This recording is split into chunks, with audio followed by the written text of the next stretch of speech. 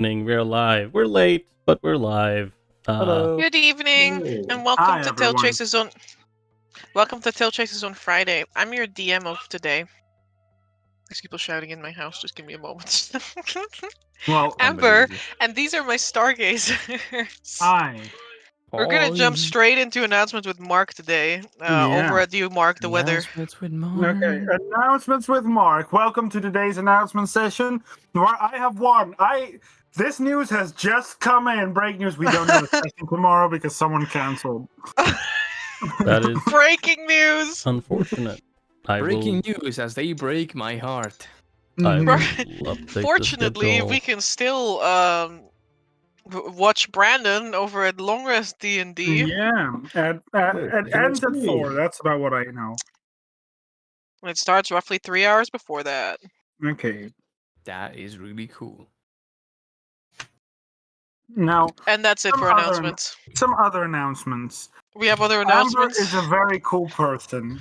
I hope you all enjoy her DMing. I will now leave session. Yeah, goodbye. Dips.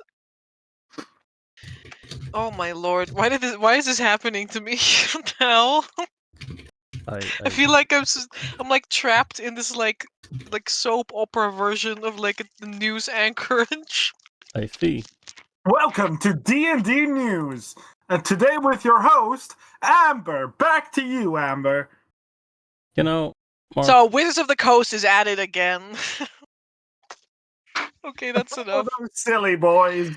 I would like a recap from someone. Today it's going to be who was there last time? I think last time was Mark. Yeah. Let's see who did things. Ferris did things and Gabe did things. And White wasn't there. Yeah, one of Yep. you two Speebies. It was only like 2-3 people, so go. okay. Do you need me to roll? Because I can. I no. can roll to see who will be. You don't have to roll. Last session on... I can't believe we started Arc 3. Yeah, we picked up where we left off, which was inside of the magical library. The extra planar library. Yeah, whatever. We picked up there. Tokas was looking through some books. He came across an interesting book about some serpent known as Flamefang. This serpent is probably well, not probably. This serpent is a Fire. 3-headed dragon. And he learned a couple of things about it. However, due to a little thing that we had forgotten about, namely that he rolled a nat 1 and he got a thingy that happened. He really didn't remember much about what he actually read. But it was linked to the book that he has in his possession, and has been in his family, in the Molten Top family, for a very, very long time, until this dragon effectively took it back, and then someone took it back from the dragon, and they weren't very happy about it. But Tokas really doesn't remember much about that, sadly. And then after this, we mainly checked out some of the remaining rooms. Lawrence went to a room with Vasily, and very ironically, it opened into Starsong Tower, and Vasily was distraught that this was supposed to be the place he felt comfortable. And was talking about not having good amenities and comfortable furniture and whatnot, and that he hated it. And that was lovely. Then we had a little bit discussion about, well, Tokas and Lawrence had a discussion about, okay, well, who we're gonna send this sending message to about this ancient vampire, and realized that sending it to Gordo, our lovely good old pal, that's basically taking care of some real estate for us in Novostoya. After we saved him in the sewers, they realized that Swore his life to us. I mean, effectively, If we told him to come to us right now, he would. Yes, because we saved him, and I was like, "Oh wow, I can never repay you." And we're like, "Yeah, no, it's okay. Just don't worry about it. Like, it's fine." And then took a blood oath, and then we were like, "Okay." I mean, yeah, basically, because he literally just started following us around and showing up wherever we were until we accepted the fact that he was indeed going to do things for us. Anyway, they decided that, well, let's send a message to Anna instead, which is, it is Baron Vasily's former maid that Lawrence has had some interactions with before when the poor soul was in the hospital. But yes, they realized that, okay, she's actually literate. Gordo probably isn't. So as much. He's doing his best. Well, yeah, as much. Fair enough. Anyway, so they basically sent a message to Anna, and so he could scribe some things down, and then she will deliver it to the high priestess. And basically, this is just kind of a status update from Lawrence about the job being done, and also the information about this ancient vampire or vampire. And yeah, after this, we... What to respond with? Is he okay? That's kind of sussy. No, he called Anna, but he could hear Gordo in the background like, "Is that Master Tokas?" Yeah. Anna's like, "Please, I'm trying to have a conversation." Which is here." very interesting. That must mean that Gordo is an extremely high-level spellcaster, because only one person can hear the message. So, of course, Gordo is yeah. See there? It's only you can even hear. It's like Anna's like there, like at the table. She's like, "Master Tokas," and he's like, "Where, Master Tokas? Yeah. Where?" So that's a nice cover-up. Yeah, Nice save, nice. You already slipped. Meanwhile, Tokas, like Mr. Gordo, the archmage who got trapped in a spider web because he had 7 strength. That's true. Dancer, Meanwhile, going on still in the library, as that's where we still were. Tokas kind of goaded Ilmare into going into one of the rooms. It kind of led into like a campsite, sort of. I think it was it underground? I don't remember. Open sky. Was it open sky? Yeah. Huh. Okay. That's where she lost her family. What? I didn't remember that part. What part? That did led to the place where she lost her family. What are we talking about again? Ilmare's comfortable room. No, that's not where she lost her family. Yeah. What? Okay. She doesn't talk to you about those things. What the fuck? Yeah. So either way, there were some shenanigans with that room and pebbles being flicked at people when they tried to enter. Delphine's room was instead just a nice open forest, and was nighttime, and there's like a single bed tucked away. Then Tokas and Ilmare, they fixed some schematics for these constructs that were around in Wagwall. That only took them a day to do so, which was very nice. Vincent and Vittorio, they decided to head outside of the walls, stretch their legs, have a little bit of a talk, just a general talk. Vincent asked Vittorio a bit about Delphine specifically, and like what the deal was effectively. And Vittorio tried to explain it as best as he could, and then we somehow ended up talking about, oh yeah, Lawrence had another being inside of him. It was kind of weird. And Vincent being like, excuse me, what? And Vittoria going, well, no, I'm pretty sure we told you this. Are you sure you just didn't space out? It's like, yeah, maybe I did, because I didn't think I was going to be stuck with you guys when you were talking about your weird stuff during our travels. Anyway, ask Lawrence about it. What? Ask Lawrence about it. Don't try to like rip into his soul, though. Yeah, he doesn't like it when people do that. Exactly. And yeah, they had a talk about that. They talked a little bit about weapons and whatnot, and a little bit about Yaria. Also, apparently, when Vittorio tried to hold Vincent's new and improved glaive, it felt incredibly cold up until the point that it was starting to feel really, really uncomfortable to hold the thing. Meanwhile, for Vincent, it's completely fine. And then, yeah. And then, we got ready to leave. Chokas on the travel back told us about his recent visions.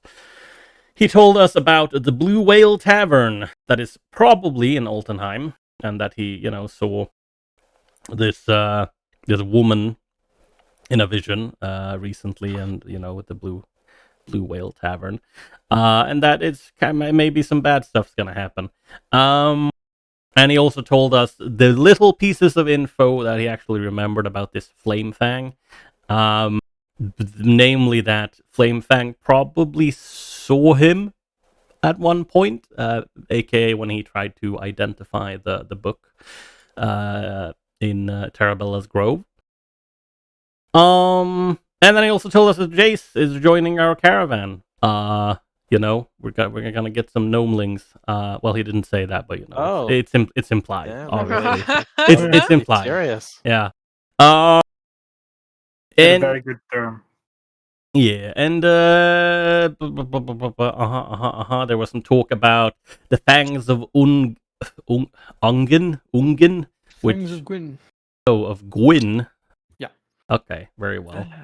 That they work kind of with the Ebon Syndicate in Altenheim, and because Vittoria specifically asked about the vision, because it was like the woman was splitting open and turning into a serpent, and Tokas was like, yeah, maybe that has to do something with these guys, because serpent motif and whatnot. And then he said, he also said, also maybe I'm not really on the best of terms with these guys, so you should keep that in mind when we get to Altenheim. And that was also one of the reasons why he didn't want to take on the smuggle job that the Ebon Syndicate had offered. Yep. Tokas also sent a message to Castor, of all people, and your guy, yeah. And yeah, Our guy, actually. Sorry. He basically just sent a message, just kind of checking in with him, see how it's going. And Castor responded back with, as Amber pointed out, well over the normal time limit on a sending message. He told him that, Tokas, it's good to hear from you. Things went well. To the best of my knowledge, I'm still far north of you. I'll try to send you coordinates. And then he paused for a moment. A location within 3 days. From Summerhelm. You should be able to find allies there. I'm not sure how long I'll stay. Please inquire how Lawrence is doing. And then, Tokas responded, thinking he had the normal 15 seconds, and basically said like, oh yeah, Lawrence is doing quite well, for the time being. You get a very curt elaborate back immediately. Yeah, and he was like, yeah, thanked him for the information. And then since the spell, he was replying to Castor, who used a very high level version of the spell.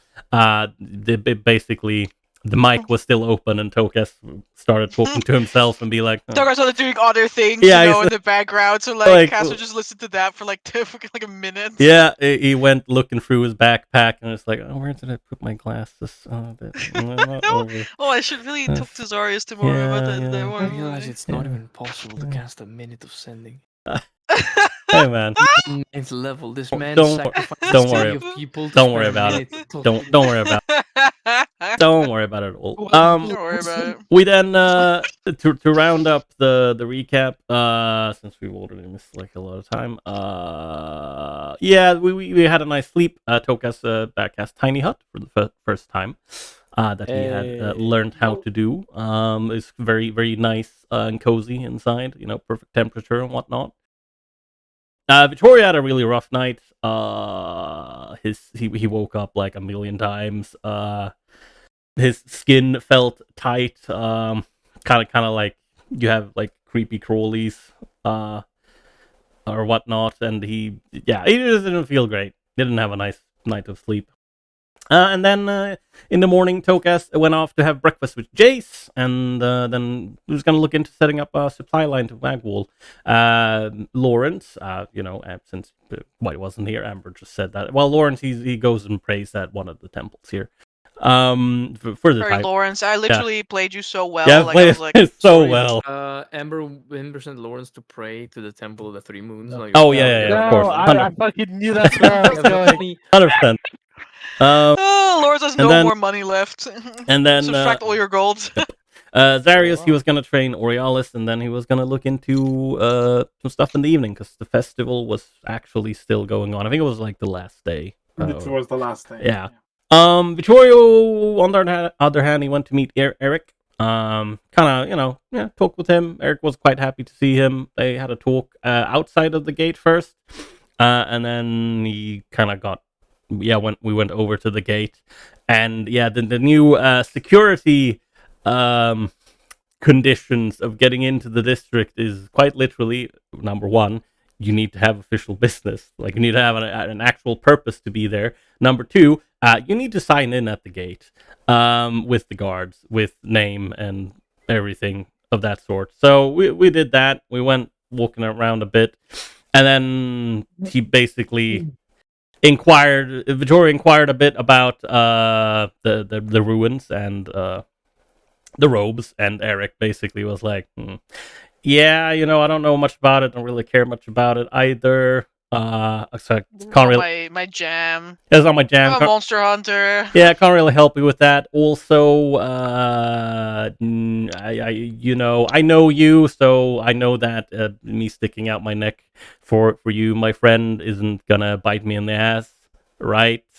To which Vittorio indeed said that yes, it is not going to bite him in the ass, indeed. Such as the robes getting stolen or anything. Not that he said that, out loud. Anyway, and then Vittoria just had some things he wanted to tell Eric, and asked if it was a private place we could go. Which, ironically, we ended up in the exact same place where Tokas and Jace were having their mini breakfast date, which was On them. awkward. Yeah, that's literally as soon as we came in, we spotted them and just kind of said hi, and then we went to sit somewhere, and then as soon as we left the table, Tokas and Jace were like, I can't believe they're checking up on you, Tokas, man. He must be really worried about you. Tokas was like, yeah, I don't know if he doesn't trust me or something, I don't know. It's really rude. And then Jace kind of filled in Tokas on what's been going on in the Enclave. Everything is fine, guys. Well, everything is sort of fine. Corvillia, she's just chilling in our tower. Yolon has taken up residence in Marrowhold. Yeah, he kind of woke up, and he's taken up residence in Marrowhold. That's kind of bad. But that is why Corvillia did not go to Marrowhold, because that was her, previous place where she existed and lived and whatnot. But yeah, Corvillia's kind of helping out. She's preparing people. She's giving out some orders and stuff, and it's kind of going okay. And the Greyquall's offspring they're mostly chilling around the lake and not really bothering that many people, at least not yet. Not yet. Yeah, not yet. They're working up the courage. Yep. And then Ninque and Tara, they kind of go around to Amon's place every now and again, and they also brought some of the crazy Amon cultists to the Enclave for a bit, which was nice, I suppose. We don't use the C word around here. Yeah, and then I reminded Tokas to ask if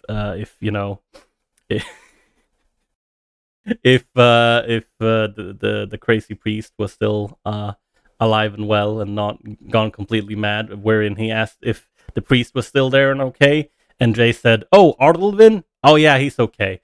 And then they continued, with the conversation because I don't know, Gib didn't realize it was the wrong priest. It's fine. And then they continued their talk. And we ended up with Zarius. He was going to go look at the festival, I think. Yep. Yep, and that's about it. That was a very long recap. Anyway, let's go play. One thing more. Yes. Remember? Yeah, it's Vittorio and Vincent. Nice. Ooh! Mm-hmm. Yeah, I'm going to take out Delphine. Let's go. Here comes the money. Well, no, here goes the money, more likely, but... Oh, it's also Tokas. Amber. Oh, 2. I Two. have 3, yeah, so 3 of you. I'll just do it, whatever. oh. Yes, Tokas, Lawrence. Locas. No Could I pass. have taken my lovely familiar Mara to get measured? I think she is in need of like some proper threads, as she is a noble. A fine You can and look through noble town and try and find a shop that would be willing to take on this this thing. You have the map in front of you, I think. There's a place that sells more bounders There's a place that sells clothing for people. for people. Maybe they also have animal clothing. Pierre got Listen. an animal clothing. He got Listen. armor / That's clothing. true. Yeah. Wait, from the pet shop. Yeah, the pet shop. Yeah, I But did. Mara's not a pet. She's a human. Like, what do you mean? That's true. I'm just thinking about who would be where would be the people that they would be used to working with these dimensions. The dimensions of a bird. Yeah, small dimensions. the tiny dimensions. Yes. I don't know. Is there I don't like know a who would be- PetSmart here? I mean, there's only the pet store. Okay, well I go there. Yeah, you can go there. Otherwise, go to the market. Yeah. Let's go. We're You can gonna go put Lawrence at the pet store. We're gonna Wow, you can go with Vittorio later because the House of Light and Darkness is the House of the Moons. Ah, In the light of the moons. I need to scroll through my notes. Really important. Where's my specific note? I'm looking for the pet store. Damn, where is it? Odds It is a and ends. symbol of a all the things that to do with animals have the symbol of a little hoof. Found it. Regular stores have like a little coin. Taverns have a beer mug. Hoof. Ah, okay, I see. Yes. Fluff and stuff. Where yesterday's unsold wares are tomorrow's taxidermy. Pretty much. Pain. All right. Okay. So while we're on the market, I'm also looking for Gilbert, the best viol player in the world. Correct. So I was debating on the skills, but I'm grabbing boasting. Brandon, just you from got all an this. inspiration. You didn't have to vote for inspiration. You got one. It's free. You can just take it. Good, Brandon. You don't have to. You don't have to. Oh, this one doesn't work. Right. You got an inspiration. You don't have to vote for one. What do you mean? You got an inspiration. It's free. Oh, I thought I was being prompted to No. vote for something. No. No. You already that- did. You already did. It's You know, okay. see, Everything's fine. Brandon, the difference here Bad is enough for voting. that I gave like a positive emote here. Otherwise, it would have been like very negative emote and tell you go vote. Okay, so now we also need to like keep this in mind. Of course. I would like you to make a heraldry check to recognize the emote, and then empathy check to understand the intonation of Someone thought Ferris's about words. myself. If Do I you, get a bonus because I'm an empath? I refuse. Yeah, you can get a +1 if Ferris helps you with his heraldry check. I refuse. Ow! Oh my god! Fuck! All I right. know, right? I didn't think it would hurt this much to get refused. It hurts this much to put my foot down on the ground. Anyway, Did you raise it? Question mark? Very Like, what are you fair. doing? I tried, but like I've been holding it up for too long, and now it hurts to put it keep it up. So we're gonna put it down for a little bit, and it'll be fine. Zarius. Is Hey. the music coming through at an alright volume? Well, the bot here is gone. No, in the foundry. Yeah. Now it is. Yeah. I'll have to pull. Literally, like the moment you said that, it popped on. I have pulled the volume Whack. up because the background music or noise is very low. Okay. Whoa. My taskbar is gone. All wacky. Oh well. Anyway. Sarius, you and Delphine make your way over towards the market. Mm-hmm. The clamor and clattering of bustling people and animals carrying heavy carts full of goods emanates throughout the area. Some people are like already beginning to shelve Yep. away their wares because it's the last day of the market and some people are just leaving early to get ahead of the crowd that's going to pour out tomorrow morning. Merchants and townsfolk can still be heard bartering heatedly over the value of wares. People are probably trying to snag some deals, now that the market is ending, and they're like, there's still wares left. Like, you can just sell that to me for a lower price, right? Otherwise, you have to take it all the way back home again to Castanella. I look And at where boisterous. There I hear goes. Castanella. There goes. Roll me a You can get a Falcata for D100. half price. Look at roll me a D100. It's the same incense guy from Astoria. Like it's like He's you like, again. what? What? No, don't worry about it. Unless. Don't worry about him in particular, because he's coming Yeah. for you. You shouldn't worry about it at all.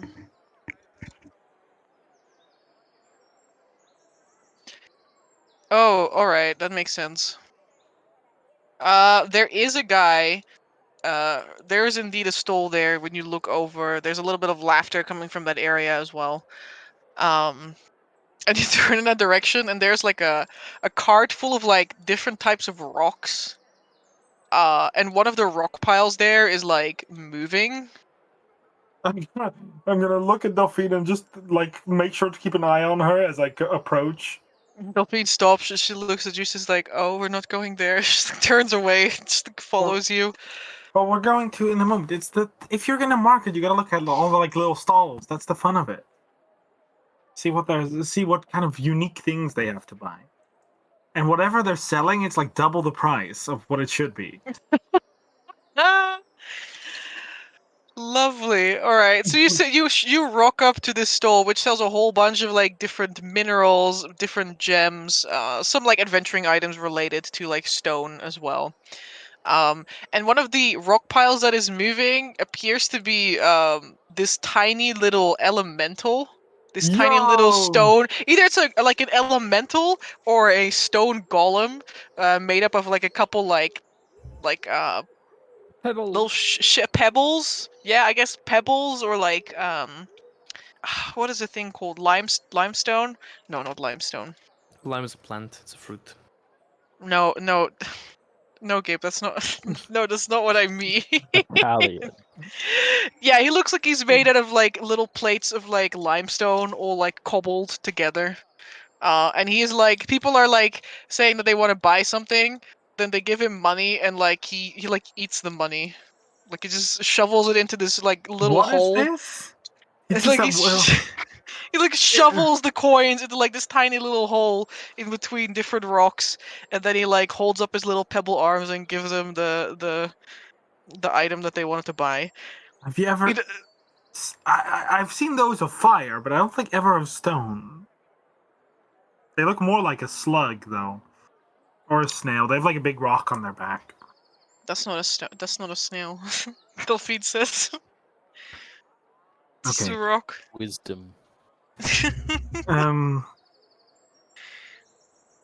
Hello, sir, madam, individual.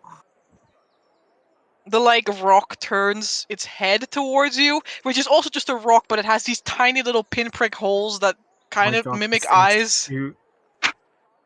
Yeah, he's pretty cute It's looking, going to Zarius. eat you now. It's going to eat you and spit out something How are you else. doing, Pebble? Oh no, how are you doing, Grit? How are you doing, Grit? Oh, I love him. I love him so much. He holds his hands, like holds his little pebble hands up. Don't take them. Don't take it. It will assimilate you and spit someone else I out. I hold my hand out. Goodbye to Zarius. It's been nice Rest to know. in peace, my guy. Like in a shake my hand type of situation. Look at this. Look at these cute little rocks. Look at these cute. Oh, I put it in inspiration nominator. shouldn't do that. No, I it should doesn't. Put it in... Oh my god, it looks terrifying. No, he has more plates. That's why he also has arms. Like it's not just like this, but yeah, like he has definitely got these. Yeah, little spibby form. He like holds out his arm and like I guess puts his little pebbles in your hand. I shake it, whatever is like. He puts his eyes in your hand. His eyes kind of like spin around. So can you speak? Do you sell rocks? His other hand kind of does this mimicry of someone like showing you their wares as he like stretches it out across the entirety of his stall, which is just rocks. Or look at the rocks. Okay. Are there any interesting rocks in here? What sort of rocks are you interested in? Well, pretty rocks mostly. Has a bunch of different gemstones. I'm gonna look at Delphine while we look at the rocks. Do you like any of the rocks?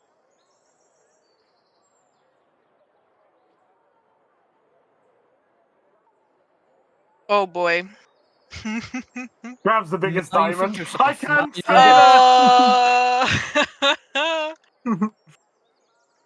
that. Delphine picks up this this kind of like reddish brown looking rock, which is quite common in Castanella. I like that rock too. It reminds me of home. I look at. Do you want the rock?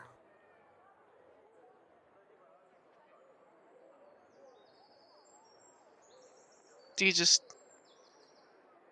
pick it up? No. I ask Delphine if she wants the rock. Yeah, that's what she asked. Do I just like? I think we need to pay. How much is the rock?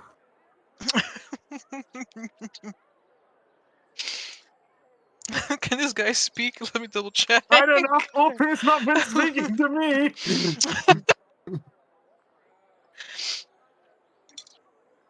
Let me double check it. This was rough, buddy. He points to like his little arm stretches out and like the rocks kind of like detach from each other and form this little arc, and they point at like the area where the little rocks are laying, and there's like little like price tags like written down on cards. I look at the price tag of this normal ass rock from where I come from. I was about to say this is pretty normal looking where you're coming from. Depending on the size, these things run from like 2 gold to like 50 gold. Which Delphine grabbed a small one. I heard she grabbed a small one, right? Yeah, she just picked up a small red one. I look at. Do you want the rock? I look at Delphine. I can pay for it. It melts. What do we do with it? It's like a reminder that you've been here. Zarius pulls out his backpack and shows all of his random ass shit that he's collected. All of his random ass rocks. His fish with a castle, and he pulls out the. Where is it? He pulls out the dragon claw of the iron dragon skeleton and pulls out his gold banded white candle as he puts it all in his backpack. Is it important to get things so you can remember? Are we going to forget? Well, no, but it's like a nice memory. If you look at it, you remember it. You don't per se forget, but it's like a reminder. Delphine looks at the rock. We can still look around. It's the first stall we see. Yeah, maybe later I will remember it. Okay, then we will. And let's see if Gilbert's around. If you hear the playing of violin, that's Gilbert. Very good. Delphine, like, very slowly nods. In her brain, she's like, violin. It's like this, but it's like my cello, but smaller. Does it sound smaller? It sounds smaller, yeah. The best way I think I can describe it is, imagine that my cello sounds like a big deer, while the violin sounds like a bunny.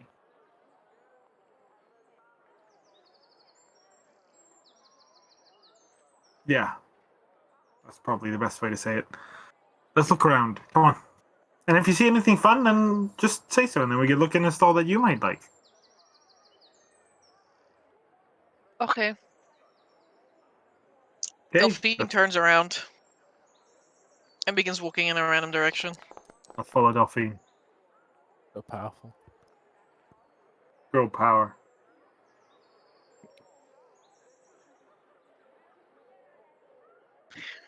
Oh man, this is the best. Around. No one's ever gonna stop me now.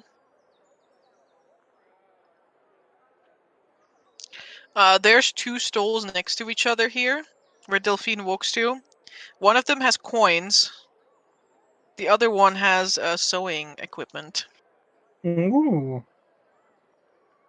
Coin collector, maybe. Which one does Delphine walk to? She like goes to like the sewing stand initially and like looks there for a bit, and then she also checks out the coin stand because like she's learning how to work like handle money. Very fair. I'll walk with so that she doesn't just take the money. Wow, that's terrible. What do you mean? Lies. Who do you think taught her? Siren? What the hell? Vincent? No, wait. Zarya's the most expensive things at this sewing equipment store are like adamantine sewing needles, but she also has like thread made of spider silk. Oh, that's Giants. cool. Some Spider true silk, spider that's silk good. material. That's good, really good material. It's very good for Yeah. robes. So like Oh my god, get some silk and some spider silk fucking rope right now. So we don't have to No. carry around this 10, 11 pound rope or whatever it is. Zarya, is No. this coin stall is kind of weird looking. There's like a guy there in like pretty like nice outfit, you know. He's got a pretty nice dress shirt and whatnot. But like there's only a couple of coins on the table itself. And they're all like framed in these little picture frames. Hello, good sir. What are these coins for, if I may ask? They look expensive. Oh. Siren turns around. Nothing, guys. Don't worry about it. A man turns around to you, Zarius. He doesn't. It's not Siren, but he might as well be. Morancian. No, I'm kidding. He's I'm not 100% a racist. Morancian. He's like, good sir. It's good that we meet Hello. each other today. Ah, yes. Are you a bit of a collector? No. Well, I'm a collector of money, but not of special coins, I'm afraid. Then you are in the right place, good sir. Am I? Most assuredly. Because Oh. what I have is not just regular coin, I have magical coin. Oh, do tell. I A lot of like the witchers. sound of magical coin. A lot of witchers are laid out in front of you right now. Sorry, he begins to string up a tale of like how he has magical coins that will only be accepted in a few very exclusive places, but he swears to you they will definitely go up in price very soon. I'll vibe Collectible check the items. coins.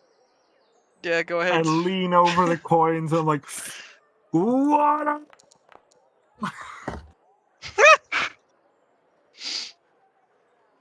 Sorry, Must be right.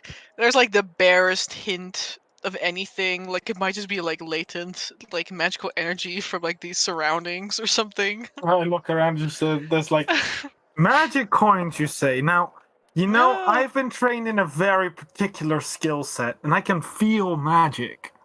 Oh, is that so? That you could truly feel the value of these coins, right, good sir? He says a little bit loud. I look at him directly in the eye and squint. I'm like, I He can says, totally. "Yeah, that's good. You know what the true magic of this coin is that it is not backed by any central authority." Oh my god. He's a Zar's crypto bro. blinks.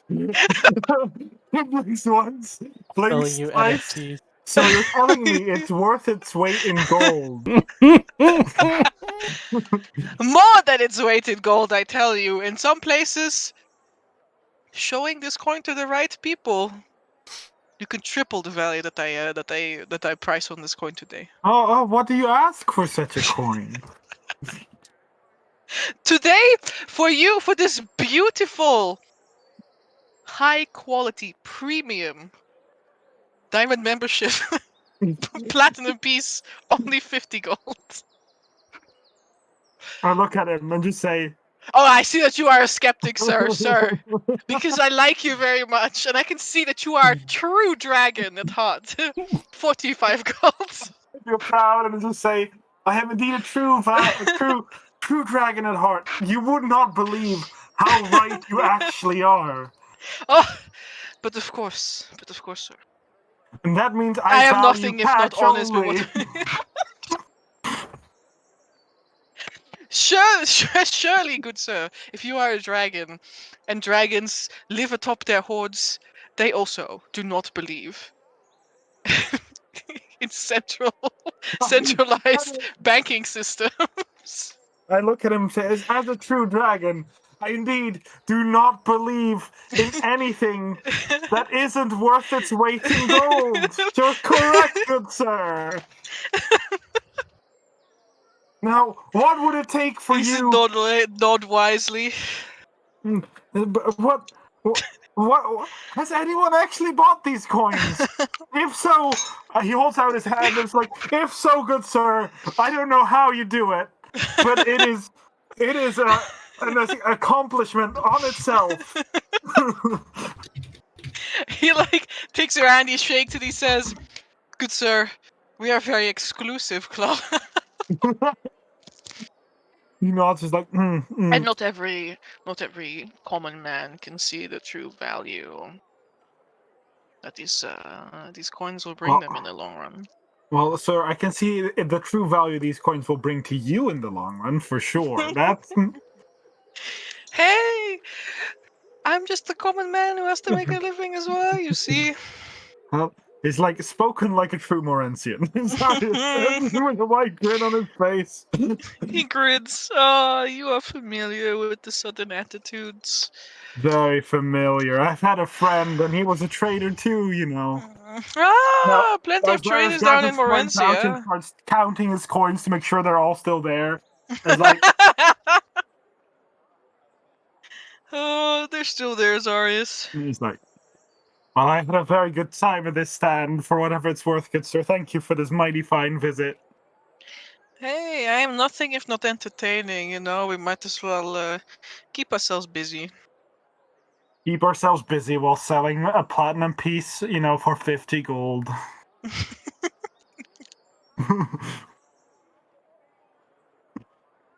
I hope you find luck, sir. I truly do. My good sir, I found plenty of luck already, but if you want to find yourself lucky as well. He like reaches in his pocket, takes out a card. And he's like, "Yeah, all that my hand. I'll take this card for sure." Mark his cryptocurrency is called Dungeon Swap. Dungeon swap. Oh, beautiful. You know, sir, I'll remember this. How much You do I get better. if I make some market for you? You know, you need to spread the word out there of this decentralized currency. You'll find a good friend in Morensia is what you will find. Ah, for sure. I look at Delphine and say, Never So have this- too many. "So this is a man like Siren. You know, he's very good at what he does, and that's definitely selling coins." Delphine, like she looks up at you, her eyes go wide. She turns to the man. She holds out her arm and pulls out the lock picks from her from the arm. She's like, "Me too." Oh, you taught this little one well. So she's very good at it. We're very proud of her. This is how you join the Ebon Delphine Syndicate. beams. Yes. So easy. It's so like when you're like for other people they have to do initiation in Morensia. You're just born into it. It's like a family thing. You're born. You come out of the womb with a lockpick in your hand. You have to pick your way out. It's like, thank you, sir. Seeing as you've been such a very mighty fine help, have you seen a viol player anywhere in the neighborhood?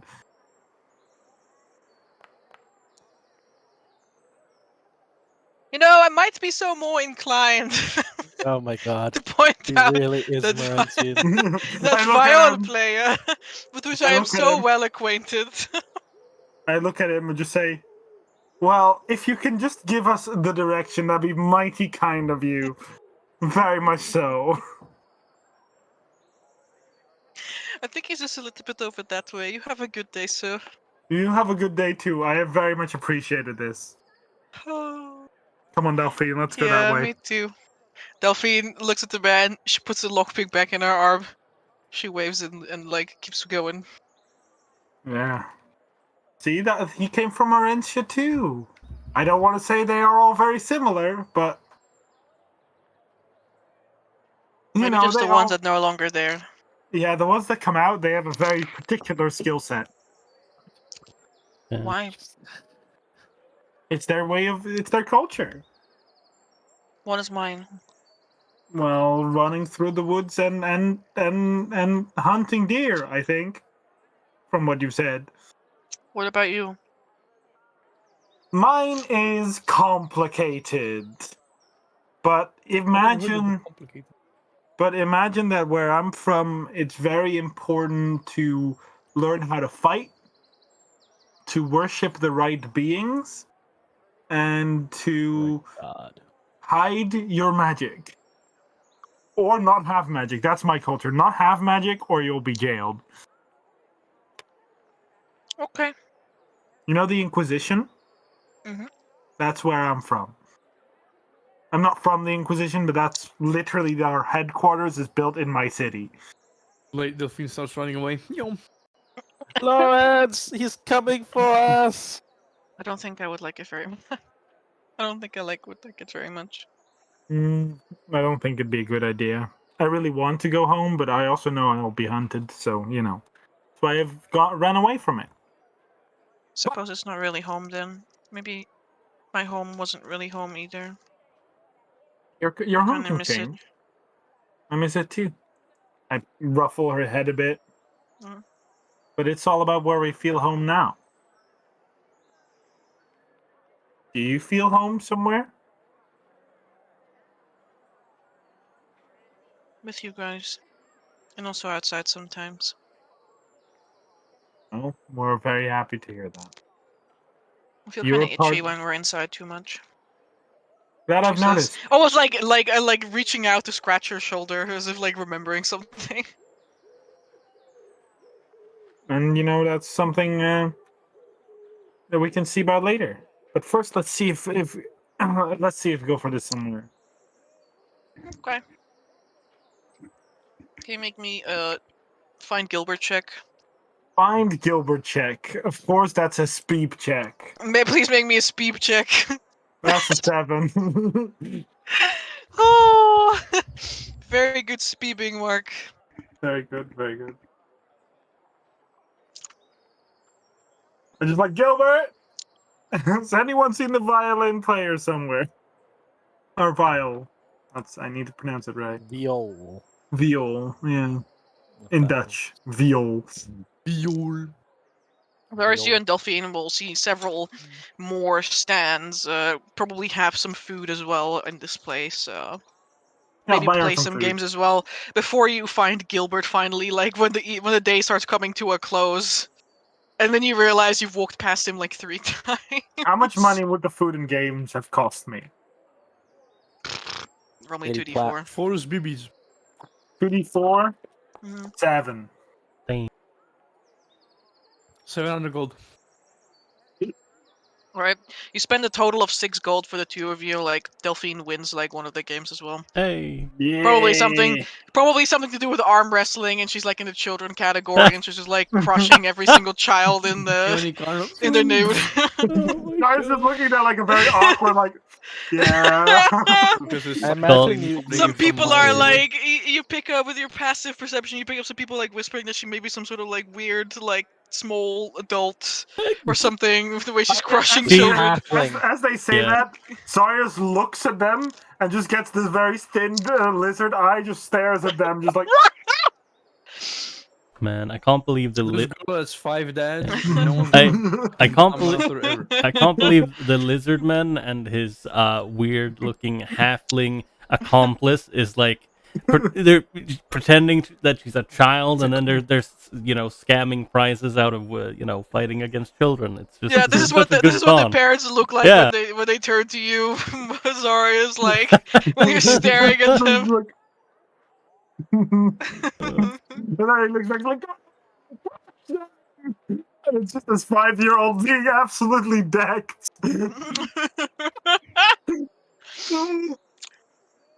Yeah, as I approach Gilbert, I will. Is he playing? He seems Is to that- just like he seems to be like at the point where he's like packing up to take like a break or something. I applaud and say, "Well, my friend, old friend, how was the market? Made some fare?" I would say not quite what I'm used to, but I think we'll take anything at this point, will we not? Oh, that makes it. That makes us sound desperate. I hope not. But you're kind of We're right. artists. We're artists. Okay, you don't have to call me out. Am I not calling the both of us out? He like I mean, shrugs. you are. Gilbert, this I is haven't seen Delphine. you around. Ah, This is my compatriot. Delphine like looks up at you. Friend? No? Okay. It's I mean, friend. Like it's a party member. That's probably what Zarius will use. I mean, party member. A party member. Oh well, yeah. I can't only bring the Witcher, the priest. You sure recruit them very young. Well, With a it's more chuckle. like we're more like taking care of her more than Incorrect. We've trained her up specifically. We've trained her. Yeah, Need the hole in our party. And a murder Whoa. machine. That's Yeah, that is not also true. fair. We gave her life skills. yeah. Also true. That's the excuse you use. Don't See, worry. Delphine, this is Gilbert, the best field player in the world. Delphine extends a hand. She has been taught, and Gilbert will reach out and shake it. No, I've This been. is she's like staring at his tiny little viol. And she says, I told like a you, baby cello. it's like a rabbit versus a deer. "Like a rabbit," you say. Yeah. Gilbert like he I hope seems you kick their amused. ass. Yeah, like a rabbit, swift, higher pitched, while a deer is big and lower pitched. So more like a boar. Mark, I dare you, make a deer sound right now. I don't know how to fucking deer sounds.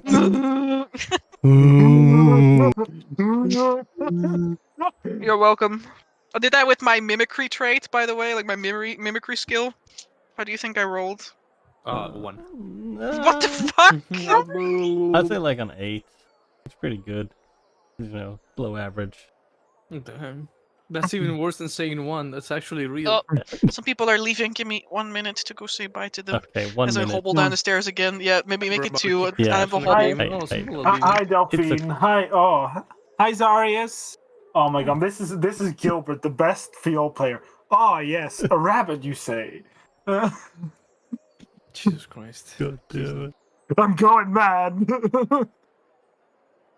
It is okay, we take over session, we've hijacked it now. So everything went really well. We got the robes. We found the dragon dad. All of that stuff is taken care we of. sold the magic item, but actually the guy we sold it to was like, what- no, what- you know what, guys, you can keep it. Yeah. And then like we only gave us the money. Yeah, no. Actually, once we I- found the dragon diamond, we got a small loan of $1 million from him to help us save the Mhm. world because it's in his vested interest to help Yeah, us. That's Yeah, true. yeah, yeah. Yeah. And then we skipped the train because we just flew on his back to Altamont. For real, we not cap on Word we God. we even like landed in a way such as, you know, like he just landed and kind of broke through the lower levels where our lovely you know, rogue and trader is being kept, so that we just arrived literally outside I was his actually cell. a Grey Worm, and so we casted a gate, a 9th level into Oh, the yeah, prison yeah, where yeah. the rogue trader was kept. And so we went Oh. in, took Yeah. the prisoner, and went out. Welcome back. And Hey Amber, You got a rogue trader? we completed yeah, Arc 3. basically, basically. in Oh, you nice! You save- guys are level 8 now. Hey! Yo! Let me grab skill expert real quick. Hold on. Stop. No, you No. said it. Too late. Well, Oh wait. it recorded its own tape. You Yeah, it's guys are true. level 8 now. It's true, it's true. Wait, what Wait, about you guys level are 7? you guys are already on Arc 4? I've already completed the game, Yeah. guys. Yeah, wow. You're so far ahead, man. The game Oh. was released only 3 I years ago. inputted everything that Amber's ever said into ChatGTP, and I asked it to write the endings. Oh my god. But I will look at Gilbert and say, no, I've been in Vagwell, the town in Ostoya. No, wrote some great songs. You'll probably hear about them in a couple of days once they come here. No, of course, when they naturally come blowing over with all the with all the bards that have been driven out of Ostoya, Well, with no, their but bureaucracy and yeah, compatriots. but that's the thing. They're like townsfolk songs, so the town folk can sing it. Hmm.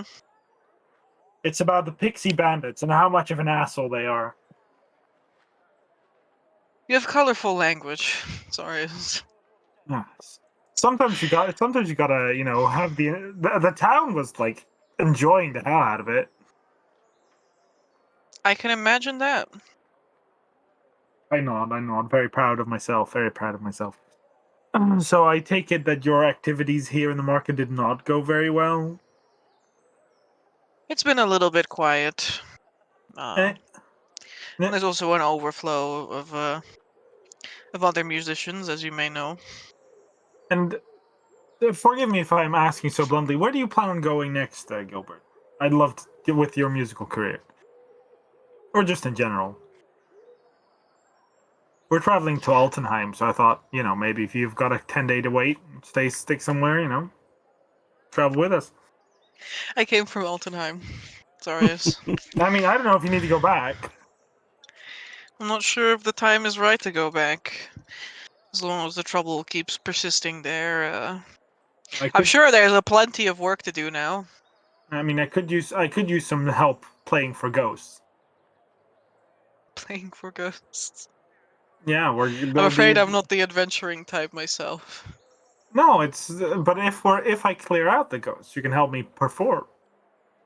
Is that so? You're going to clear out ghosts? Well, Can I have a look at your resume before I commit? my resume? You mean what I've done to clear out ghosts? Yes, sorry, that was a Okay. joke. Okay, time to let you listen to the story. Have a seat. Oh Sorry, no! Gilbert like takes his little stool that he could lean on sometimes. He like sits down on it, like wraps one leg over the other. Delphine just sits down on the ground where she's standing. Of course. She's already getting ready. Zarius then tells the plethora of tales of them actually dealing with ghosts, dealing with even bigger things with ghosts, talking with dragons. And he's not embellishing any of it. He's just being very upfront about what happened, minus maybe the little bits where Zarius might have been not as heroic as he wants to be. Make me a performance check. Okay. As I basically come in and tell him this tale, this true tale of all the things that the Stargazers have done. Slightly embellished. A little, no, not embellished. Only leaving out the details of Zarius not being a hero. Yeah, so slightly embellished. minor adjustments were made. Minor adjustments, very minor. Gilbert kind of like he stays still throughout your performance. He nods along every now and again. You can see the little like creases by his eyes because he's like a little bit of an older fella. Every now and again he like swishes back his gray hair. He's like, yeah, no, you might even have what it takes. Well, that's a question. is for sure how far it takes. So if you'd like to travel back with us,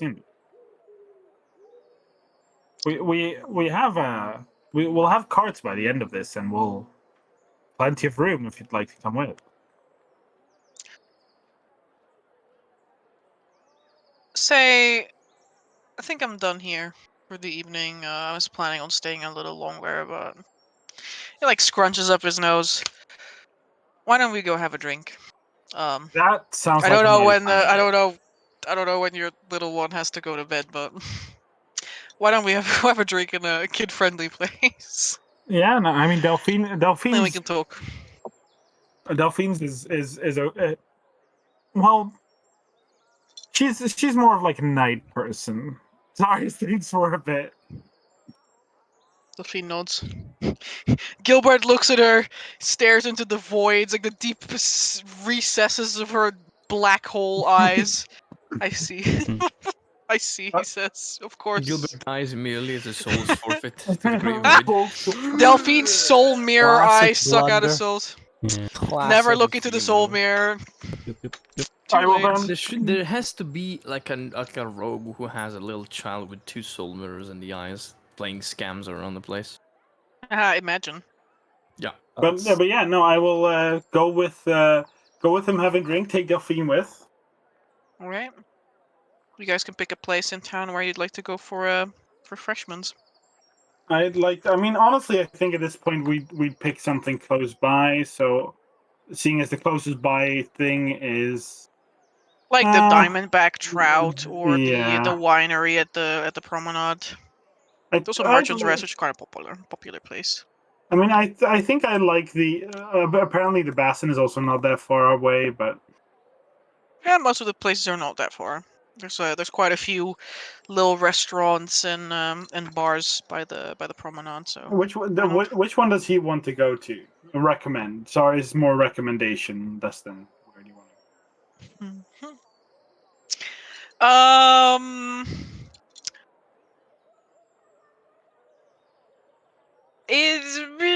what would he recommend?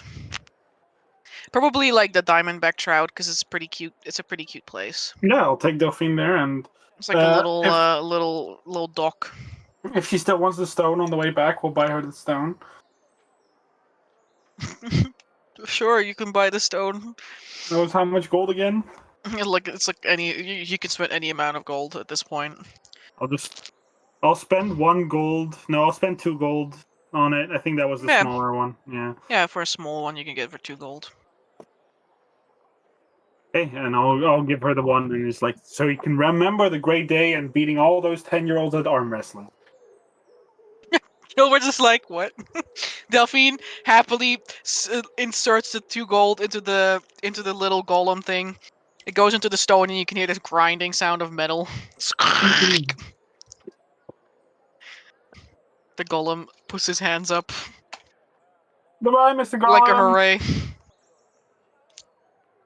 And the 3 of you go off to have some refreshments and spend the evening of the 28th Yeah. relaxing. Let's Back see. to you, Lawrence. I'm Lawrence. Vittorio, is it a pressing thing with Eric? I was just kind of talking to him about that Amantine coin, all of that jazz. As he said he was willing to hear it out. But I can go after someone else. It's fine by me. Yeah. I don't have a lot of things before we do downtime, so Oh, okay. there's just a thing with Lawrence.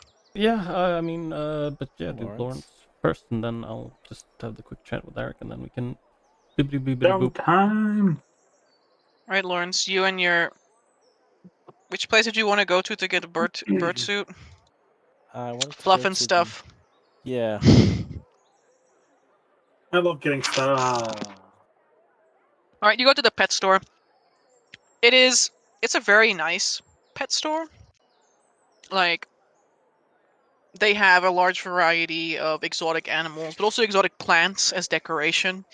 And then they have a pretty great selection of pretty much anything that you can think of for your animal. Things that you actually need, and then things that you don't need, like diamond collars and ruby encrusted harnesses, or I guess if you really want ivory breastplate for your dog or something, that can also be done. They have quite the selection of stuff here. I imagine you're not here for an animal, though. You want to get an outfit made for your bird. Yeah. Oh boy. What do I charge for making a bird an outfit for a bird? Well, I want it to be like noble garb, so you could charge You them. want noble garb for the bird? Okay. Yeah, of It's course, like Mara's a fine noble clothing. woman. Oh, Very easy. fair. Beer back. Beer Wow. back. It's Uh, fine clothing, but barding. Yeah, It's a I mean, tiny it's- creature. Yeah, so as I was trying to say, yeah, it's fine garb, so you could go with the price for that, and then you could reduce it by divide it by 8 because it's in tiny size as opposed to a medium sized creature, and then like add whatever modifier Graffindam adds on top of that cost. The thought. No, that's fine. You can have this outfit made for 3 gold pieces. Woo! The tiniest little bird outfit. Excellent. It will be done for you by tomorrow. Perfect. Actually, make it 2 days. Okay. Compare a rush feed though for it to be done tomorrow. No rush. We'll be here for a little bit. And Okay, then they I will don't not want- whip the halflings that are in the sweatshop out back. They're halflings, they're actually miners. Miners? What are they mining here? I will. Once I've secured that, I will. I don't want Crowley to feel unloved, so I'm gonna get him like a cool, maybe like a cool ring or glove or something. Oh, It's no longer a hand. Get his exoskeleton refitted, because it's all crackly and cackling, and it like gives him this advantage of stealth. You could ask someone to maybe someone that does tannery or like taxidermy. This is So, a taxidermy shop as well as a pet shop. Yeah, maybe either you could look for a new shell that's more comfortable, like a taxidermy of a little animal, or you could ask the guy to fix his shell. I really like the fact Crowley is a bug though, like basically an isopod. Like that Pokemon that is just like a shell, the fossil Pokemon. Yeah. Mm-hmm. That's what I imagine Crowley as, or like a little isopod crawling on the seafloor. And You honestly, can get him an isopod shell. That makes me really happy. Really? Yeah, you could probably buy an isopod somewhere. Giant isopod. Big old isopod shell for him. Mm-hmm. I love him so much. Horseshoe crab, Crowley. Yeah. Thing is, I don't know. Does he like the degradation? Like, is he like, yes, I like the shell. It degrades over time, and I get a new shell. Am I interrupting the cycle of life by getting him like a permanent fixture? Crowley is looking for a place that is like a permanent home, and like everything just doesn't seem to work for him. Oh. Yeah, taxidermy, easy. Oh my god. I will ask if we can see their tiny corpses. So Crowley can Can I decide see which your? one he May I likes. see your tiny corpses?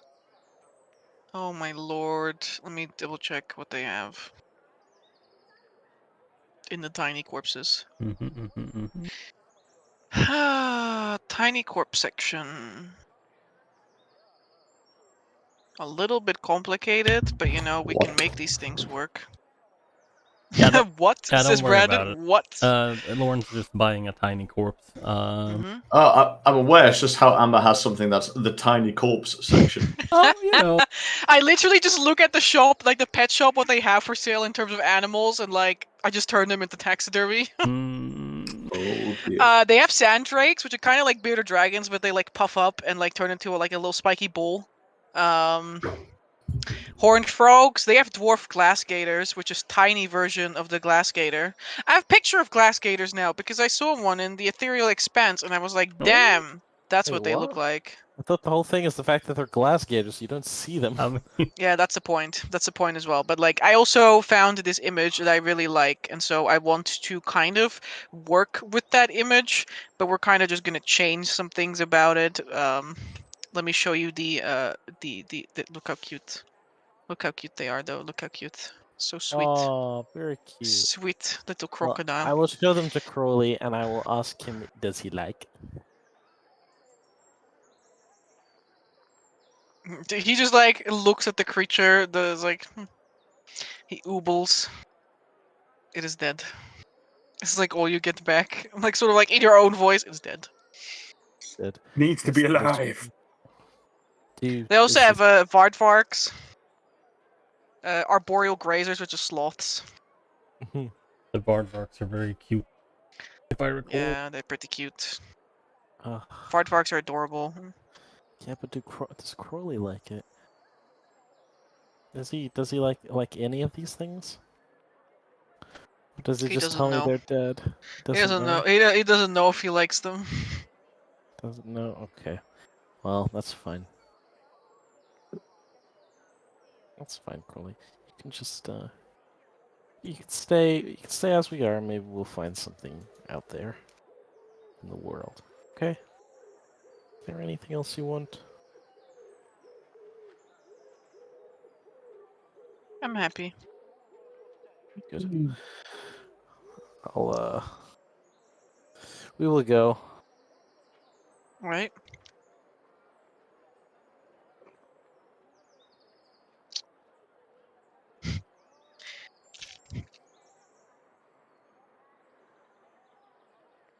Yeah, and then I think I'm gonna go try to sell this magic item.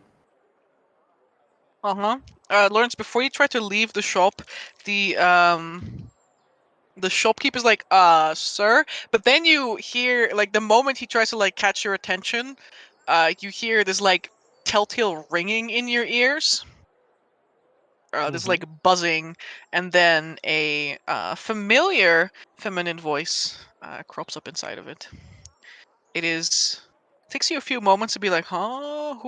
Who's this again? So familiar sounding. But then you realize it is the woman, the speaker Okay. for the priestess of Oh, it's Solomon. the okay. Oh shit. Okay.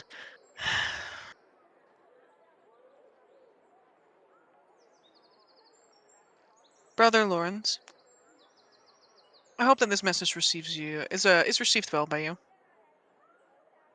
I just wanted to inform you that the information you've provided has been taken into account and a report will be made. Rest assured that your promotion is duly noted.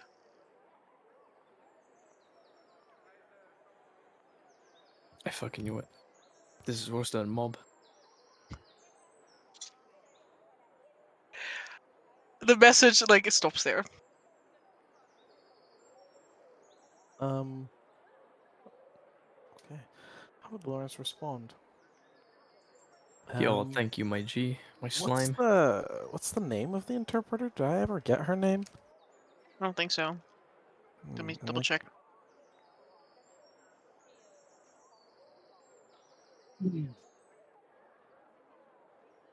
You could thank the priestess herself, you know. Speak as if you weren't speaking to the interpreter.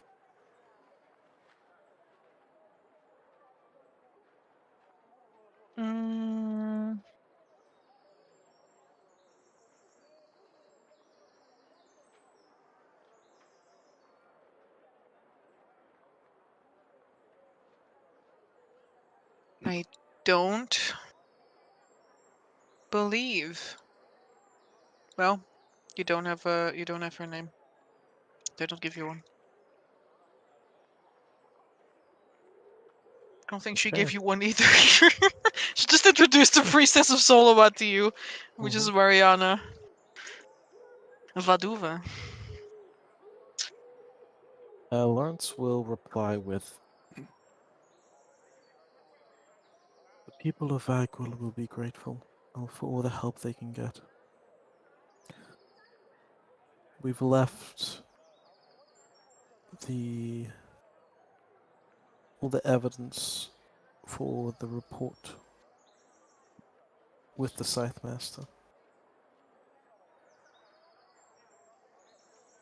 That's it. 15 seconds. Mm-hmm. Oh right, it's 15 seconds. It's not. Yeah. I was Nope. I was trying to count out words in my brain. Nope, 15 seconds. Okay, yeah, I tell her that that I left the info with the Scythe Master. The people will be thankful, and then Lawrence will say we'll end it with a probably something like, "Thank you for sending me on this journey."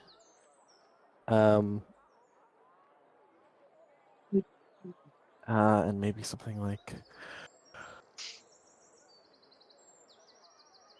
Mm-hmm. 15 seconds. maybe like, thanks for sending me out on this journey, and like, let me know if you need like something else. You got another quest for me. Lawrence, the shopkeep finally finishes I guess getting your attention maybe at this point. Yeah, Lawrence, like Uh, maybe sir. like keeps talking, and Lawrence puts up a finger towards him, and then starts like talking to the air. And this shopkeep is like, And then turns back to him after the 15 seconds. Lawrence, is Takes a there breath. anything in your bag that you say would be easily flammable? Yes. You know, in my bag itself, actually. Yeah. All my books and stuff were in my Shelly, my good time girl. And That's my good. scrolls and such are in my scroll case. Mm-hmm. So, You smell something smoking. oh no, I have a. As you turn around to the shopkeep, a trail of smoke follows you, as you do the 180-degree turn. I have my clothing. I have some clothing in there. Yeah. My rucksack. My That is your calligrapher bag. supplies with my paper. Mm-hmm. Oh shit! I dropped my bag and I begin looking through it. Or as you begin pulling out things, there's some papers that have begun to smolder, and they're some of them are crisped up.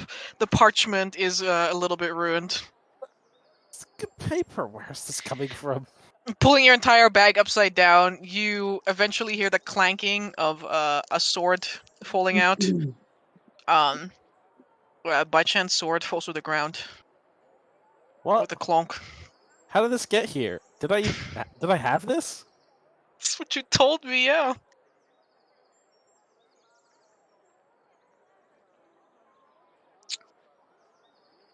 I look at the sword. Is it on fire? It's now in two pieces. There's only the sword, and there's a gem laying on the ground, and the gem is smoldering. I look at the gem. I point at it and I tell it to stop that. It smolders anyway.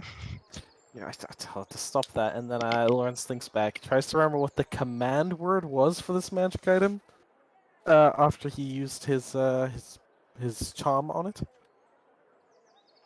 And then we'll say it. If there was one. No, there wasn't. There wasn't. How does this work then? It's just a shitty little illusory stone. Why is it fucking smaller and then? I do the human thing and I touch it to see if it's hot. Oh, I get my hand Yes, it's close hot. to it to see if it's hot. Okay, yeah. It's hot, Lawrence. Oh man. Will you should have identified that thing. I will give it to you. I'll just as touch it while when it's smoldering for an entire hour. It's okay. I can forgo a hand. Let me see. What do I have? I have water. I have a water pouch. I pull out my water pouch and I douse it. Alright, you pull out the water pouch and start rinsing this thing in the middle of the store. A little bit of like steam rises from it, but it continues to smolder. You joking? Why won't this stop? Why is it doing this? Pour It's like- pyrene on top of it. Holy water. Yeah, sure. I'll drip some holy water on it. See if that has any It effect. Is it too gem evaporates. smoldering? Shh. Oh my god. If it's a gem smoldering, just put it in pyrene and keep creating water. It will work. You mean keep bleeding into it? Fucking bleeding all over this guy's floor. I will like scoop it into pyrene because pyrene cares not for such things. And then I'll just leave it there so it's not messing up this guy's floor, and then I'll pack my bags, apologizing to the guy. Yeah, you can remove like the sheets of parchment that you had left. It's gone. No more paper for you. I'll have to go pick up paper. I'll be back. And then you can leave the shop. Yeah, I'll apologize profusely. It's like, I don't know what to think about this. Please leave. This is Yeah, I will. I'll be back tomorrow. This is the equivalent of the modern day equivalent is someone walking into a store, doing their shopping, and then either their Samsung phone explodes or their or their fucking the vape explodes in their pocket, and yeah, they light themselves on fire. Literally. Absolutely so. Alright, Lawrence, you will begin your downtime soon. Woo! If she would like, Tokas can have another look at your thing during this downtime as well. Yeah, we gotta Tokas. Why is it doing this? I don't understand. Why is there a hole through your bag? There's no hole. This is web grip, right? There's Yeah, no of course, hole, of course. right? There's like a little bit of like a smoldered patch at the corner where it Can you touched. mend it? Everything's Oh, falling my apart, and speedy I bag! don't know why. Wah! I don't know Everything is why. falling apart and I don't know why, says Mar. What? I died! I went to the place! That's Lucas will okay, take care of it. baby. Oh, it's He'll okay. he'll mend Lawrence's backpack and identify the thing throughout the downtime. Figure out why it's smoldering. Angry. Maybe. Maybe so. Maybe we should start with Vincent for downtime. Yeah, I think that's a good idea. I think that's a good idea too. I'm full of good ideas today. Like, holy shit, man. It just doesn't stop, but the wheels just don't stop spinning. Vincent! What's up? You have an entire week, 10 days to do something that you would like to do. What is it that you would like to do? Your mum. What Well, the hell?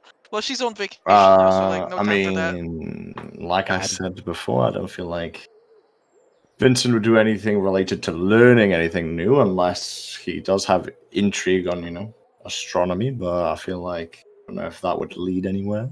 He hasn't even got a telescope, and he doesn't really know anything about it at the moment. So, Mm-hmm. he would help anyone with things like, for example, Zara said that he wanted to go animal gathering, so he would help with that if needed. He's Hello. just kind of going to be a spare part, I suppose. He hasn't really got much to do here. He might try and further my background by Mm-hmm. messing with merchant with the trickster coin that he has, and Oh, you would like to mess with people with your trickster coin, huh? should help towards my background in some ways. So Oh man, one week of scamming people to death. Let's see. just a mango here, pineapple there. He is facetious. Truly, Relentless, more somebody roguish would than say. Siren ever was. True. Relentless, some would even say. My goodness gracious, I wish. You had a rogue in the party. Oh, With the rogue okay. thing? What? Nothing. I just tried to look something up, but things are going to shit. I'm trying to see if there's a downtime for this. Crime? It's Yes. called Gambling crime. downtime. Yeah, we're looking at like crime downtime, I guess. There's like gambling downtime. It's right there. No, it's crime. There's literal crime. No. You're scamming Yes! people. That's a crime. You're No. not It's a gambling. crime. Scamming people is a crime. Oh. If none of the checks are successful, the character's caught and jailed. I'm sure this is gonna go fine. I hope you're gonna do well, Vincent. I can't physically lose. My coin does not allow me to. What do you mean? What do you mean? I don't know what you mean. Haha. Yes, Vincent, of course. That's pretty profitable, you know. Hmm. Why do you laugh like that? And then said, of course, I would. Yeah. Correct. Now this seems like a crazy thing.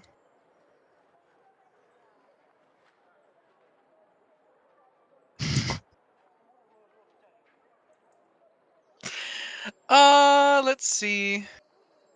Character must spend a week and at least 25 gold pieces gathering information on potential targets for committing the crime. Like, we don't need that. We don't need any of that. Series of checks. Include value, number of... Must make 3 checks. Let's see. Dexterity, stealth, dexterity using thieves' tools, and the player's terms of intelligence, investigation, wisdom, perception, charisma, deception.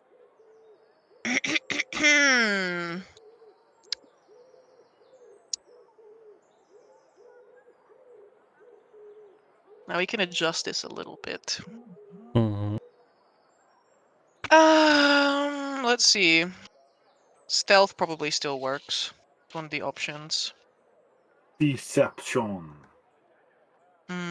Intelligence, investigation, wisdom, perception, charisma, deception. Deception works. What other things do we have here? We're trying to scam people with our I mean, deception. I'm happy to roll deception. Yeah, deception is one of them. Stealth is one of them. I would say probably sleight of hand is one of them. Ooh. Can that count towards my sticky fingers feature? Sticky fingers. So sticky. When Where's you my make a boy dexterity Sticky sleight of Finger? hand check to snatch something quickly, I may My add my stand. profession die. Does My that count towards that? stand. Now the question is, Vincent, Ow. how big of a target are you going to scam? Oh, he doesn't want to like rob, so he just wants, he'll just go to a stall every now and again, or join a game in a bar of like cards or something, or try and trick someone into like making a bet on a coin toss, being like, oh well, Here's the if you win this Sure, coin if you want toss, to do I'll... like a playing card sit in there, that's also fine. And if you do actually playing cards, you'd be gambling. That's why I said Yeah, that's gambling again. Tis all so many things. I would say you could choose like stealth, you can choose deception, you can choose sleight of hand, you can choose perception or insight to choose a target. I need you to just make 3 checks. Do they all have to be the same, or can they be separate? I think What they do you have mean? to be separate. They have to be separate skills. They are 3 different skills, yes. I shall use my one of my inspirations. I need you to choose a DC.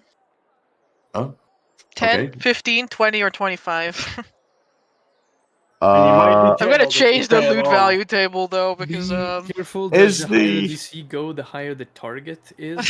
So like, the more if I choose the successes you DC have- for 1, does that set the DC for the other 2? Or can yes, I... it sets a DC for all of them. It sets a DC for the overall crime, and if you succeed only on 1, if you succeed on none, you are like jailed, I think. If you succeed on 1, you fail, but at least you get away. And if you succeed on 2, you get half the money. And if you succeed on all 3, you get all your money.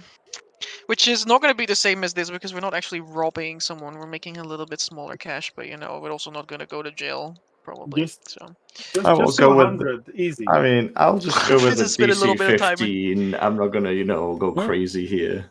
Uh-huh. I'll go for the center point. I'll pick a happy 15. I think that is good. That's me being humble. I feel like So humble. I feel like Vincent Right. could probably nail a DC 20, but I'll go with a DC 15. You'd have to nail DC 23 times though. Yeah, I think he can do that with my particular set of skills. I believe in you, Vincent. What was it, believe in DC you. 15 or 20? I'll go for 15 this time. Maybe in my Alright. next ventures, I'll go for a 20. Sure thing. Is the profession die only applicable on the sticky fingers, or is it on? Yeah, it's only applicable for the stealth. I mean, the sleight of hand, particularly. All right, so this will be an inspiration spent for my deception roll, so I shall roll with advantage. Hiya. I said, hiya. Yeah. 15 makes a 21. Yeah, that's one. Yeah. I will do a sleight of hand Let's go. With an additional D4. with an additional D4. Where is 15. my D4? Hiya. 18. 18. And I shall make. Did you say perception to like scout out, or like? Yeah, sure. You observe? get the perception to scout out targets.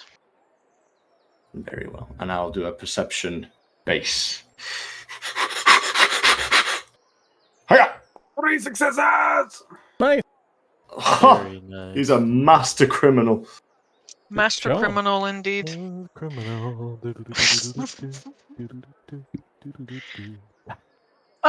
You know what? For this, instead of making you pay the downtime, I'm gonna subtract the downtime cost, which is, living your best life in this town. I'm gonna give you 50 gold pieces for this week in this town. Nice. Just scamming people. On top of that, since you want to actively use your gold coin of scamming people within your ventures, and you spend a week, I guess, trying out different things that you might be able to, like the different ways you might be able to employ it. I would also like to introduce you to this item. Oh hell yeah! It finally becomes active, doesn't it? I'd like to introduce you all to Zanzibar's piece. Oh. A sweet little Ayo. bauble. Ayo? Ayo, is that you, little coin? So, Zanzibar's piece doesn't want to be identified. It is in fact impossible to be identified. It will never appear in any way special or significant to anyone else. Now I want to know if there's a little goblin rich king called Zanzibar somewhere around the world. 100%. I kind of want to meet Zanzibar a bit.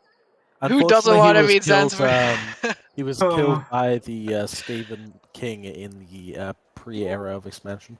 Yeah, that's true. It's very sad. This coin cannot be melted down. It allows you to drink for twice as long. Wait. Can roll when around freely without being held? This shit can just roll? It's Yeah, a well, transformer! Literally, that's why it came towards you in the first place. Like, this thing it has its own mind, kind of, yeah. It Wow. can roll around, and you can Lovely. telepathically move it as well. When you flip it, you can choose which side it lands on. This is It amazing. can disappear in one place and reappear in another at will. It can also be replicated up to 5 times. I was just reading that. I was like, hold up. So that's one of the ways you can use this thing. I'll just drink here for free, like I'll just sleep here for free, I'll just drink here for free, gotta go to another tavern every day though. Careful. My living cost is about to go way down. Be careful in graphing them because they have their own coinage, and since it's a town of rich people, they might look out on what kind of currency. Oh you're shit, using. yeah, this is true. That's why Vincent can't stay here anymore after these 10 Yeah, returns to the party.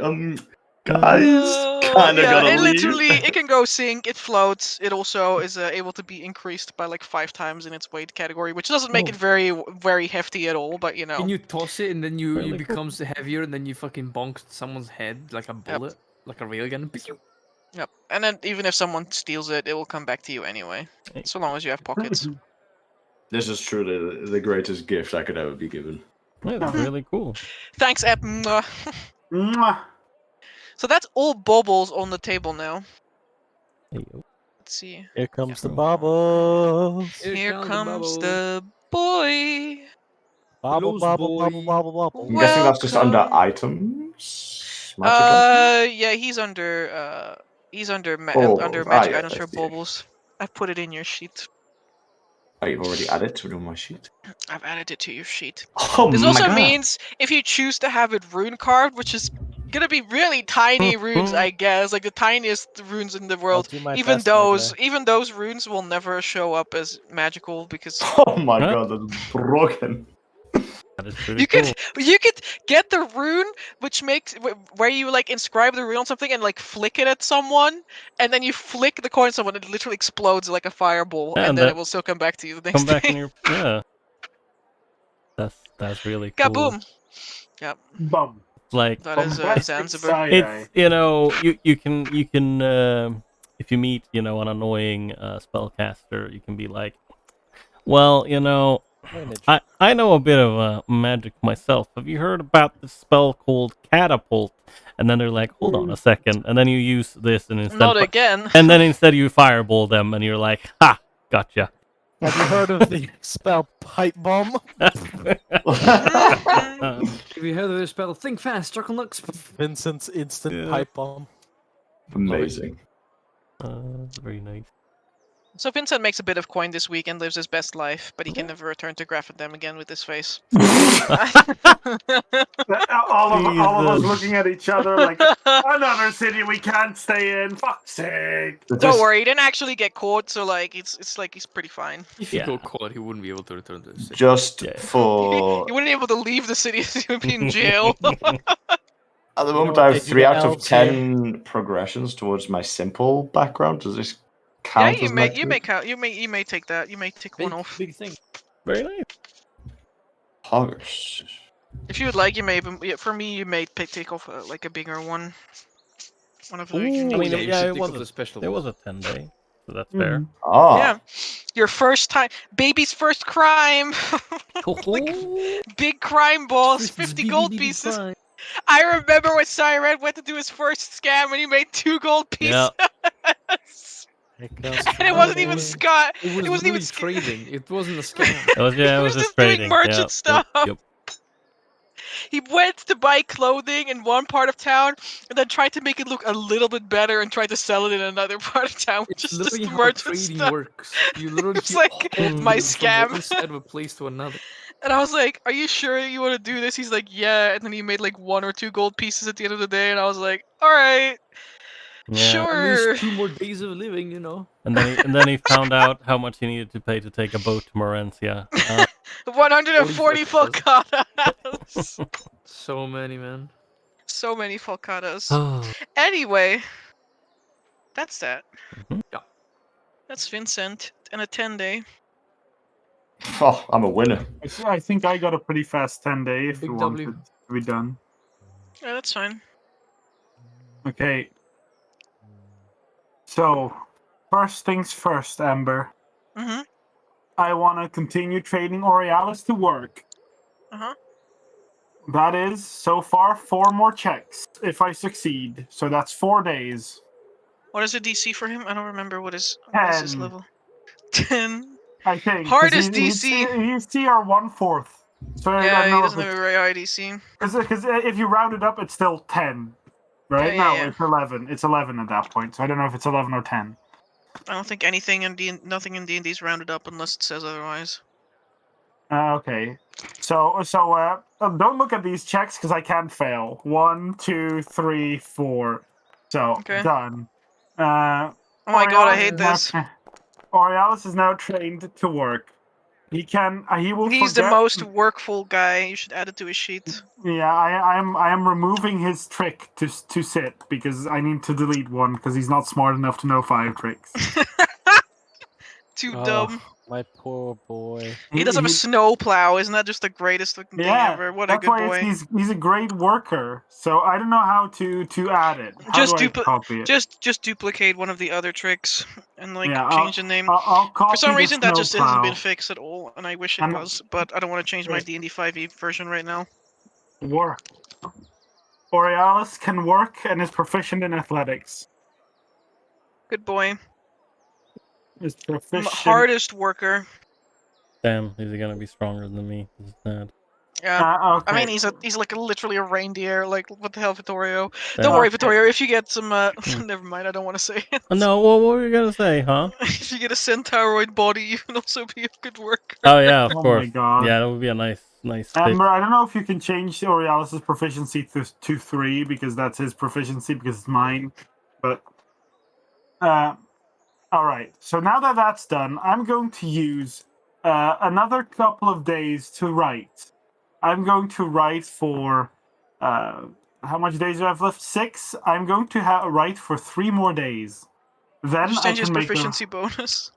Then I can write. Then I can make a writing skill check because I've already been writing for 7 days. So I am writing the Herald of Shadow right now, which is my very first song, my debut song. Very nice, very nice. Now it's very good boy. So I have a need to roll a d100 plus 10 because that is the amount of days I've written. 68. That is 2 chapters of work done. Very, very nice. So I'm gonna write that in my downtime. Then I have those 3 more days, and those 3 more days I'd like to more spend out throughout the 10-day, if that makes any sense. So you know that I have some extra time where Sounds like I a do Yu-Gi-Oh turn. Breathe Yeah. one. where I do 2 things. I spend Speed time running with downtime. Gilbert, trying to Yeah. see if he wants to come with us and be a person that plays with me because I like his violin. So that's what I spent part of that 3 evening. Alright, you go evenings with him. carousing with Gilbert ? Sure. Sort Just of. I be don't know with if that Gilbert. is carousing, but more just trying to convince him to come with us to play with me, because then we can have 2 musicians. I have a cart now that does great work, and that has room for him to sleep in if I put like a little bed in it, or if he wants to sleep Oh, in you my can bed. keep But him. yeah, no, that he travels with us as the Stargazers. Damn, Towards the. I can't believe he's trying to collect humans as well. Well, that's what we've been doing since we No. left Black Hole, you know. No. Hmm. Okay, but I will use those 3 days for that effectively to throughout the week, throughout the 10-day, to see if he wants to come with. Mark out here playing out this 10-day like it's a turn on Yu-Gi-Oh! And then I'll activate. My No, trap activate card! My trap card, both agreed. Draw 2 more days of downtime.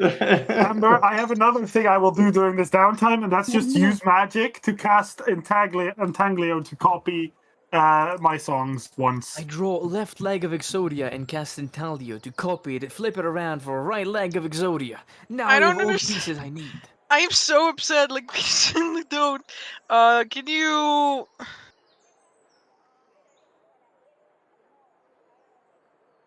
Can you...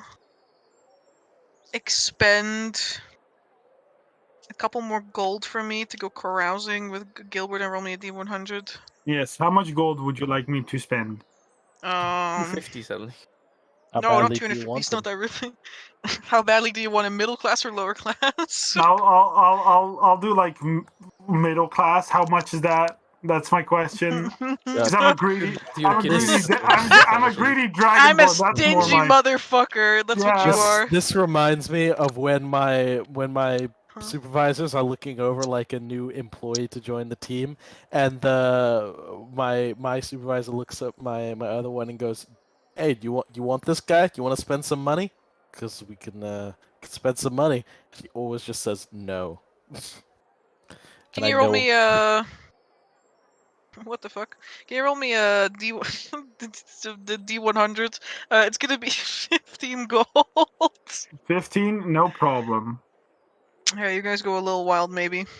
Yeah, we go a little wild. D100 is What the fuck bad, is he good, or low carousing with for good? 15 gold? Is That high depends or low good? entirely. The fishes? Well, the answer Low is is very 34. bad. The answer is 34. Can I use fate to reroll this? No. No. Okay. And then it's 34 34. plus 6. That's 40. I knew that. Can you make me a charisma persuasion check? I'll give myself advantage. Uh-huh. 20. Okay. Now I need you to make one more charisma persuasion check. Okay. 12. Alright.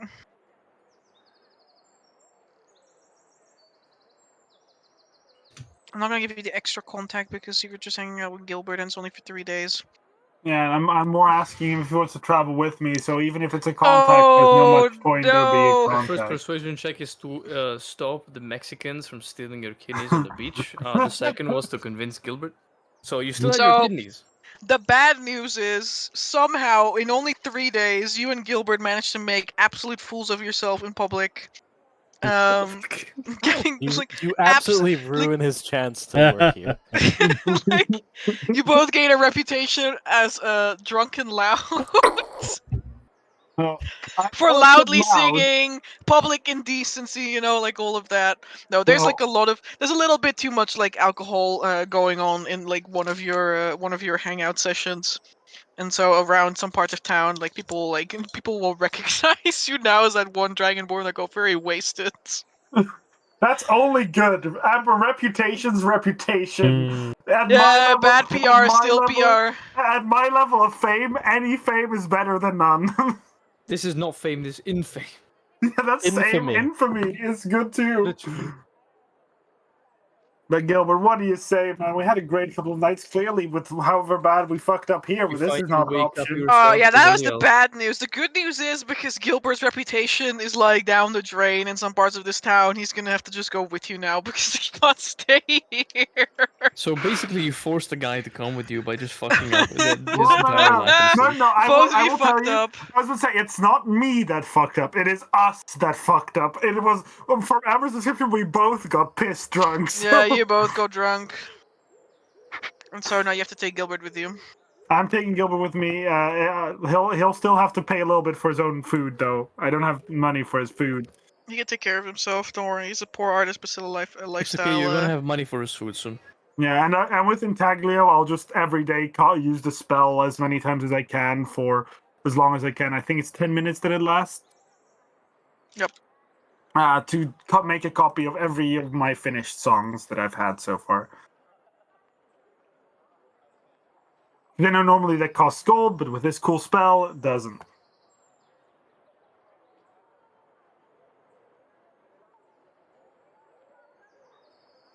And that is my downtime. Nice. Correct. Okay. Who's next? Is it me or? 3 people left to do downtime.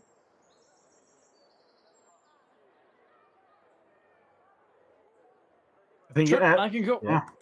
My downtime is research into the Robes of Aurelia. I noticed a little thing while looking at the map of Grafenum I would like to check out during my downtime. That's the sleeping giant statue below the Seraph Square. Oh, You yeah, like? It's very very cute. cute. I like for what it says in the text. It's really interesting, specifically the part about things on the statue that I'm interested in. Yeah, kind of wanna see it. So Yeah? yeah, yes, indeed. So I'd like to do that while I find some free time during my research of Aurelia's robes. Alright. Pay me money. Okay, I use BB all the money. Basically, all the money I got from this adventure is gone immediately. Yes. Voila. All I earned was 9 gold and 8 silver. Now, let's see if we can earn some more. Actually, no, we already did. Why am I paying money? I'm Pay dumb. me money! I already did. Spibbies! I already did.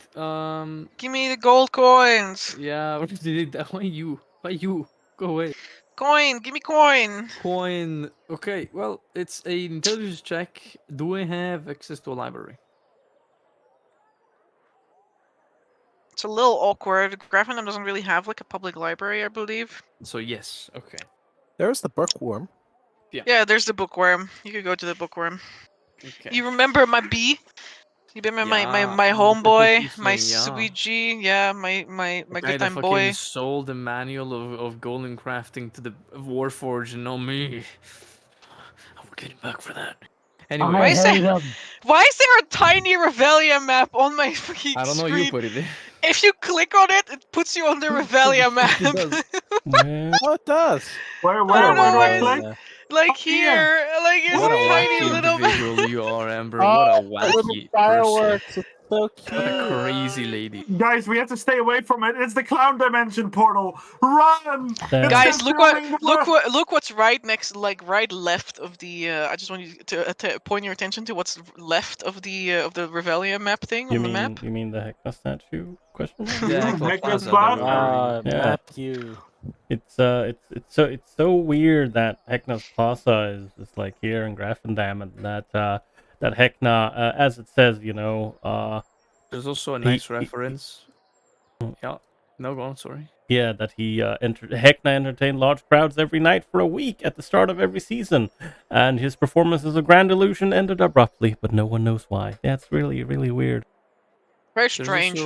there's also a really interesting tidbit at the Emperor's Grace Orphanage, which has a little cat in it, which is interesting for two reasons. First of all, because there's no cats in Arkhona as far as we know, and the second of all is that they're supposed to be Mazari's sister, which is pretty unique if you consider Mazari's relationship with I family. think that's information we're not supposed to have.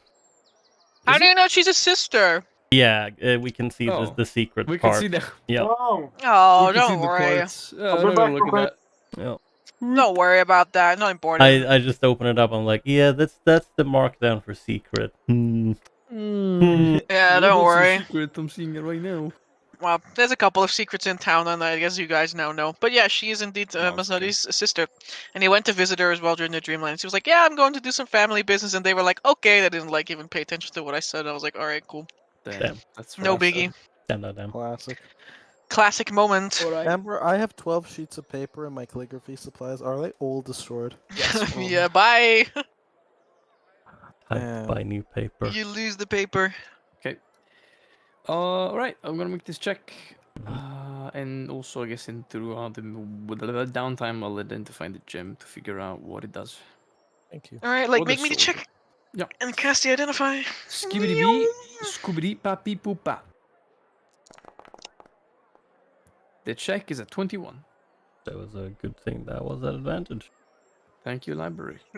Thank you, Ron Steer. Man, I Thank love you, Ron Steer. He's so I good. love him too now. Ah, Thank you, Ron Steer. My heart, my soul. I love My you. top G. My top G indeed. Close. Close, close, close, close, close. Tokas, studying this gem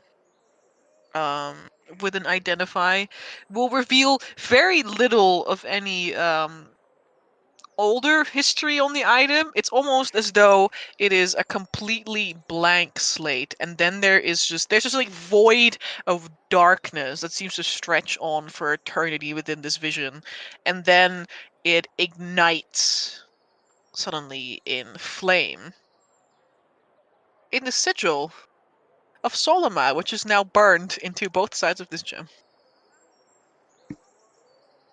Huh. Wait. Know what it does? Yeah, you do know what it does. Huh. Has the lady blessed us for It can smiting be- down her evil? It can be socketed into the Sunblade, switching it out with the gem that's already inside of it, and have it do fire damage instead of radiant damage. Oh, that's actually pretty Oh. cool. Is it a free thing, or do you have to go through a process of gem carving to? No, it is like an action take out, action put in. Damn, it's like a lightsaber. You got a new kyber core. You got a new Yeah. kyber crystal. Ah, I man. got a new kyber crystal. Fuck Fuck yeah. I don't know yeah. what the fuck that means. I don't speak. Okay, I don't Well, speak okay. basically, Yeah, in the well, lore too of Star bad. Wars, each No! lightsaber is focused by a kyber crystal, No! which is the focus of the weapon. There's many Help different me! colors of kyber crystals, and they all have different effects. Yeah. It's okay. Now, Please. Lawrence's long-term quest is to collect all the colors of kyber crystals of all the seraphs, and then you put them all in one sword and just go. Boom. Yeah. I mean, this he is does- technically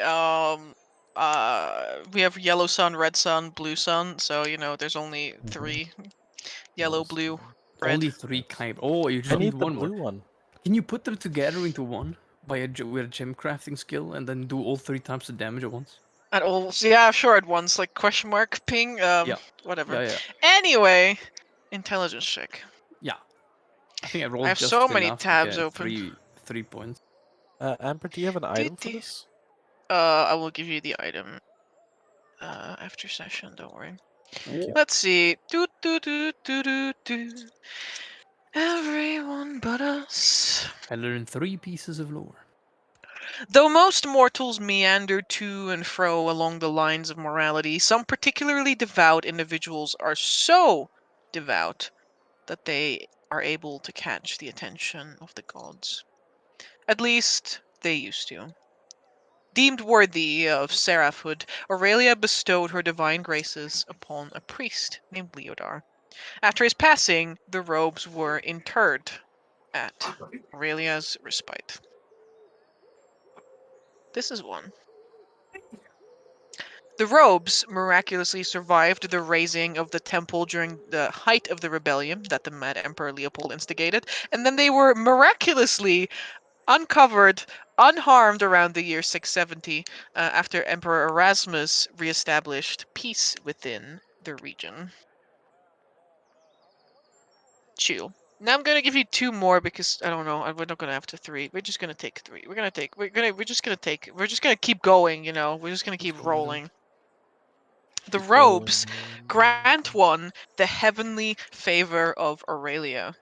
The fabric is said to always be warm, as though one is seated by your hearth, and faith itself appears to bend slightly in one's favor while wearing them. Furthermore, they are said to grant one the ability to fly as though they were a seraph. I will give you this one for free. Unconfirmed accounts claim that the robes themselves were created flawed due to Aurelia's impending madness, and that a holy vow is woven into the fabric itself, one that enhances the robes and grants one more benefits when one cleaves to Aurelia and Aurelia alone. Damn it, it's almost as if the 4 gods tried to become the real true god of the Buric Empire not too long ago, and like only one succeeded, and then things went to shit after that. Like, no one really succeeded. Like, everything kind of just went to shit. Like, no one succeeded. Everybody Yao just... succeeded for a bit, and then got No, assassinated. not really. Nobody really succeeded, truly. Truly, no, not really, no, I agree with you. You need I'm the most sleepy EB lore dump. Yes, because I could not keep up. What's the 3rd piece? What's the 3rd piece?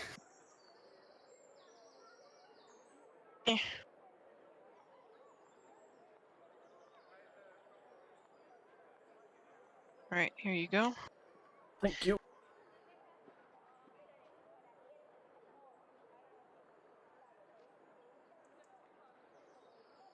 So, this kind of overlaps, I guess, with some information about Grafendam itself.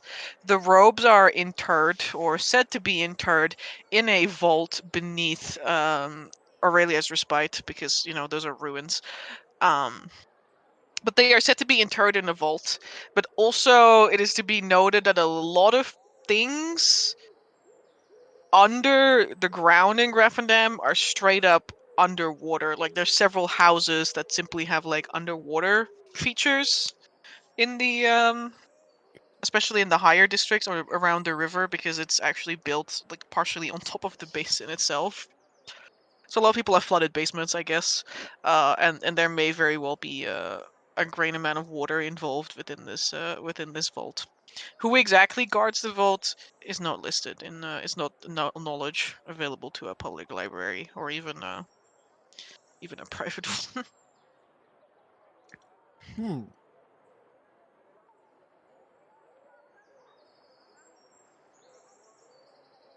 Interesting. Right, yeah, that's interesting bits of lore.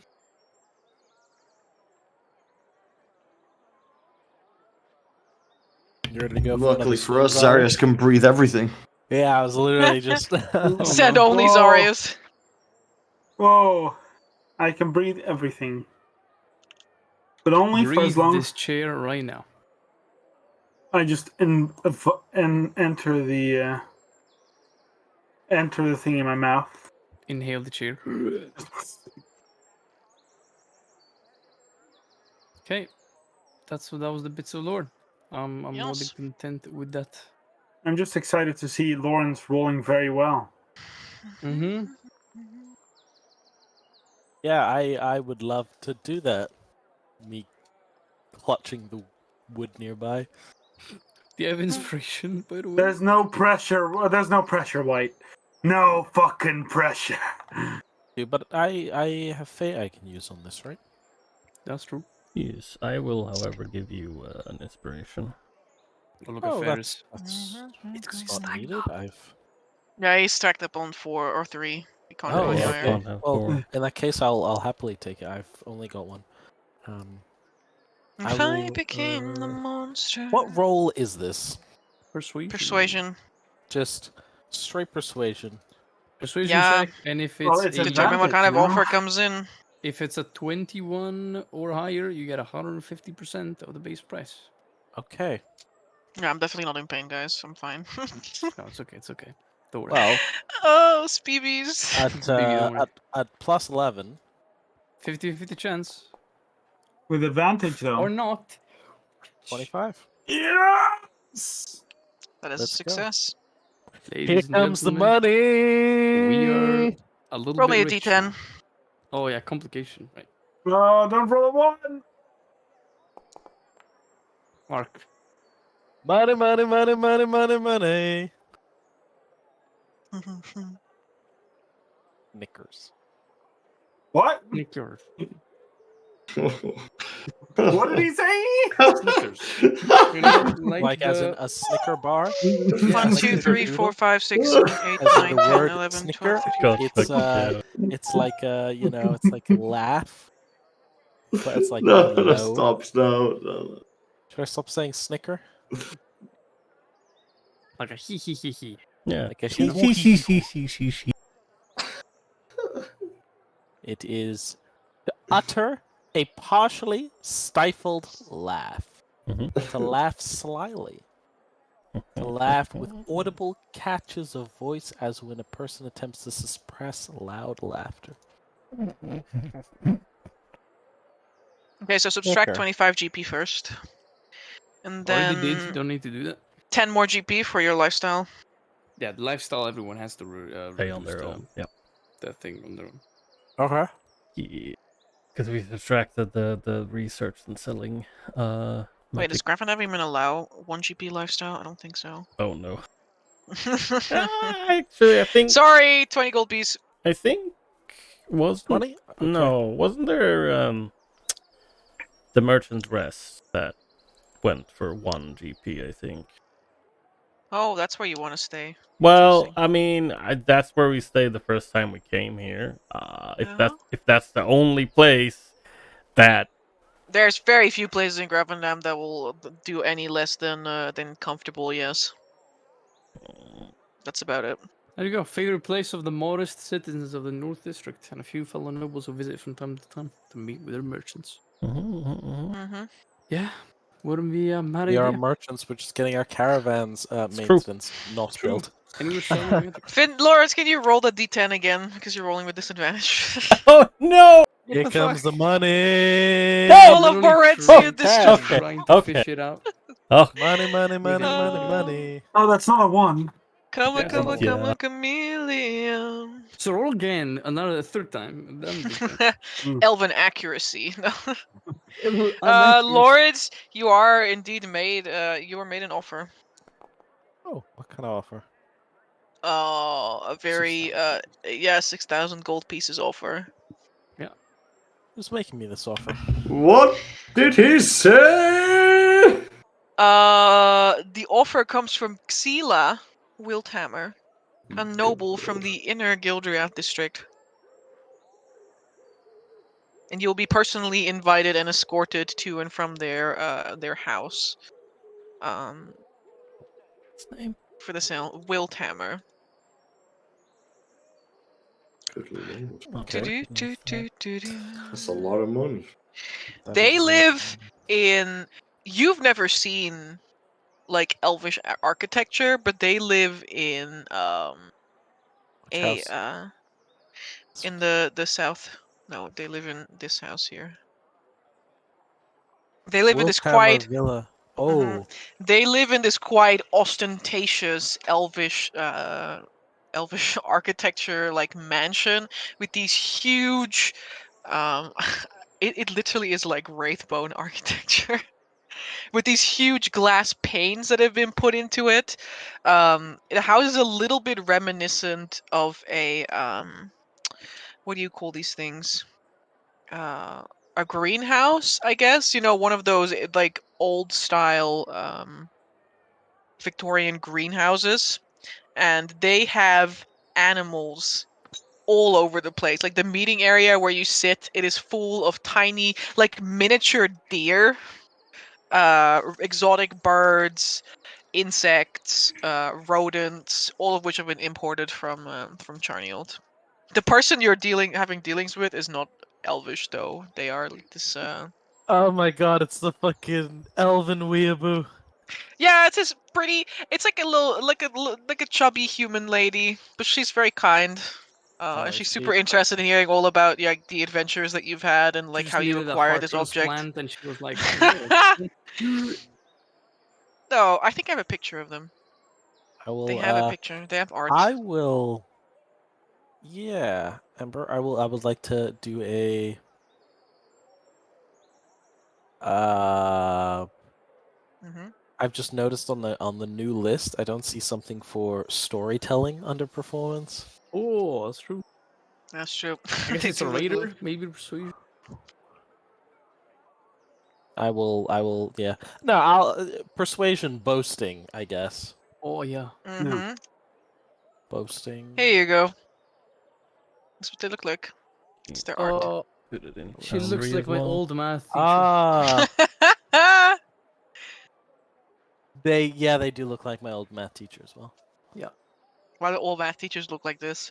I don't know, man. Well, actually, yeah, this one. Did. Yeah. But like the math teacher I then went to afterwards, was literally called Mr. Cocaine, and he also looked a little bit like this, but like in a more masculine way.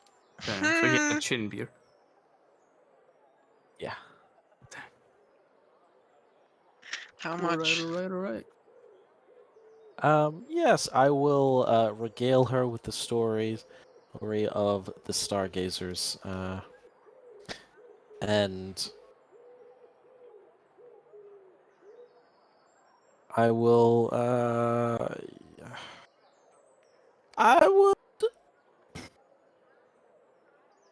I will see if I can impress on her enough that to let me go past the ruins of Aurelia's respite, as I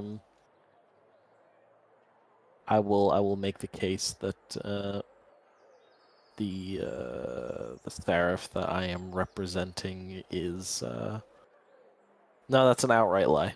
I would word it in such Do you a have an way. interest in the robes? Just say that. Oh well, the ruins, I guess.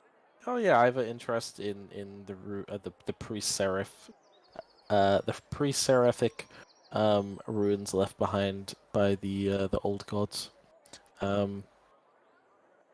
As you know, it's something of a ruin delver. Not that I plan to go in or anything. Sila will tell you that they are more interested. They prefer like more ancient history than like even pre-seraphic and stuff. But like she could understand. She can see your interest, you know, in religion and religious artifacts. She thinks that some exotic races are more interesting, but hey, you do you. Hey man, Give just me that said my performance words. check. Performance. I am determined Mm-hmm. and human. I'm only human after all. I'm only human after all. Don't take the blame on me. All right. You spit a decently interesting tale, like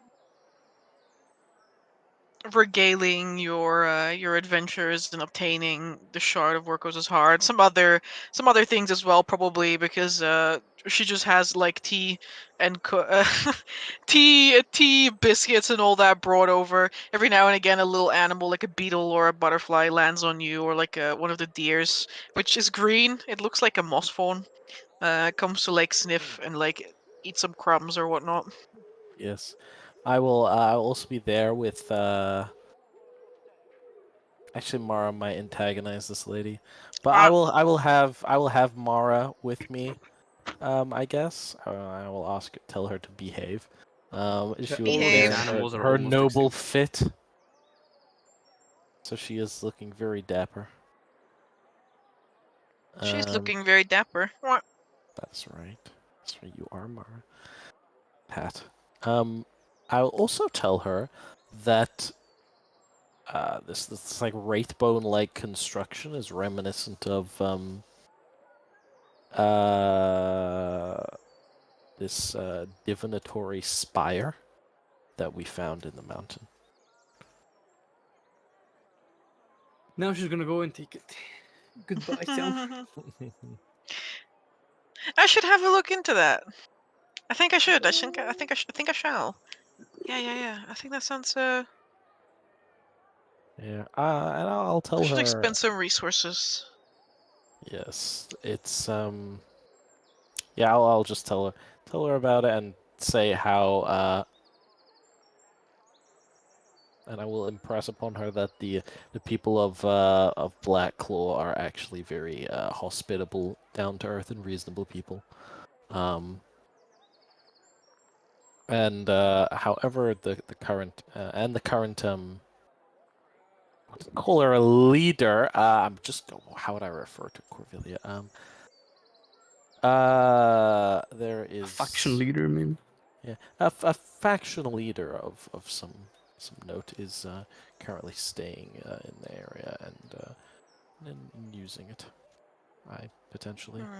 But I'm not quite sure exactly the current state of it. But when I was there, I used it myself. Terrible stuff, nightmare stuff. But you know, God is good. Kind of like hand on chest. I was spared. She's just sitting there with her hands clasped, like, yeah. I'm not really into politics, but you know what? It sounds. She's like super interested in the part about the mostly about the wraithbone structure. Yeah.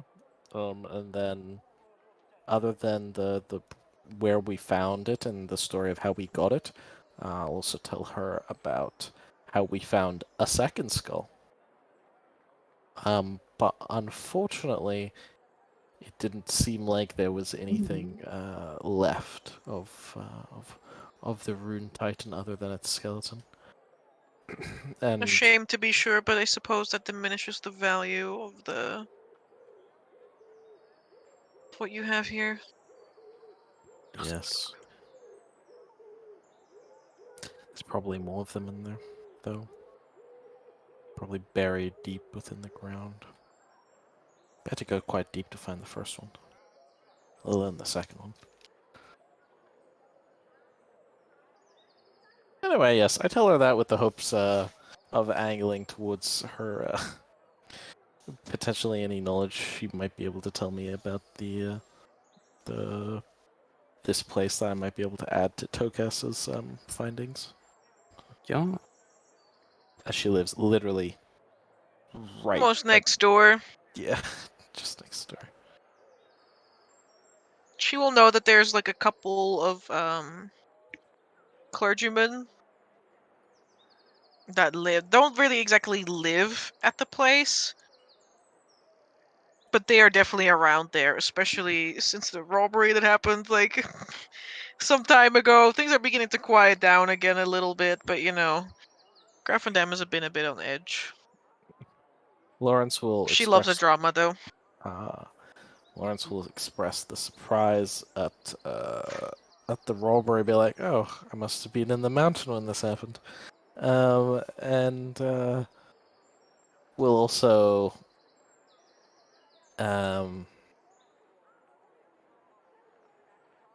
well, we'll then follow on to that to say something along the lines of, oh,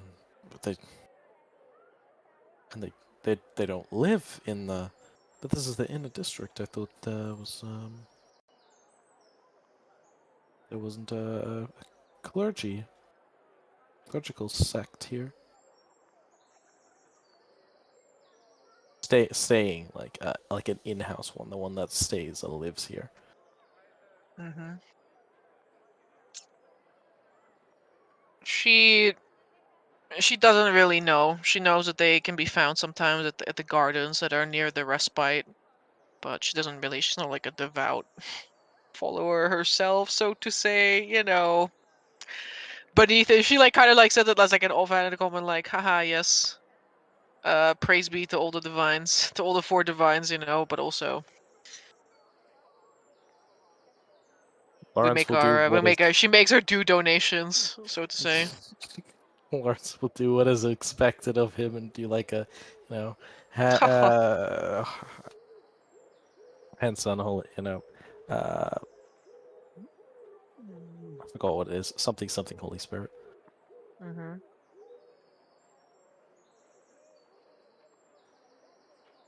A suitcase is placed on the table for you with a loud clunk.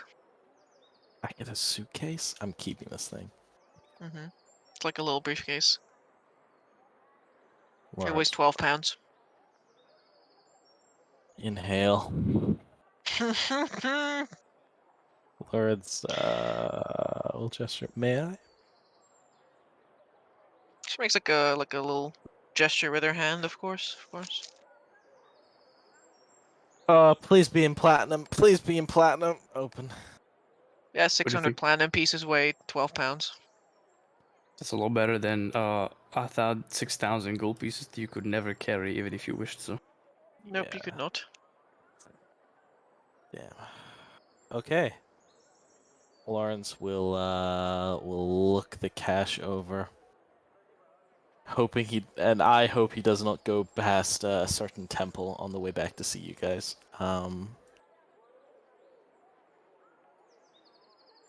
If you have to donate your part, please. Please. It's very important that the temple gets Lawrence their coming back with 4,800 gold. Wait, where did the rest go? You know. Yeah. I will. Yeah, Lawrence will is so shocked looking at such a huge amount of money. But he will like touch it, pick up one of the coins, look at it. It's the local currency here, right? The local currency in Currency Grafdam. listen. Beep, beep, beep, beep, beep, beep. Pull out my PDF, my PBF. And what currency do they use in Altenheim by comparison? This is this currency. Okay, perfect. Because I was like, if we could get it pre-converted. Well, this is Bureau Crowns. Okay, perfect. What's the name of their They're tiny crowns, they're not even coins. They're like Is the thimble. platinum piece called a crown? Yeah, they're called wait. Browns. No, they are not called. Let me see. Called Bare minute Aurelios. sheet. Cheat sheets, currency, Bureau Crowns. Where's my... I don't have a platinum piece name. Why don't I have a platinum piece name? They don't have a platinum piece. I need to make... They do have platinum pieces, I just need a name. Like the crown... a gold piece is called a crown. A silver piece... actually, no. They do have a lectrum. I guess I can make that a scepter. Damn, I hate this. A signet is a silver piece and a tribute is a copper piece. So you can Okay. literally pay tribute. I guess I could just get rid... I think I'm just going to move scepter up to 1 gold and then put crown at platinum piece or something. What color is the crown? Ooh, I hate this. I hate this. We're gonna make scepter a platinum piece. Okay. 1 PP. All right. So then we have scepter, crown, signet, and tribute. 600 scepters. Yes. Water scepters. I close it. Lawrence will mutter something about not being good for his spiritual well-being and pick up the case. Walks out, drops the case in the river. Goodbye, spiritual unwellness. This is my offering to Istitia of the Grasping Tides. Yeet. I'll take it with me, and yes, I will bid her adieu, and go past the ruins of Aurelia's Respite, see what I can see.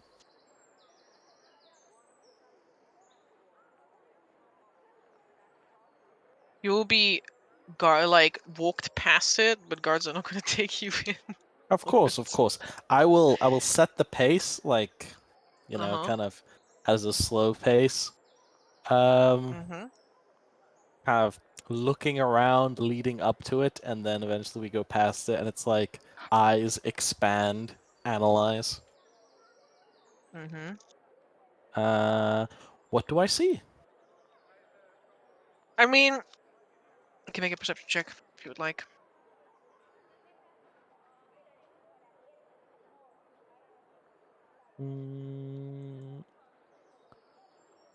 Up. Okay. Balls. No. Okay, I don't want that. Can I fate this? Yeah. Give me something. No! That's not what I want! Yeah, I think it's like fated to be this way, Lords. It's fated to be this way. Ah, fuck, why didn't I think about that ever? You're so right. Thank you. Okay, what do I see? You see what was evidently once a very grand building. Only a couple of walls still remain. Though those walls do seem to be like well maintained, like someone is keeping this place, from collapsing further and itself, or even becoming overgrown. Like the grass is perfectly cut. There's no plants and flowers outside of the little like park that has been put next to it, the moratorium that grows next to it. And you can also see that like a large part of these ruins is still just like left that way. There's still like blocks like and rubble all over the place. Um, you may not have heard that by imperial decree it's also illegal to excavate the parts of these ruins.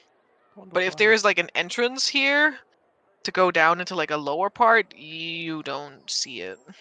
Maybe it's in like one of the surrounding buildings, or maybe there is one like an entrance in the ruins, but it's not one that you see here.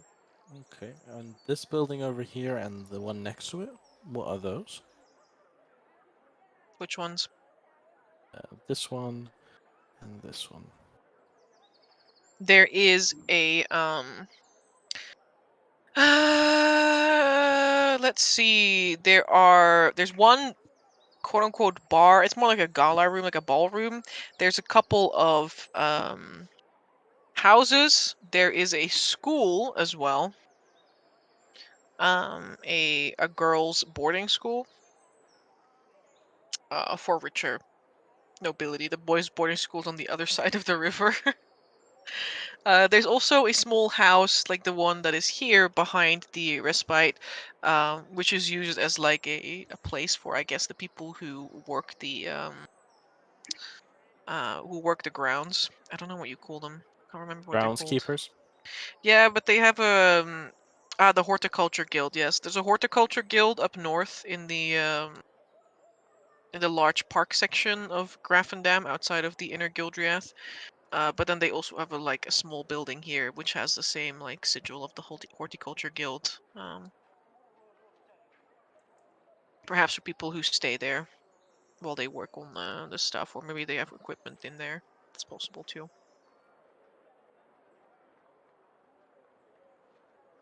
And that is what you see. Ooh. Yum.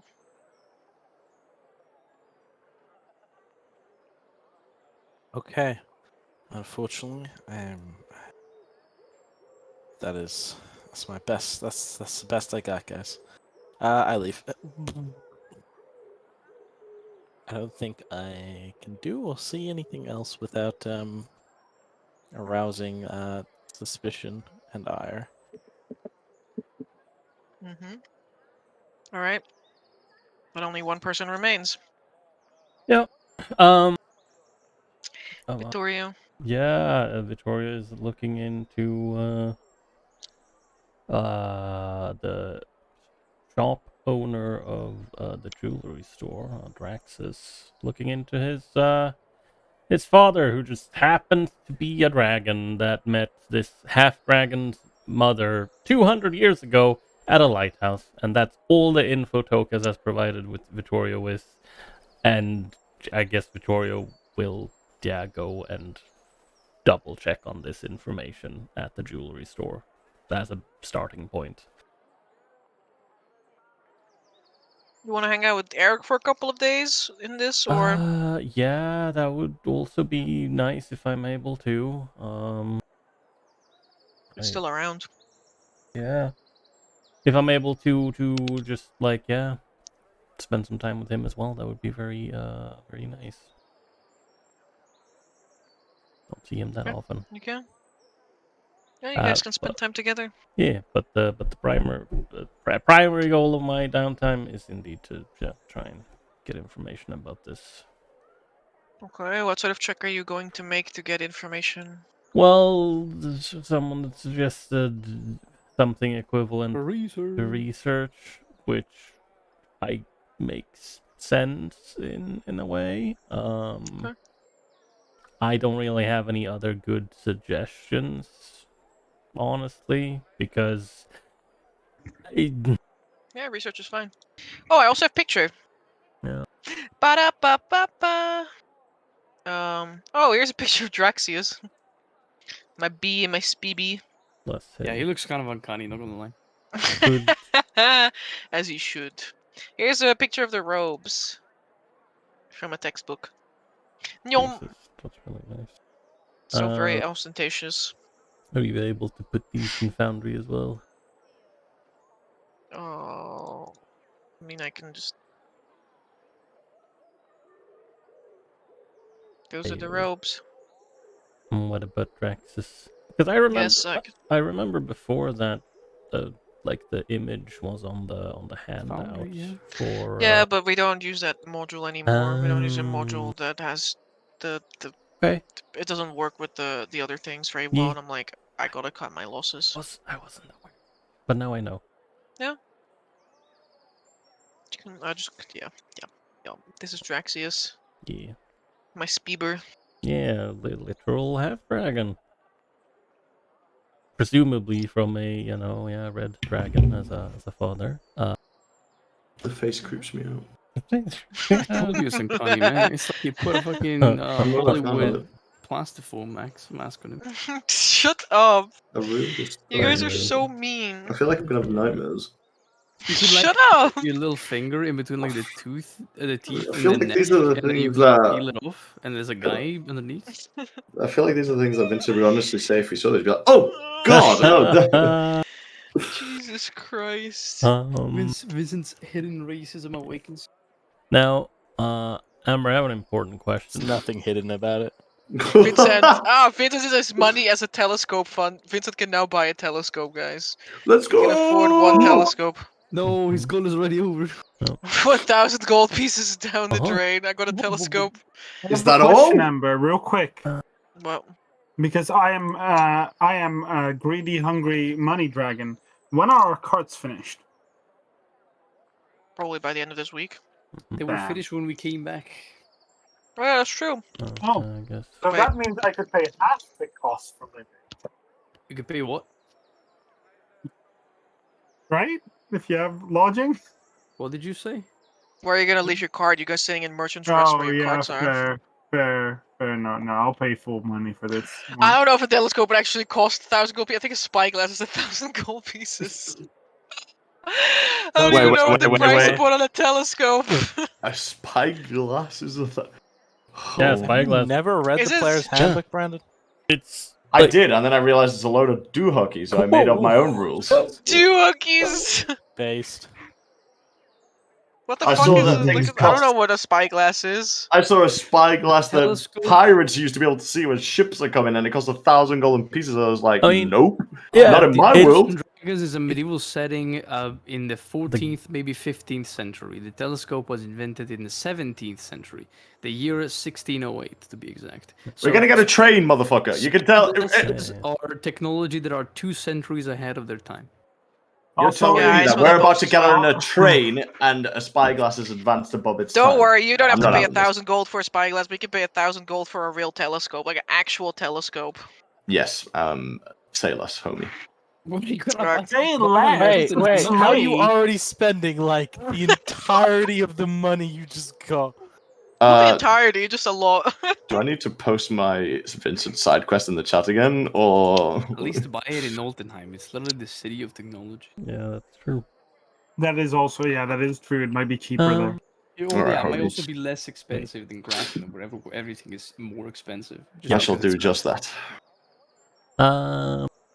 Yes, Amber, I had a question, but I'm pretty sure I already kind of know the answer because I do not. I am one vigor die short of effectively being able to have 8 for 8 hours and use my my tactical assessment on this roll. So I'm pretty sure. No. I can't use that. Yeah. Okay.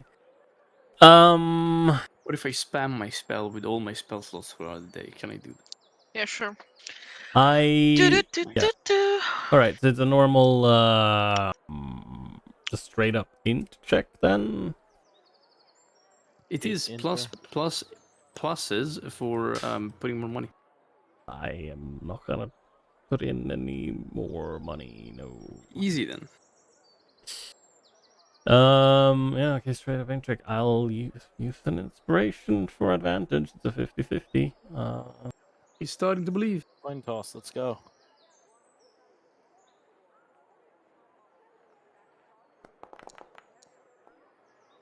I mean, yeah, that's Pretty solid. That's pretty solid. It almost landed on a 20 on my screen. Sad. Yeah. That's 16 2 and pieces of 16. lore. Yeah. Ba-da-ba-ba-ba. I'm I love loving it. Look at the do complication for me. Oh, Complication yeah. check. D10. Yeah, D10 on 1. You're rolling a 6. No, 1. What do you mean? Nope, I'm That's a rolling a 2. 2. It's Okay. right between a 6 and a 1, yeah. Mm-hmm.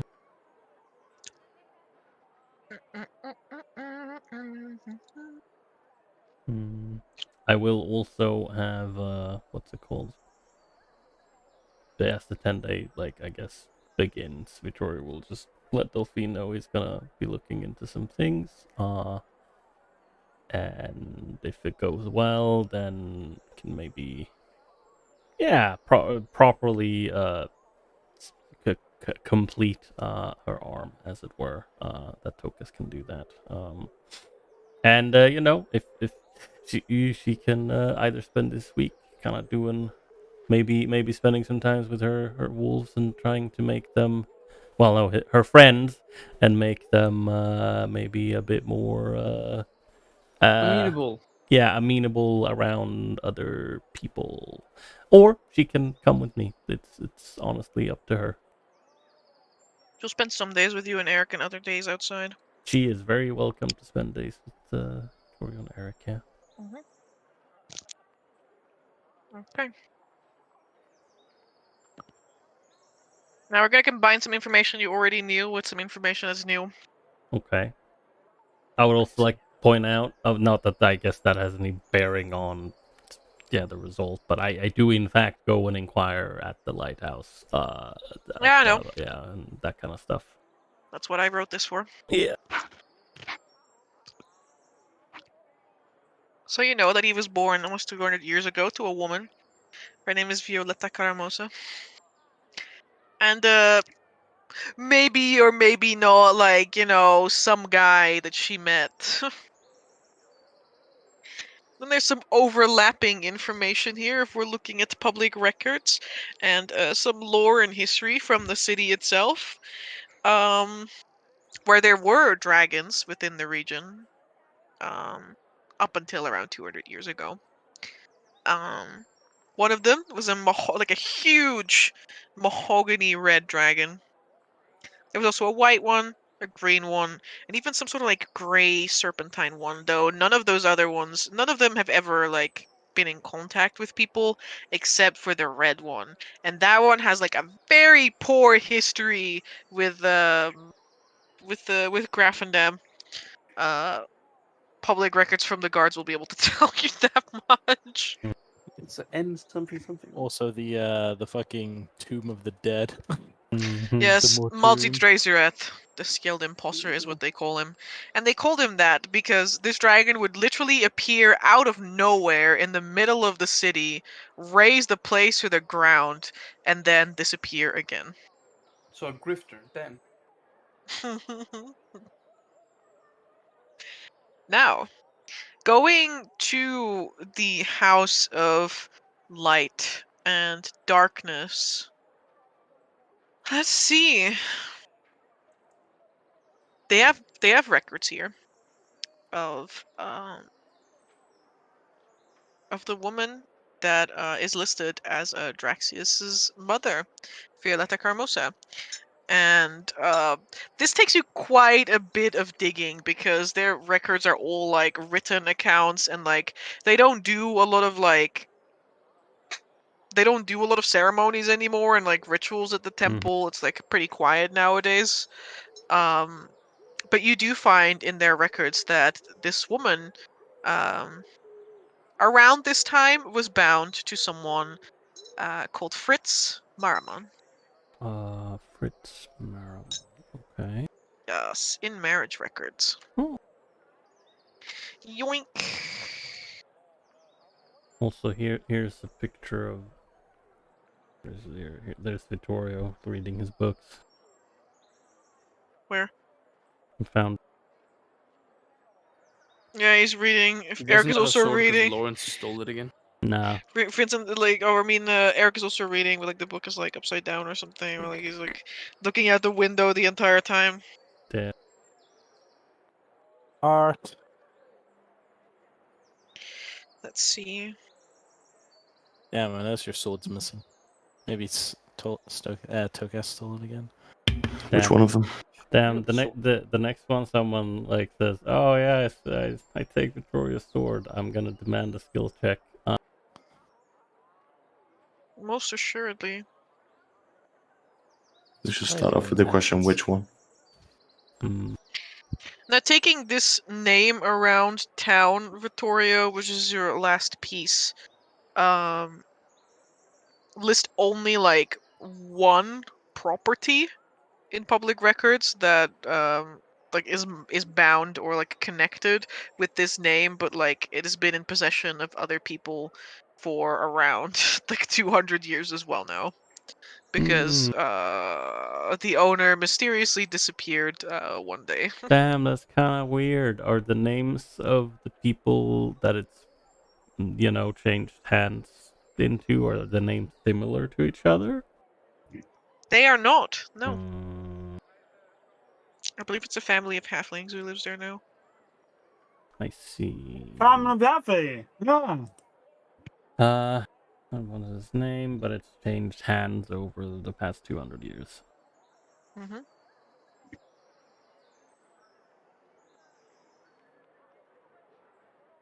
Into a halfling family. If I'm not incorrect, I believe the place is called the Halfling's Treasure now. Yeah, it's here in northern Grafendam. It's a candy shop. Take me to the candy shop. I see.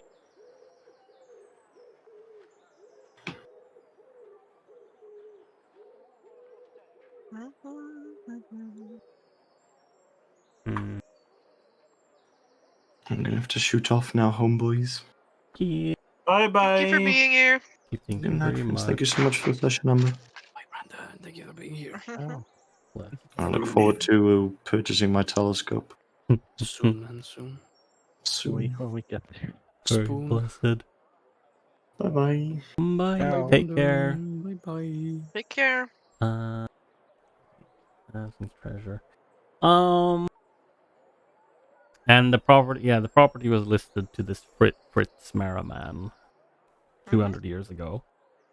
Yep. Oh, when did he, like, I guess, vanish? Roughly. Roughly, not very long before Draxus was born. No. Okay, so now we know. Yeah. The thing is, you don't have to pregnancy find him. scare. You just need to find clues about him. Yeah. That's what Draxus said. He was like super chill. He was like, "Hey man, I don't need you to find him. I just want to know more about him. You know, very very calm." Very laissez-faire. I think Victoria would just make a make a visit to the Halfling's treasure. See see if maybe, well, it's very doubtful, but yeah, there might have been something, left behind when it has changed hand. When the property has changed hands over the years, be that like I don't know. Okay. You and Delphine and Eric rock up to the halfling's place. You find this absolutely adorable wait a second. Dictionary store? Yes, it is a very cute. Can we get a hell yes. Okay. There's a stout little halfling. He's wearing like one of those cute chef hats and an apron as well. And he's got a like one of those paddle things, that you use like to shovel bread or pizza into like a stone oven. But like the paddle is almost the size of him. Ugh. He stands there at the as you come in. He stands there, like plants the thing next to him like a staff. Okay. G'day. How may I help you today? Well, suppose two things. Gonna need some. Breakfast? Second breakfast? 11 C's. Well, no, I was gonna say some pastries or something for the three of us, and I had some questions about this. Well, I mean, the building itself, really, and its history. Why, of course. Take a look. He will like spread out his arms, point at all the little pastries. Some of them have like little descriptors with them and stuff. They have a large selection of sweet, but also some salty, some savory pastries for sale here. And they all smell warm and delicious. Yum. I am going to treat Eric and Delphine and myself. Do they have like anything special? Roll me 3D100. Everything is special. I mean,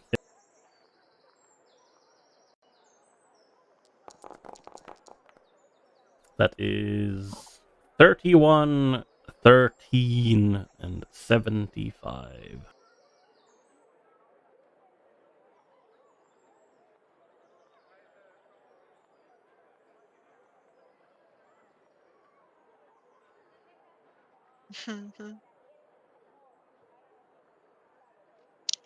Sure thing. they have this this huge bowl of dark rye bread that Eric is immediately drawn to. This bread is so dark it's almost black, and it has like the typical like cross cut over the middle of it, and like flour around it to give it like a little bit of the white topping and stuff. And he says, Vittorio, it's just like home, I tell you. It's the Jotun bread. The Jotun broad. Broad? Do we say Yeah. broad? The The Jotun broad. Yeah, I mean, Valakan, they're more like Norwegian-ish, right? Yeah. Yeah. It was Jotun. Jotunbrot. Yeah, Jotun broad. I think. Yeah. Crunchy as all hell. Trail ration. Beefiest bread you've ever had. Greatest constipation you'll never get rid of. He wants that. Yeah, it's already not. He's like, yeah, I think I remember you telling me about some of that back in the day. That seems like a good thing to grab.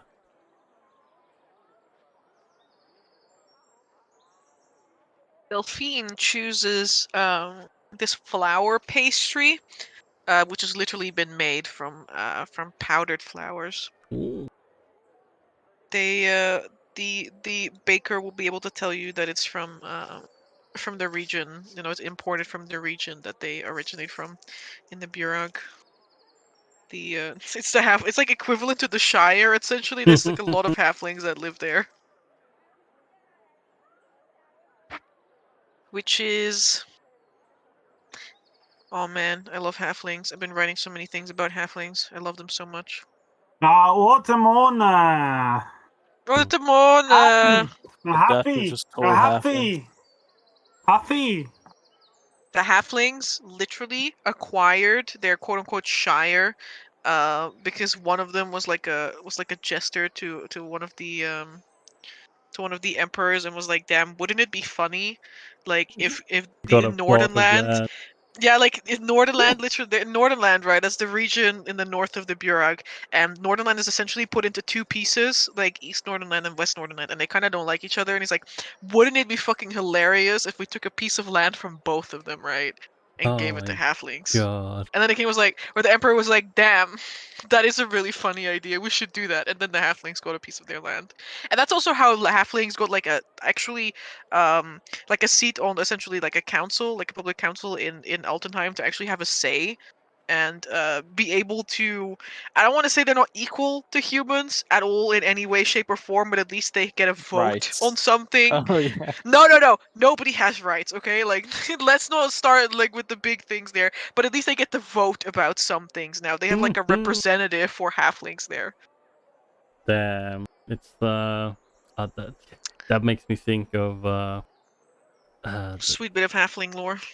yeah, it makes me think of the later seasons of the Disenchanted. I think when the elves are in the big city and they're like, yes, hello, we're citizens now, but not really. Correct. Let's Crazy see. when halflings start getting these ideas, man.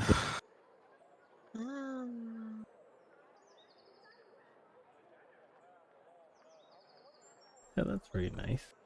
Oh, so cute. How you? Yes, cute. Do we have this? Yes, we do have this. Oh. Okay. Vittorio, you find cochito bread. It is a type of soft halfling gingerbread that's in the shape of halfling pigs, which are normal pigs, but like they're very big, you know, for a halfling. You mean like Pig shape.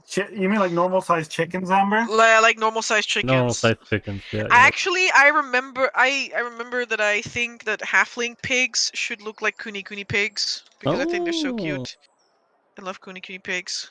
I mean, I don't like them being near me because they kind of just like run after me. Like when I was working in college with kuni pigs, they would just always run after me, and I didn't like that at all. I don't like it when pigs like just run at me.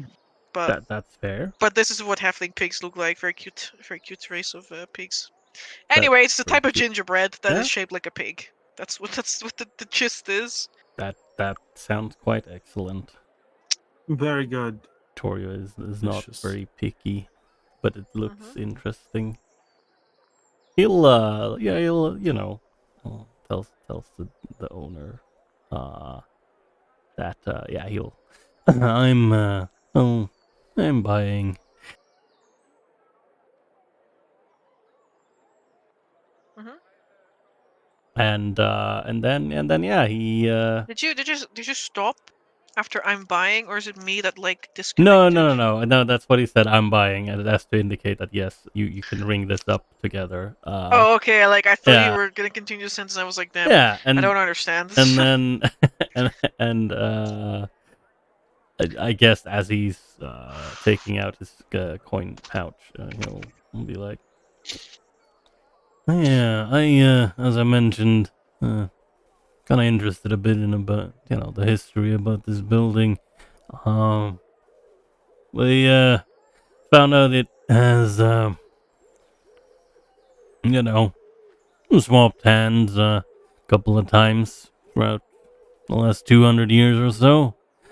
I was wondering if there might be any chance at all that maybe something has been left behind whenever you guys got it.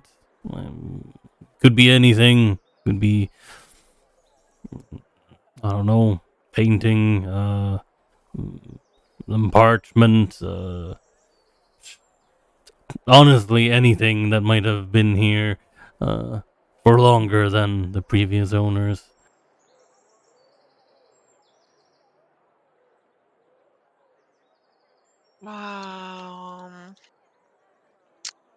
What sort of check would I like you to make with these halflings? That's a good question. Please make me seduction check. Oh, by bottom Bargaining. lip. Bargaining. Bargaining. Bargaining. Maybe a speed check, please. A speed check. Yeah, with halflings. Speed. Halfling speed check. Speed. Okay. I assume that's speed with dexterity because that's what it said to. No, don't worry. Don't worry. I'll just make a speed check. Speed check. My Okay. favorite. Don't worry about a thing. Okay. Pain has got a plan for you. Very speedy of you. Yeah. Let's see. I need to pull up a book here. Hey, What the hell? What do you mean I don't have that book? I do have that book. I read it just the other day. Damn, I I'll can't just believe do it again. the Silmarillion was like left here. Not again. Not Yeah, again. when that happens. When he just leaves the Silmarillion out, like, come on, bro. Come on, lad. I also just looked over at the Twitch chat. I see Romy blessed us with some bits. Wow. Romy's making it rain again. Literally. Now dance for Romy, everyone. I'll shake my ass for the camera. No, get it. I cannot twerk. I'm sorry, chat. Absolute Romy. Alright, let's see. Beep, beep, beep, beep, beep, beep, beep. This speed check was good enough. I was like, it's a strange thing to be asking. Well, yeah, I suppose it is. I'm trying to look into something for I don't know if you might know him. I mean, Graffendam is, I suppose, kind of a big place in a way. Draxus owns a jewelry shop. Starbright. That's the one. Yeah. He's I've seen him before. yeah. Lucky fellow. Well, he's he was interested in his heritage. I've been looking into Heritage. some old records and whatnot, and yeah, well, at one point in time, I think someone in his family might have owned this property. Would have been a long time ago. It's been in the family for a couple generations now. Yeah, it would be as I said, 200 years or so. Pretty long time. Oh, this is not the right thing at all. Why am I like this? Unknown. I'm literally the worst. Ba, ba, ba, ba, ba, ba, da, ba. There we go. Much better. Right. Do. Oh yes, there you are. Can we go there? Can we go there? That is a good question.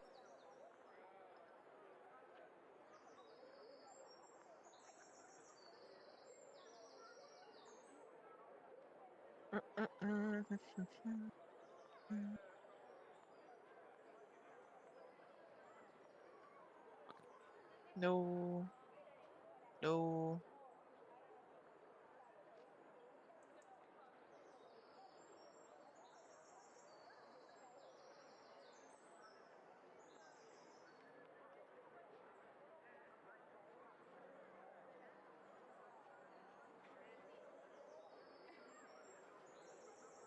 Okay. I need to just...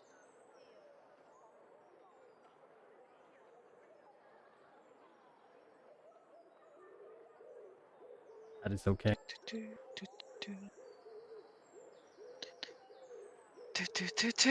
Ah, yes, there we go. Can I... City is amazing, yeah.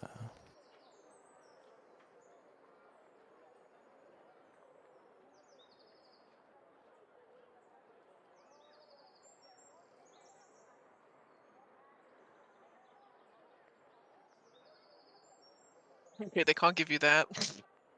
None. That can't be happening here.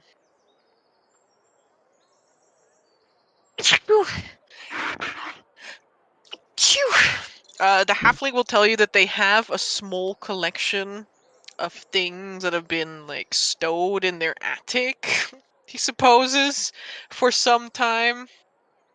The way the property was obtained was a little awkward. Like it came in via like via like the city council. It was put up on auction because like the person who supposedly owned it disappeared and just like stopped Hmm. paying for like certain utilities and whatnot. The poop bucket that comes by and whatever. Uh, Man, it's still one of my favorite medieval facts. Like, I So, love the. so if you don't pay for your utilities, we will no longer be coming to collect your poop. No, it's even worse than that. There Drowning used to be a feet. system. There used to be a system, right, where a guy with a bucket Yeah. would come by and he was wearing like this large coat, and you could pay to poop on his bucket, and he would like stand around you with this like with his large coat so that people wouldn't see you, and then you wouldn't have to poop in your house. Wait, what? That's fucking amazing. It's fucking I medieval porter potty. Oh, I thought there's like a place where the poop is like stored, and then there's like a poop wagon that basically goes around, and like there's like a poop chutes per se in the alley where basically when the guy comes past, he rings and you like you like pull the thing and then your poop chute yeah. basically all the stuff like then flows down into the poop chute into his wagon, right? And the wagon is mostly pulled by people who have done like petty crimes and they have to like basically work off their sentence. Damn. I think they made like a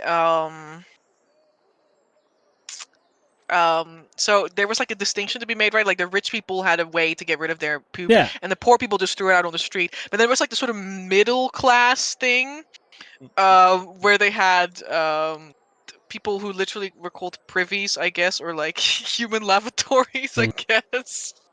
Like it was literally just someone who carried a bucket around, and he wore this large cape, and you could use the bucket as a toilet while they give you the privacy of their cape. You know, like it was like fancier than this like super poor people, but also you weren't rich enough to have someone continually clean your toilet out like that. You know, or like you had a medieval toilet that literally just went down into a moat.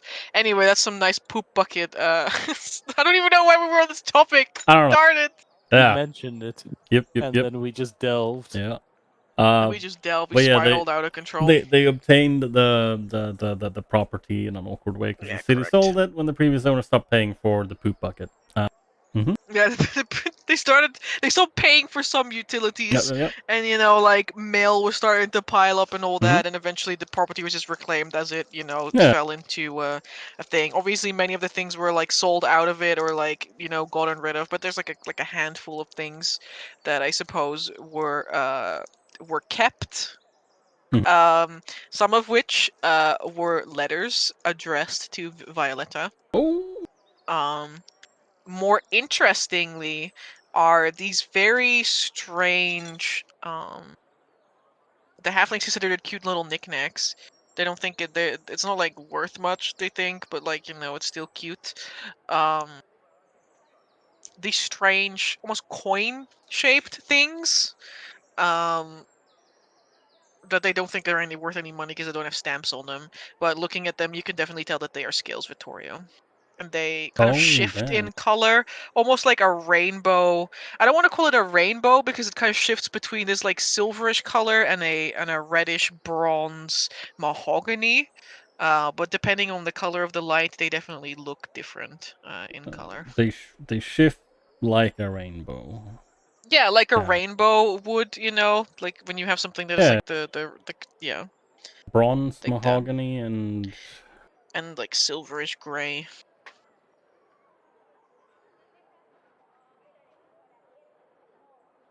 Interesting that it's silverish gray, which is one of them that didn't really interact with the city.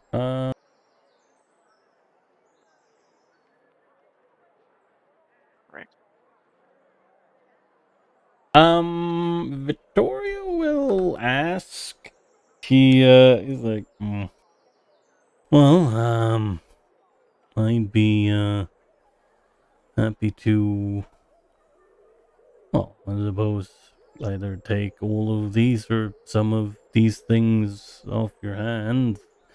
I know for a fact those letters in there are addressed to Drax's mother. Oh yes, they are very spicy. He's like, well, I can imagine. But yeah, I'd gladly take them off your hands. And well, if you would like some money for it, I suppose can pay a little bit. But he's like, I'm not really getting paid for this in a way, so can't pay too much, I'm afraid. Fleeing Lake looks you up and down. You're one of them Witcher fellows, aren't you? There are the rats in our basement. God damn it. He Flooded though. So I hope you can swim. Oh no. They're water rats. Oh no.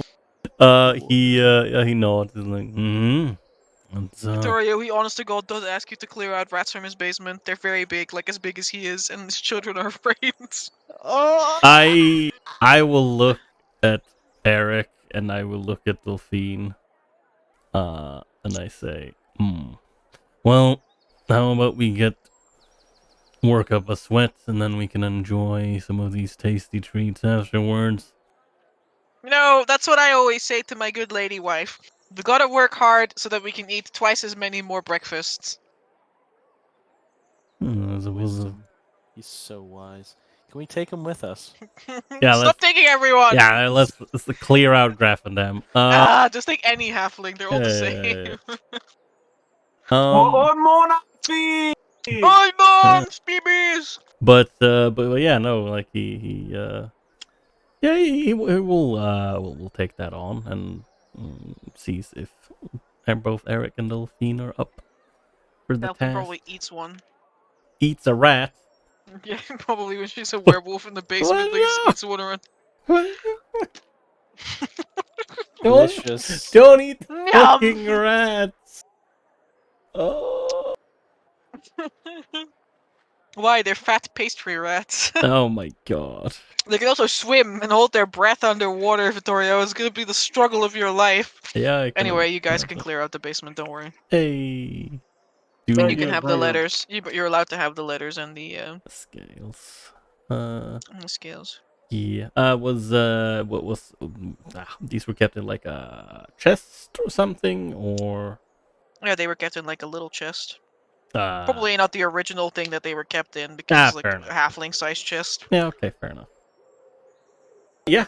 I'll thank them. And then how much do I owe them for the pastries?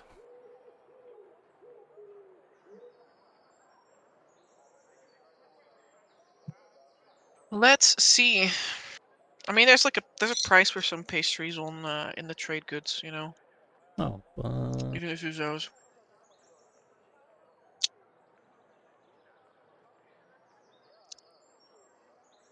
If you want high quality pie slices, they are gold piece. Yeah, you know what? I am fine with paying like Delphine's getting treated. Jesus. Yeah. First I pay for the market. Yeah, You're yeah. pay. Oh, she's loving life right now. But then Yeah. again, we need to convince her not to go live into the woods like some kind of hermit. This is true.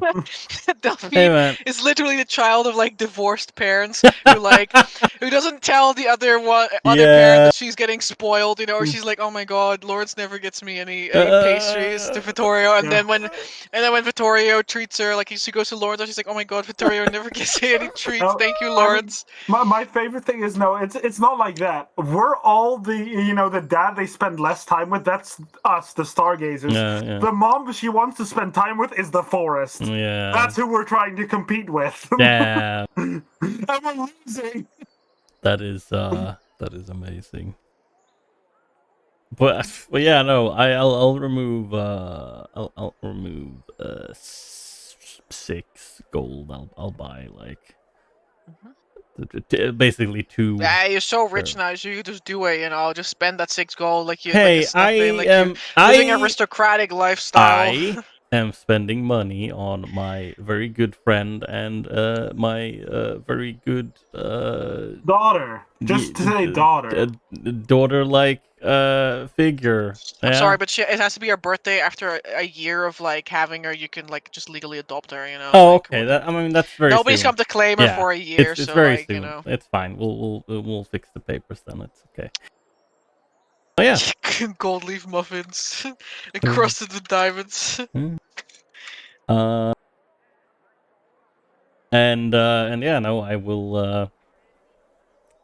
And then I will obviously deliver the results to Draxus at the end of this 10-day.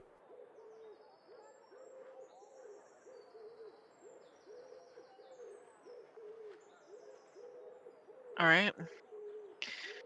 I will in fact not look at the letters because that's kind of rude. So rude, unbelievable. Yeah, I'm sure that Eric is like, oh hey man, maybe can't we just read the letters? That would be fun. Yeah, he's like, but the halflings all got to. I bet they read it every generation. Every generation.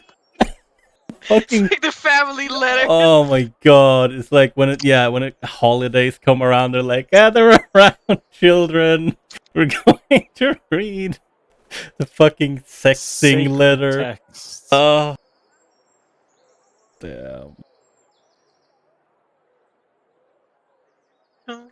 Oh, amazing.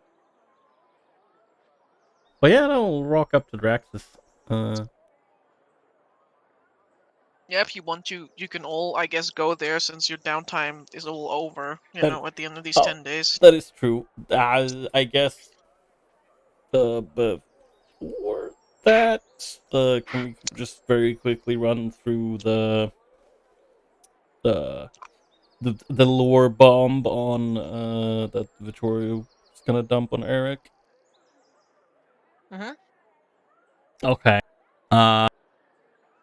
Some place where it's just the two of them. So either you know, time rewinds and where they were at the bar, or he does it. It's probably better that he does it during this week when they have spent time together. It's probably better. Anyway, wherever they are, he'll make sure that there's not really people listening in.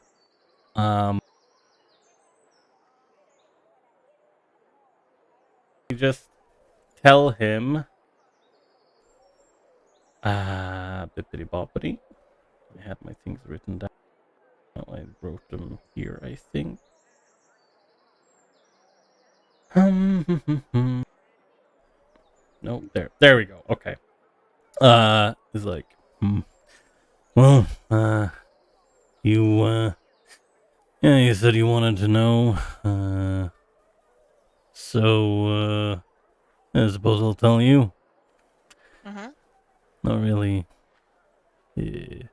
Not really. I don't think there's any real going back after that. You remember I mentioned, this weird adamantine coin I came across a while back? And he will produce said adamantine coin, which feels really fucking weird to hold. Most assuredly. Mm-hmm. Mhm. Yeah. So in my letter I told you I figure out some stuff about us. The proverbial. And he just kind of puts the coin on whatever, like, table surface. I've got one of those inside my chest, and so do you. So does Lillian. So does everyone of us. Eric's brows draw together. He kind of like, he stares at you, like, straight on with a neutral expression, then looks down at the coin, and then back up at you again.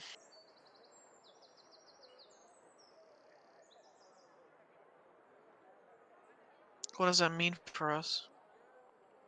Well, it's a bit worse than just having a weird adamantine coin in our fucking chests. I had Tokas, the little guy with the hat. I'm sure you remember him. Met him. It's a nice hat. It's a pretty nice hat, yeah. But I had him look into it with, magic, kind of figure out maybe how it was made, and he said he kind of got a. I don't really know how that particular magic works. Honestly, he gets like visions of sometimes how the thing is made, or when the thing was like last used, that kind of stuff. Anyway, he basically said that he felt like he was the coin and it was getting hammered by, well, fucking hammer. And had getting the Augustine Trading Company logo etched into it, and then suddenly heard a bunch of screeching, which just kind of got louder. Then there was mad, giggling, cackling, flashes of fire in every color of the fucking rainbow. And then finally he felt like the coin, that him in this case, in this vision, kind of felt full. It was empty before. And then all the screaming picked back up just inside of the coin. I also talked to someone else inside of Black Claw.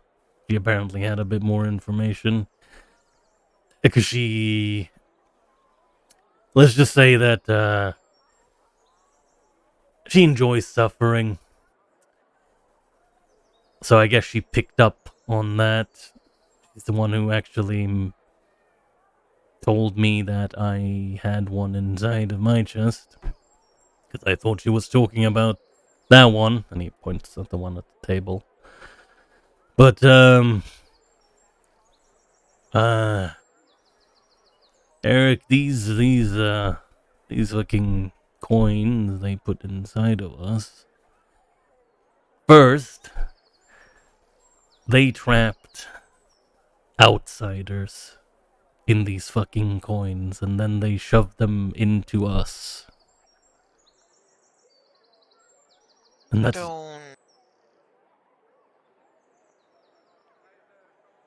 I don't think I understand. It's Eric with 10 intelligence. What does that mean? Eric, why did you not pay attention in class? Sorry, Vittorio, I only have lore monstrosity and lore beast, and I don't have lore aberration or lore aether, so Yep. help. He's effectively had like a scowl on his face as he's been talking about this, but now I guess his brow, his brow furrows a bit more. It's like they're outsiders. They, things like demons, that kind of stuff. The bad stuff. I mean, I understood that much. Just what is it? Why would they put? Then, like, what does it do? I don't know what it does. Can we not just like take it out? He's just like pulling at his clothing. I don't think that would be a good idea. Even if, we could just get someone to fucking operate. We don't know what the fuck would happen if we took it out. For all we fucking know, that these coins that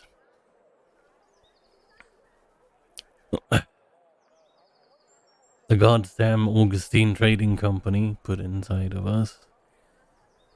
They are the reason why we are what we are. Take that out. Best case, we stop being what we are. Worst case, we just fucking die. Eric Roll like runs a hand through his locks. That's so messed up. Yes. As if things weren't already messed up enough with what they did.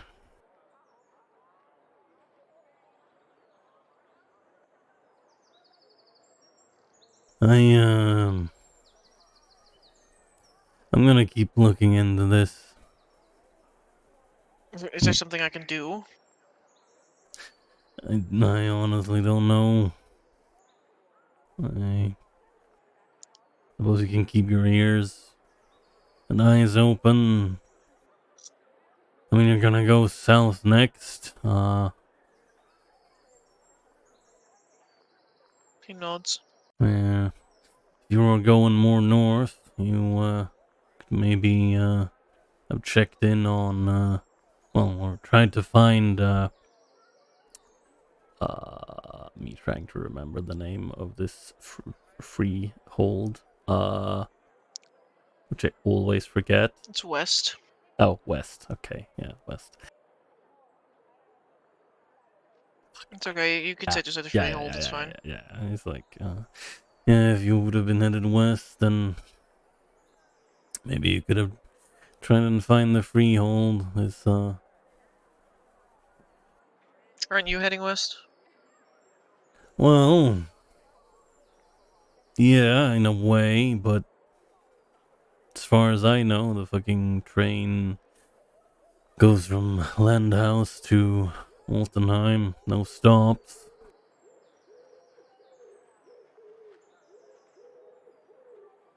Amber, would I know if uh if this the freehold is well, I know a supposed location like near the border. That's basically all the information I have. But is it would it be closer to Landhouse than somewhere else?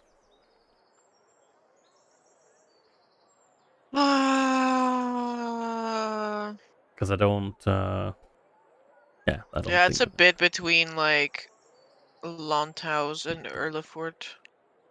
Landhouse and Erlefort. Yeah, like near the end of Northernland.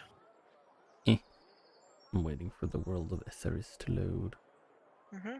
Ironically, a little bit north of Halflingshire Place, so you know. Oh damn! Come on, please But load. that's just life. 99%. Come on. You can do it, buddy. I believe in you. Okay, it loaded. Sunnout and Erlefort. So, okay. So, like, maybe somewhere here? Yeah. Damn, that's pretty far away from Landhouse, technically speaking. I That's mean, like, yeah, it's in between. yeah. Yeah, that's like 6 days of travel. Yeah, I don't think I can Yeah, but justify you guys that. want to go to Erlefort at some point as well, so you know. Yeah, Who knows where your travels will take you next? that's true. Maybe, yeah, if we didn't take the downtime, maybe Victoria could have justified it, but not now. Let's go to Landhouse. But yeah, he tells Eric, he's like, Hello. yeah, I won't be able to make a stop there now. I'll see if I might be able to after we're done in Altenheim, maybe. Don't really know, honestly, but I wouldn't know how to get in contact with you, but there's more of us down south. I mean, I can try to check up on you, you know, couple of days in the week. Either I use, you know, the 9 words sending, which is really weird. I don't know why it's so specific. Can use that, or every now and again, maybe I can ask Tokas if he has the spare juice to get you a message. He nods. At the very least, once it gets to Altenheim, you know, I can probably give you an address, you know, if you want to send normal letters or anything. I don't know how long we're gonna be there, honestly. We'll find a way to stay in contact, Victoria. No Yeah. doubt about it. Yes, that would be good. At least I won't find your necklace with some other ones on the road, or well, off the road, I guess. Anytime soon. He again. almost like instinctively grabs at it. He's like, no. Once was enough. Yeah. Trust you can't like that again. Yeah, you better watch out.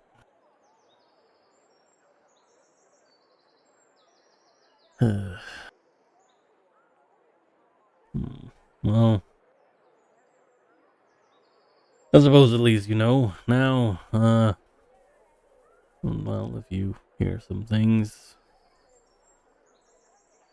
just make a note of it. And yeah, as I said, I'll be trying to look into it more. I can't really do much more with the coin itself, so I'll have to see. Maybe I can spend some money once we're in Altenheim. Get some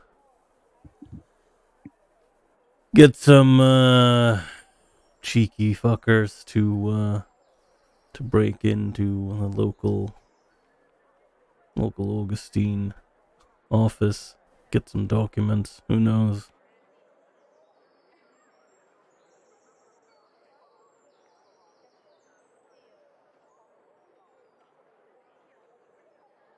Getting into a lot of trouble, I see.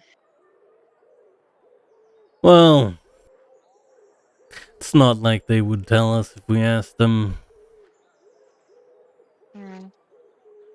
No, I suppose that is true. Which means the only way to deal with it is gather all the information and then maybe at some point march all the way to their fucking headquarters.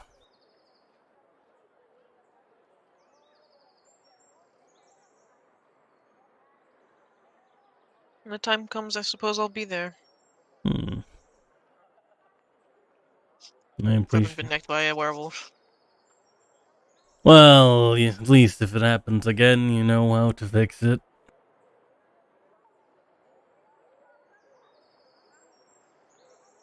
Right? You do remember. Chuckles. You're He chuckles but doesn't say anything. Yeah, you should probably remember that treatment, you know? Oh. Keep it in mind. Hmm. Alright, you and Eric can hang out. Yeah.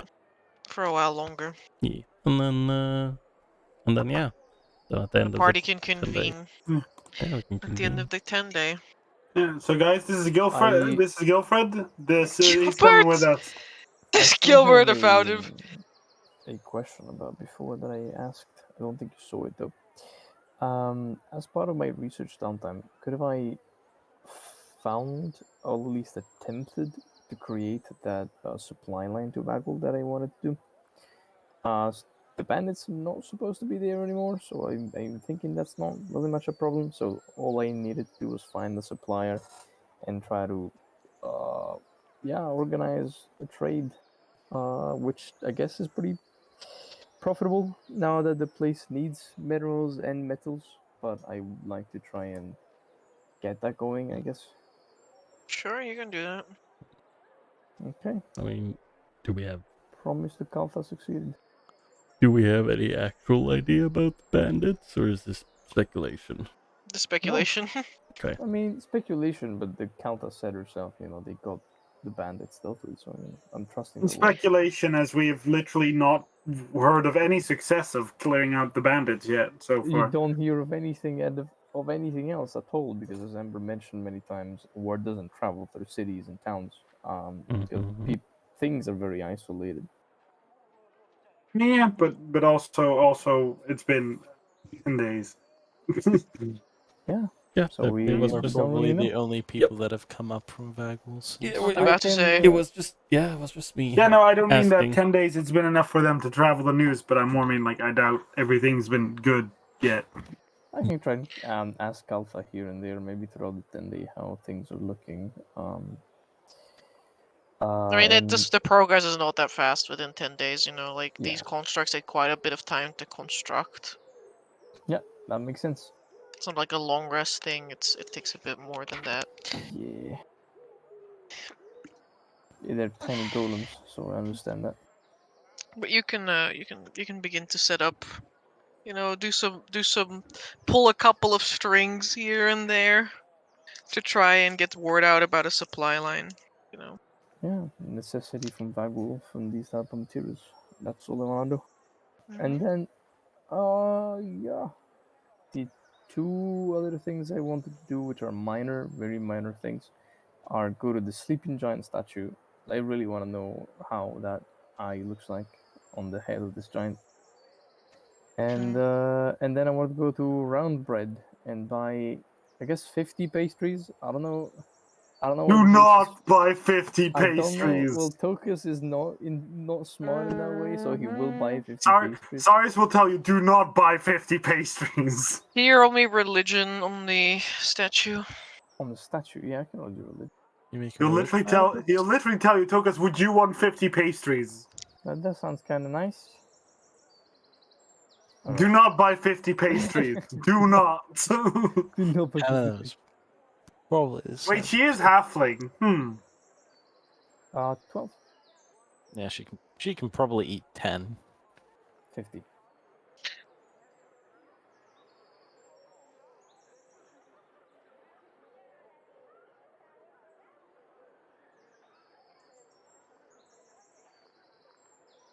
Took us studying the colossal statue. You will find that it's kind of the eye is definitely not the same as the one you're probably thinking of. But it does have something familiar in it. You're pretty sure this is symbolry like man, this has been so long. I don't think anyone remembers, but that's fine. Reminiscent. No, you don't have to worry about that. It is symbols related to either Zabriel or Typharia. It's very reminiscent iconography to them. Zabril or Typharia. Okay. Former goddess of knowledge. Very, very tinky winky here. I see. Yeah, nobody remembers. It's fine. No, it's okay. It's okay. I remember Zabril has a little bit of an eye as well. It's funny because both Zabril and Venin have eye-like iconographies, and they both hate each other. Yeah, because they stole each other's homework. Like who stole what. Literally, who was the first guy to have a little eye on their forehead? Who knows? But yeah, that's a statue. Yeah. Which I put in related to something from so long ago that I don't think anyone remembered it. So No, not really. I don't remember. that's fine. No biggie. She says in pain. It's okay. You can read the text of the sleeping giant a couple more times, and maybe you'll remember, or maybe you won't. I shall. But you can buy 50 pastries if you want, and you and Jace can consume them or keep them in your wagon. That's also fine. That's no big deal either. Yeah. It's a lot of money for pastry, but why not, I will send her and ask her what her favorite pastries are. But if Why she don't you doesn't... just go with her? Like, she's literally there. Just go on a That's date. true. I thought she was busy. Oh yeah, we can go walk around, sightsee the statue, and then go buy some pastries. Alright. You both study and, like, nerd out over this statue. 100%. The iconography is like on the page of the thing, Faris. You can read it about the sleeping giant. It's an eyeball. Yeah, double check. Intricate eye-shaped pattern on its forehead. That's what it is.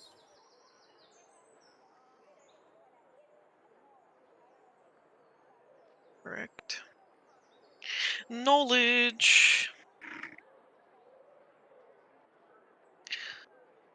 It's pretty much a planetary, but Typharia, the goddess of knowledge.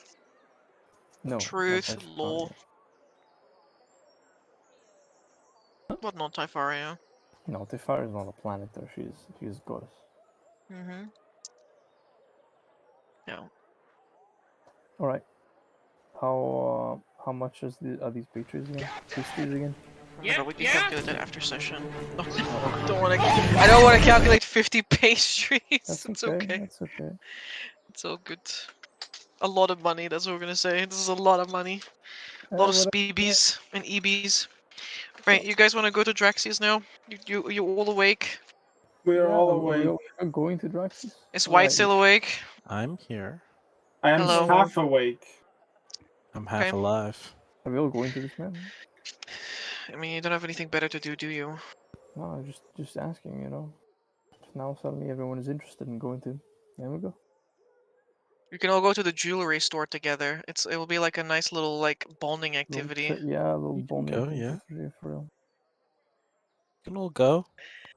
I don't know if I've given everyone their cash yet, but like, if someone Yes, turn up you. and I'm like, money, Here's coin. this is literally Money, sin. money! I understand it's the root of all evil. I immediately give Zarius his take to stop him from grabbing the entire container. Sorry, just like stop the moment he has the money. That's in I small literally quantities. like I pull out a platinum piece and I quickly throw it across the room to send you flying, and then I load out your section, put it on the table, and then close the suitcase, move it to the other side of the room. So it just kind of Jesus looks like Christ. I'm not a dog, you know, and then goes after grabbing the platinum piece. And On the floor. He says, Yeah. in He his says, "Mr. Penny Picker." Bro, you say that, but if someone was to just throw $100 out in front of you on the floor, are you not going to run and grab No, it? Mark, you are wrong. $100 would be a gold piece. It's even more than that. Would you not run after and grab it? No, I would fly after it, Mark. I would just like, wee! 100 euro. More than that. Alright. You guys go to visit good old Draxius. I look at Draxius and say, nice ones. I facepalm. Draxius looks at you and he says, nice horns. Oh, Facepalm again. He's ready to deliver a joke that will destroy your soul. Be ready. Circus raises his hands. Hello. It's been a long time. A while, let's say. I believe we've made some progress in the search for, well, you know who. Can I please, before you say the thing? Is that what he says? Can he please No, it's before you me, talk it's to me, me, can he it's please- me. He turns to Zarius after they exchange their horn talk and he says, "Do you know why cows have cowbells?" I look at him as like, well, I know why they have cowbells in Amber Current, but why do they have cowbells here? Because their horns don't work. Ah, I get it. Toot toot. Jesus Christ. Oh. I facepalm for a third time in 5 Christ. minutes. We have bonded. I've made a contact. I'm writing it down, guys. No, I'm kidding. Spend 250 GP for noble carousing there. It is good to see you again. Yes, and we bring good news, I believe. I haven't exactly found your father, that's a pretty difficult task, but I believe we have some sort of profiling, I suppose you could call it that way. Yeah, I'm profiling. Put some letters that are addressed to your mother, and what I imagine is a couple of his scales. Also a name, of course. Oh? Or, well, Name even. I mean, I assume it's, not his actual name, him being An a... alias, you could Yeah, an alias. I did some digging and some help, and he looks at Delphine. Technically, we also might have a name. It's an assumption, but it's a pretty good one. Oh, bless you. Oh, Oh! Explosive. Oh Another my one. God! Yeah, there we go. Sorry. Very blessed. Draxius holds out his like He has pretty large-scaled red hands. He holds them out like gently for the old letters. Yeah, so I'll hand them to him. The letters disintegrate as he touches. They burn. What? I finally found you, father. And he's like, well, yeah, that's for the alias. It was Fritz Marrowman. Apparently your mother was married to him. Actually owned the property that turned into the halfling's treasure. Kind of pastry sweet shop. Has been in the hands of some halflings for quite a few generations. A peculiar name for a dragon. Well, as Fritz. we said, probably just a human alias. And he looks at Tokaz. Especially considering the nature of the dragon itself. I believe we were seeking for a red dragon, and there is, well, a particular one that fits many boxes of description that was previously seen throughout Graphedom in the past. And by the gods, I cannot pronounce that name, so Tokas will say the name of the dragon. What is the name if you fully write it out? Amber can pick. Drazeret. Mine's Drazeret. There we go. Oh my god, okay. Drazeret. There you go. Okay. Darius gonna do it, guys. Okay. It's like Malzy Drazeret. Malzy Drazeret. He says reading a pamphlet that Tokas shows him. Malzy Drazeret. Real. That's pretty okay. Yeah. Lawrence, there's a thunking sound behind you. Oh, no. Turn around. Mara lays on the floor. What? No, she's gonna learn more weapons. What is wrong, my baby? You're gonna get your cloak all dusty. Mara lays on the floor, like on her back, like little legs up in the air.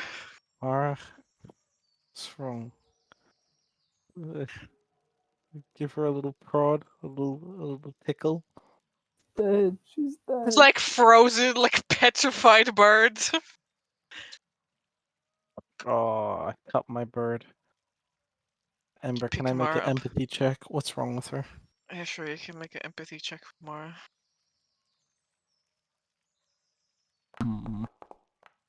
Oh, Mara explodes. Lawrence, you look at Mara, you're pretty sure Mara's dead. Like, what the fuck? Oh, I start abruptly panicking. I'm like, Mara! This makes it 2 stores in which Lawrence made a scene in the past 10 days. I cannot lose more allies to arbitrary circumstance. Imagine this guy just looking at this situation. Imagine this guy just looking at this situation where it's like suddenly this bird dropped dead, and then you just see this priest collapse. He's like, no! No, my bird wearing a full costume as well. Victoria's like, what's going on, Lauren? Mara's dead. She just fell over and I can't get her to undead. Ember. I heal Mara. For 40 HP, she develops cancer because it's too much healing. Mara dies from too much positive energy. Tokas turns around. Where's my blinks? Cure wounds. Here we go. Lawrence, there we go. Mara's not dead. 3rd level, cure wounds plus all the prayer of healing. 3rd level into Mara. She's dead. Heals a grand total of Mara's 2 hit points. She died. She overhealed. Please don't give her alive, cancer. Do I bring her back from the dead? Mara's like laying in your fucking, like, on your hand, like panting, like the entire little bird rib cage like expands and contracts rapidly in their eyes. Like her eyes are just like frozen in place, so are her legs, like upwards, Okay, and like Mara. curled in little bird fists. It's okay. It's okay, Mara. I'm here. I'm here. It's okay. You're okay. You're okay. I will soothe my burb. What Took the a fuck circle just around. happened? It's if Mara was dead, she would be gone in a puff of smoke. I can tell you, without any medicinal knowledge, that she's okay. Well, probably not okay, but at least she's not dead. Anyways, Oh, she's okay. I healed her. right. Try to keep it on the down low. Oh, now He it's throws okay. his second Mara needs head. me. Mara was trying to make a joke. Mara did Guys. not develop brain tumor because. Guys, I don't want to sound a little bit insensitive to Lawrence, but we are standing right in front of someone that we came to talk to, so I... Yeah, right. Have your conversation. Don't mind me. Yeah, okay. All right, never mind. Turns around to Draxus. Oh, So, baby. we were talking about The Miles name, yes. Fraser. Yes. Bar screams. Ah! I died! Wait a moment. I I look at Vincent and I smile as I lean over and nod at him, knowing what he's going to do now. What? I turn around to Mara. I squint. I say again, Mousy Fraser. Stop it! You're Yeah. upsetting her. This is Mara screams for minutes on end. I died. I fell from the place. This gif is Vincent. There's a lot to unpack. Let's take Mara outside. We have to talk with this gentleman here. We'll take care of Mara in the meantime. I'm so sorry about this whole thing. I don't know what's happening to her even. So I guess I'm not gonna repeat that name for a fourth time. I hope you know of this creature.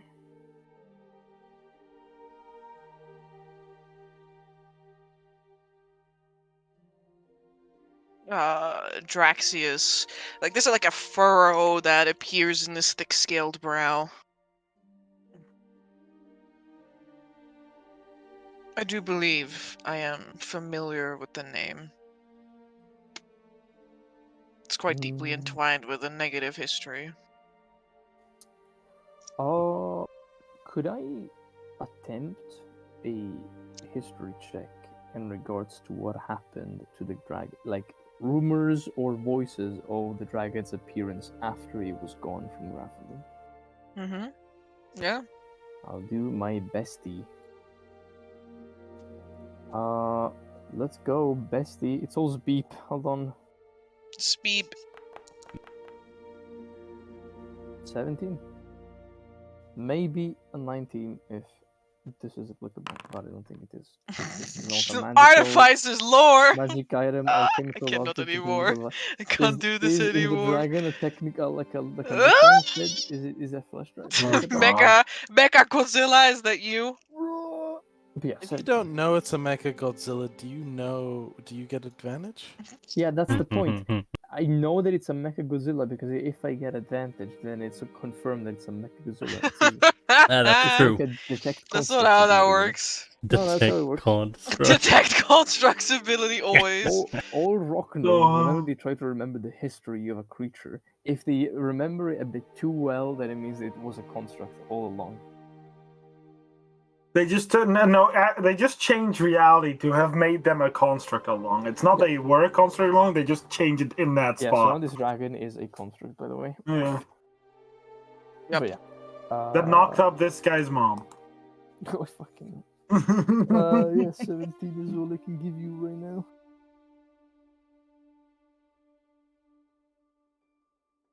Because there's like a lot of rumors about what happened to this dragon that would like float around, probably some of which are as outrageous as Emperor Erasmus killed it, but like that was like 100 years. Like Emperor Erasmus was like quite a few decades before that, and he abdicated the throne well before that even. Are there rumors that are present in other locations that maybe seem to me sort of matching with the ones here in Grafton? Of ancient, like, red dragons? Yeah, like fairy tales. Maybe I've heard of a tale of oh, this dragon in the Vatican did this, and maybe thinking about it, the timeline matches up with. But yeah, but he also disappeared from Grafening a few centuries before. Nothing of the sort. Okay. Scarce Fair enough. few dragons have been seen anywhere in the world in the past 100 years. Don't worry, Right. I just need their breath sac or something new to put into my body. What? What? So What did you yeah, just say? he wants to What? become basically a wants biomancy the golem. sack. He wants to take apart dragons and slowly replace himself with one. He's like Actually, in he's like Fizzbands, Norman there is Stein. a stat block for people that have like Yeah. something like this. It's like Norman Stein's cousin who tried to become a lich but ended Aren't they up called mimic cattle. draconians? Anyway, the point is Yep. that this dragon, along with all the other dragons, just disappeared, and like nobody heard from them since. Yeah, Tukas will say that, and he'll bring up the fact that there's many clues that lead to the belief that it might have been him. Beyond the fact that the title, of course, it's a bit on the nose, quite evident, I suppose. It's also how he was used to appear in the middle of the city. He for sure had some sort of camouflaging or disguising ability.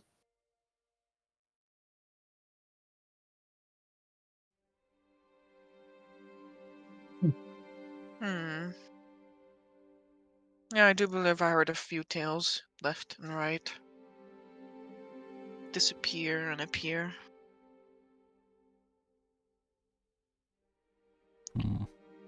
I found it a bit interesting that the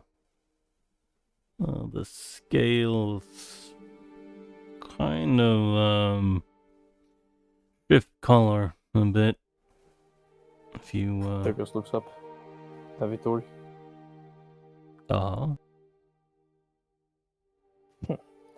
Haven't had the chance to take a look at those. I suppose. I never heard of a dragon that shifts colors. Yeah. It's a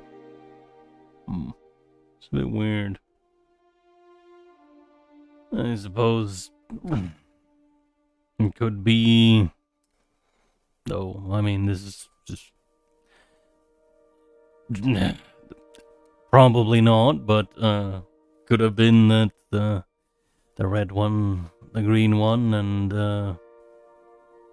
the gray one that was spotted around here around the same time were just in fact the same dragon. I mean, I would understand a different color, but a different morphology. That sounds quite. Took us things for a moment. You said those scales change color, or can you be more specific? Well, I mean, depends on how the light hits them. I mean, I assume at this point they're like on the Yeah, they're on the with counter. Draxius. Yeah. I wouldn't expect the common man to be able to tell apart the morphologies of dragons. That's for sure, but Yeah. I remember someone describing the grey one as a serpentine creature. That would mean that perhaps this dragon could change its shape, not just into a humanoid, but something else. It's starting to remind me of certain someone I know. Have you these scales on you, Vittorio? He gestures to wherever Draxus put them, like on the counter or something. Looks up to Draxus, kind of tiptoes up to the counter. May I see them for but a moment? Yeah, Togosi will show them to you. I look at them. Ember, are these the skills of a prismatic dragon? Because I know a prismatic dragon, I think he's a prismatic dragon, right? Or was.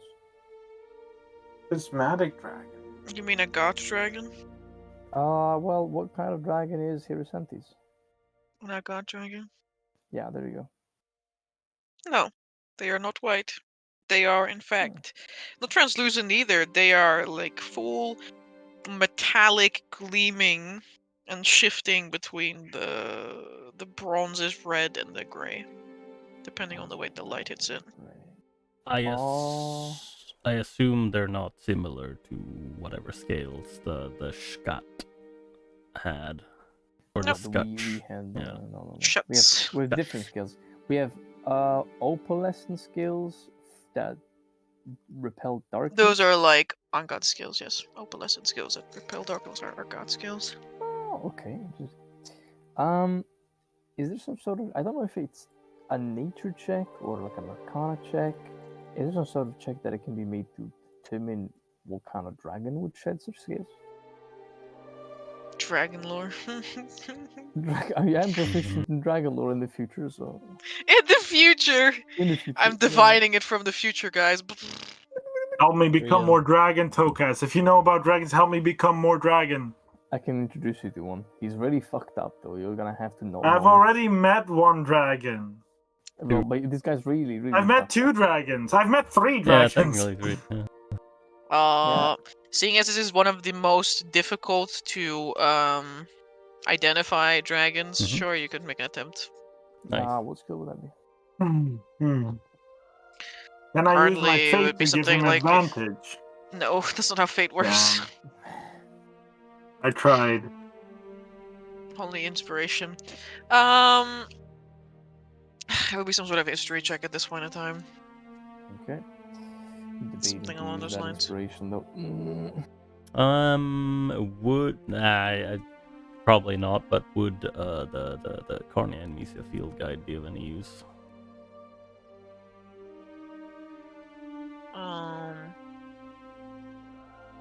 I don't know. I don't think so. For just no. No. Okay. What could we use? That's a good question. Actually, you know what I'm gonna use? Let's do some science. Yeah, let's do some scientific experiment. I'm gonna use the property of my book to help me out here. Okay. It's gonna be a history check. Never mind. That's a horrible check. Oh, But that's a 14. yeah, 14. Because it surely is reminiscent of something like perhaps a red dragon, but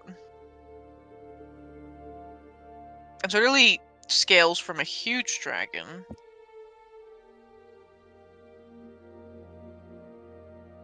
But you're not sure what it could be exactly. Then defeated. Defeated indeed. Alright. Defeated by Maldrate's Ret again. Literally, yeah, he's doing a mumble to himself a little bit, trying to compare it to the many dragons he has seen. I've seen way too many dragons in a lifetime for a normal person. Not all of them are scaled though. Like, No, it's Scrakequall's true. not a scaled dragon, they have more like a leathery skin. Scrake was not a scale dragon. His Santis pretty much didn't have any skills. It was all goop. He was goopy. It was goopy oopy. It was oopy goopy. It was a baby. copper dragon. There was a copper dragon. There was Did a have green skills. dragon. There was a black dragon. See, too many dragons. You're not really sure how good the green dragon was actually meant to be a green dragon. No, but it was pretty realistic, you know. Yeah, it is pretty realistic looking. Whether it's actually a good representation of a green dragon is another matter entirely. Well, you've seen a real green dragon. Weird. Yeah, the ones whose heart is beating in my chest right now. Also, Oh, the shadow green. dragon. Oh, you also saw shadow dragon. Yeah, sure. So that was only alive for like fucking 6 seconds. Yes. enough for me to shape change into it. Oh, Sorry, Druids must study it for 1 minute. no. Oh yeah, but that's it. I'm gonna accept my failure and be sad as I shake my head after a bit and say, nope, really can't figure this out. Thought I had a hunch, but this seems to be some sort of strain of fire dragon. Well, red dragon. My apologies. You can't really offer to reroll with my fate because that's not how it works. No. I can roll to myself, but you know, I have no knowledge of this. I have no recollection of this place. I did not warn that I use my spells, so I cannot use any of those at all. Hey, do you want my inspiration after the fact? Here, I have bardic inspiration. It's a How do you feature use it? it's a feature I forget that I now have. Yeah, I Here know. you go. Unbelievable. We're gonna Amber. need to figure out what's wrong with Mara anyways. Poor baby. Oh, Amber, is she okay? No. Oh, Mara is like making a scene outside. making a scene. Oh, Like this bard is convulsing. oh my gosh, my poorest baby. My strongest soldier. How can I help her? How can I calm her? Can I calm her down? Say Malzy Drazer it, but like the opposite of it. Like, Oh yeah, say it like Say it backwards so you take it backwards. back, you know. Beetlejuice, Beetlejuice, Beetlejuice.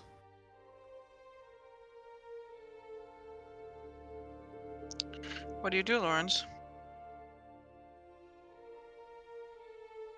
Lawrence will try to reassure her that it's okay, that she's alive, that he's here, nothing bad is gonna happen to her, that everything is okay, she has nothing to worry about.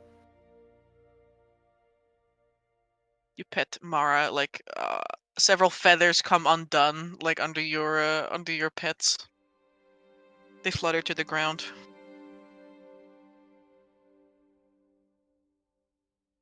Mara looks up at you, almost with like teary eyes, but they're just like gleaming barb eyes. Oh, Laura. They fell from the place. No, I know, sweet thing. You fell from the place, but you're here now.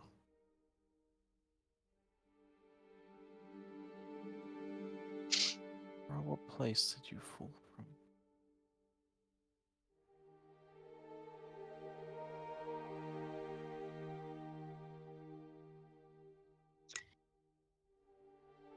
Mara turns her little beak up to the sky.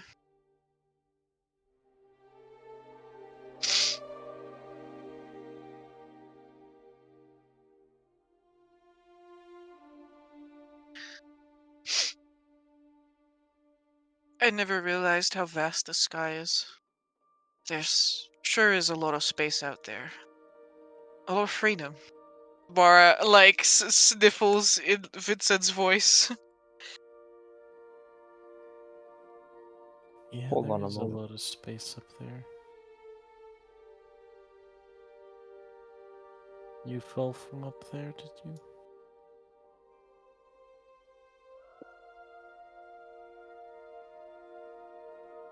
Somebody push you off something, Mara?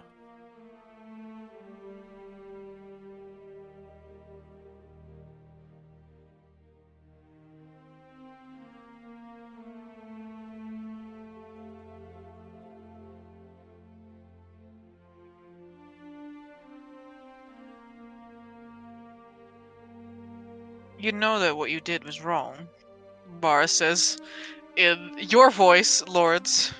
But the sentence like kind of abruptly stops there, as if though like someone else's name is about to be mentioned there. It's just Mara.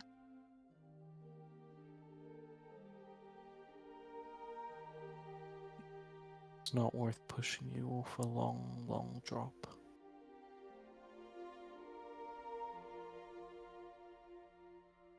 I forgot. I know. But I'm telling you, being pushed to your death, not something that's for you. It's not justified, even if you forgot. Okay? Mara opens her beak and makes a sound. Like she mimics the sound of sniffling. Oh. Doesn't actually sniffle because she doesn't have a nose. Is this actually... More feathers fall to the ground, Lawrence. Oh, I'm picking them up. They dissipate in your hands as you try to pick them up. Mara slowly becoming more and more bold. Ugh. My poor being.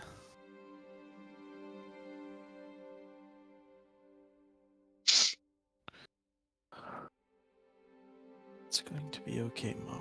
I'm here. No one can push you off places.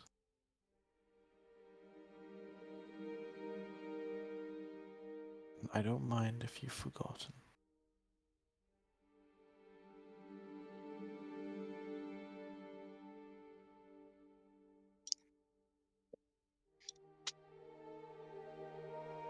Do you know the name of the person they were talking about in there, Mara?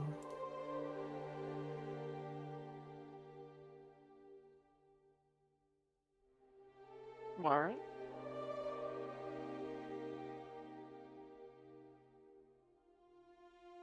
No, the other name. Mara? It also starts with an M.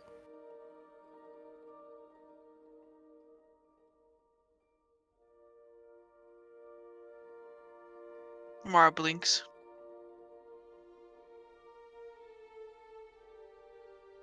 Mara.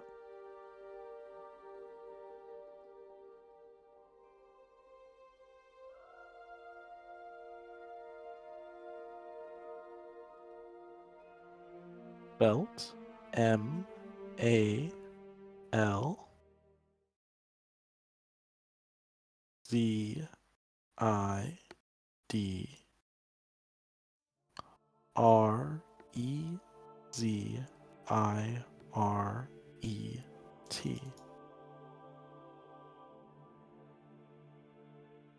Does that name mean something to you, Mara?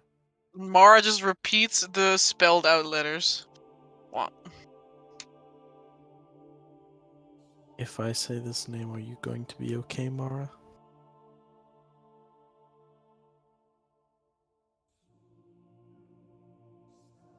Are you going to be okay, Mara?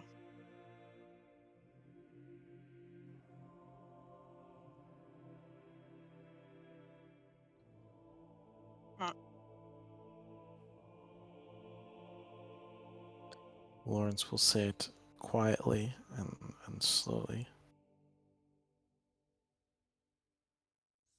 Malzaret's right.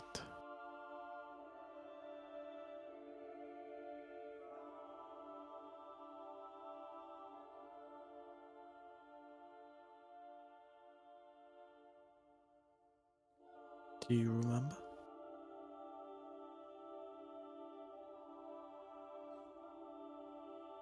I forgot.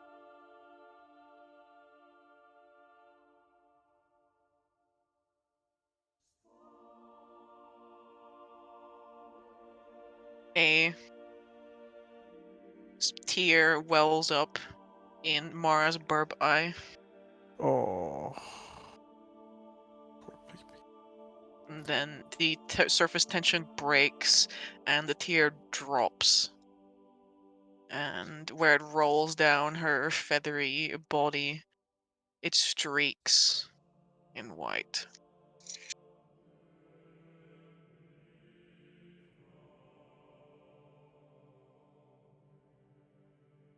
It streaks in white. Yes. Like as in like her feathers are dyed, or like As though someone took a paint roller over the path that this that the tear leaves, yes. oh. Lawrence will pull out a little handkerchief to wipe away You Mara's. wipe, and it's almost as though it smudges.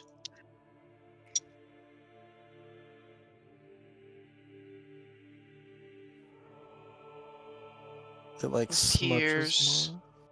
Yes, as tears well up from Mara's eyes and cloud over them, painting them to in a lighter shade.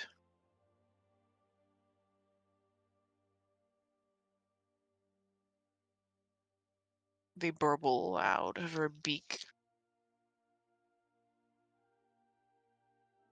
as Mara sobs uncontrollably in as good as mimicry can be, I suppose. Oh, I will sit down in front of the shop with my burb in my arms. And counsel Mara.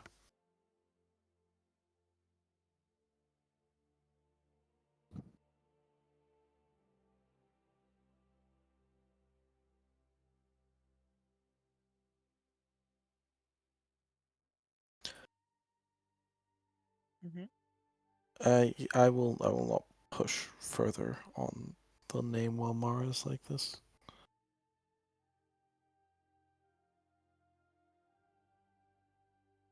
As Lawrence feels quite guilty he made her cry.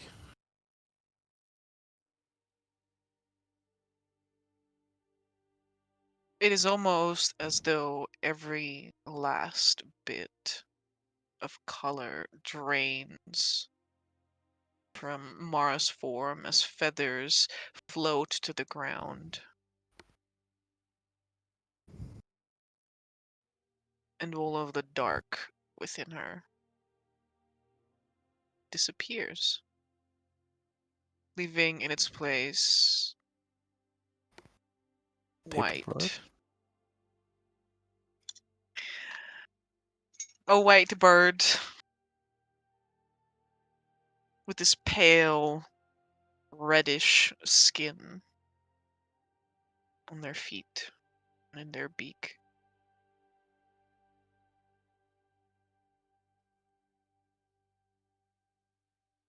Mm.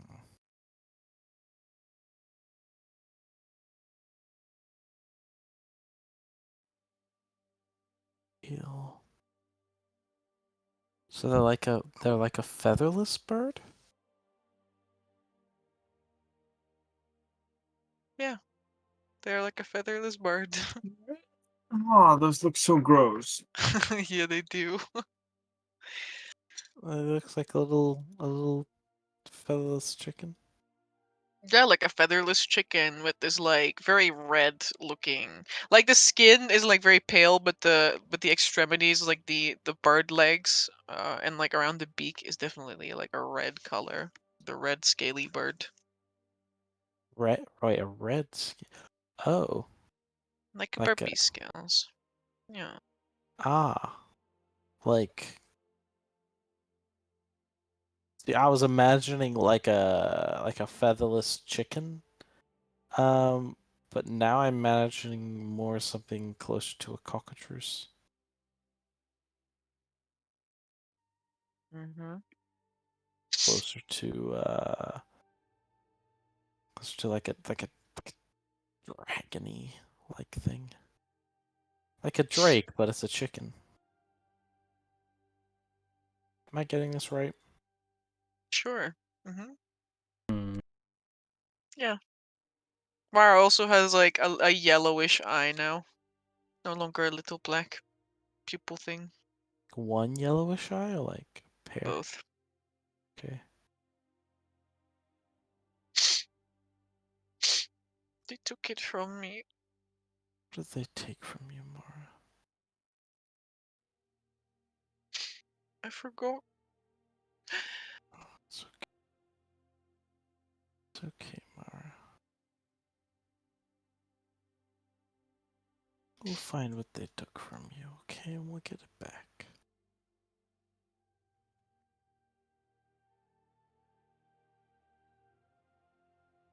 Mara's tiny little clawed foot wraps around one of your fingers.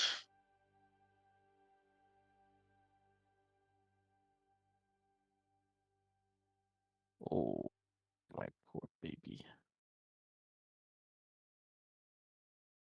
I will put a little um I'll wrap my littlest finger around Mara's littlest I guess whatever's talon like feet Mara has. In like I guess a returning gesture. Um was it this We, dragon man that took it from you? Mara's like little fist like squeezes around you and she says in Tokas's voice, "We found some information." That we did.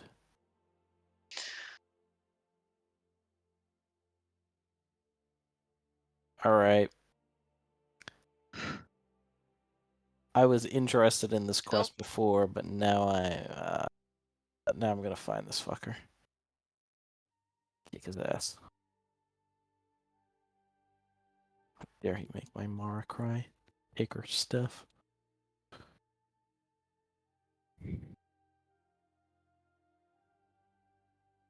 We should help.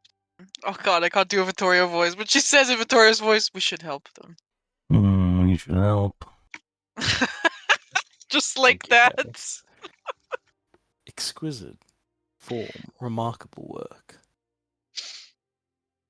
Another task on the task list.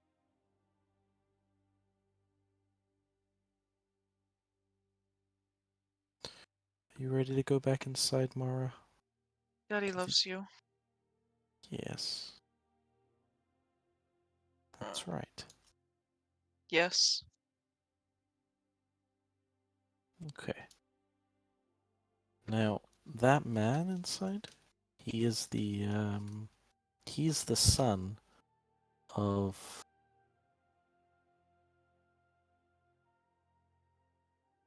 the dragon man whose name I will not say. Mara's pupils grow wide. Now you can see them because they're actually like little black pupils in yellow eyes. Yes. Daddy loves you. Mara starts crying again. Oh.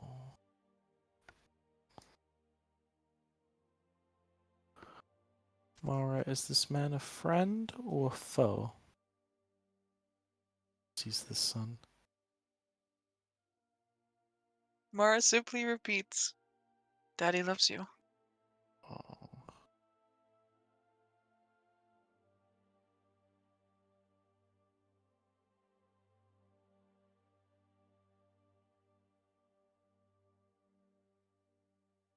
It's Mara.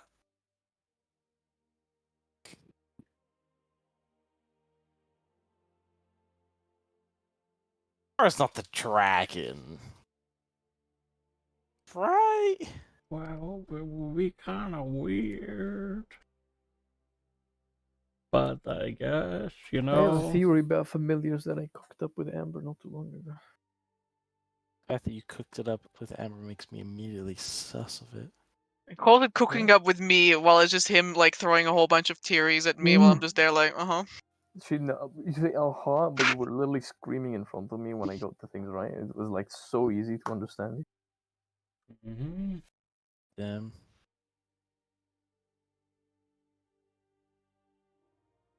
Well, my base theory is a reasoning that's focused on the casting of the spell Find Familiar. Familiars are spirits. They're not specifically animals. They can be fae, fiends, or celestials that take the form or shape of a creature of their choice, or of your choice sometimes. Invasive familiars have a different shape that you don't choose, meaning they are spirits of some kind of nature that took a certain shape and retained that shape through castings of the spell for a certain reason. So my current theory is that for invasive familiars like Mara, like Crowley, like Radigan, or like our good dog boy that exploded not too long ago. the Valerianus never forgets. Literally, Rip is Valerianus, that yeah. these people, these familiars, are either people or entities of any kind that most likely died in their past, but their soul, instead of passing over, remained bound, much like a ghost. But something else happened that must have given them this different form. For example, I don't think Radigan is just a normal cranium rat. I'm not sure, I don't remember why, but I found a way to disprove the fact that he had a swarm in the past. I'll have to think about that again. But there's many clues, especially about the personality of these familiars, that imply that it's not just a spirit; it can be the soul of a creature. An example for Mara, it can be the soul of a dragon or a draconic entity, for example. Maybe Miles Razor died after the long time that has passed, and somehow, for some reason, the shape of the soul is this. Many times they might be stuck into such a shape. Like I think Radigan is as well. He keeps talking about the chosen one and unchosen one, and I actually have a working theory of who that might be. Why would it be a raven then? Who, Mara? Well, why would Mara be a raven? Well, why are you trying to diss me right now? Yeah, exactly. I don't know, but what she says usually makes a lot of contrast to what she is. She keeps saying she fell from a high place and she's a raven. So if I was someone, whether I'm a person, a dragon, someone else, and in my past life I fell, then taking the shape of a flying creature would be a pretty good oxymoron to signify my fear, I guess, the way that I died. And sometimes, if you are the soul of an innocent person or a creature, whatever that was, and you're transmogrified into a familiar, the first thing you want is to defeat the main. Yeah, if your main fear is the fear that you brought along with you when you died, which is splattering on the ground, first thing you want to do is have wings. Maybe. My brain will not remember this, but yeah. We can repeat it another time. Lawrence, do you return back inside? Sorry, what was the question? If you go back inside, because that's what you asked. Yeah, I'll take Mara back inside. All of you can see the mess that Mara is.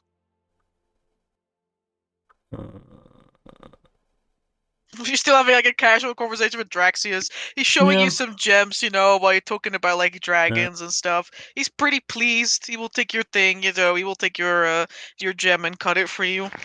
Nice, thank you, man. So nice, so kind. You were kind enough to look into some things for me. Nice skills. It's never a bad thing to get more informed. I believe I can perhaps warn you of any other updates if in our travels we'll ever learn more about this draconic creature. Funnily enough, I think I've met about 6 dragons in my lifetime, and it's about 35 years. I think it's a lot more than the average person. I'm supposed to maybe slow down.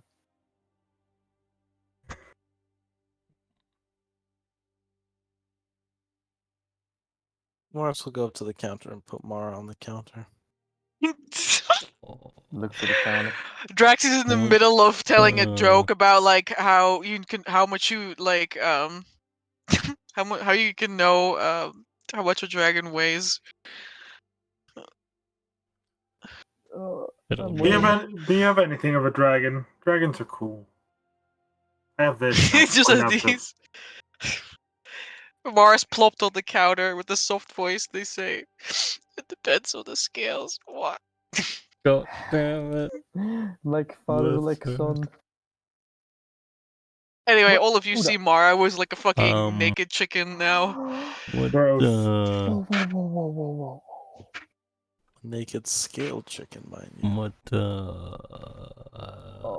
happened to? Kind of. Yeah, looks at Mara, looks at Lawrence. Mara, is experiencing, Lawrence will say, patting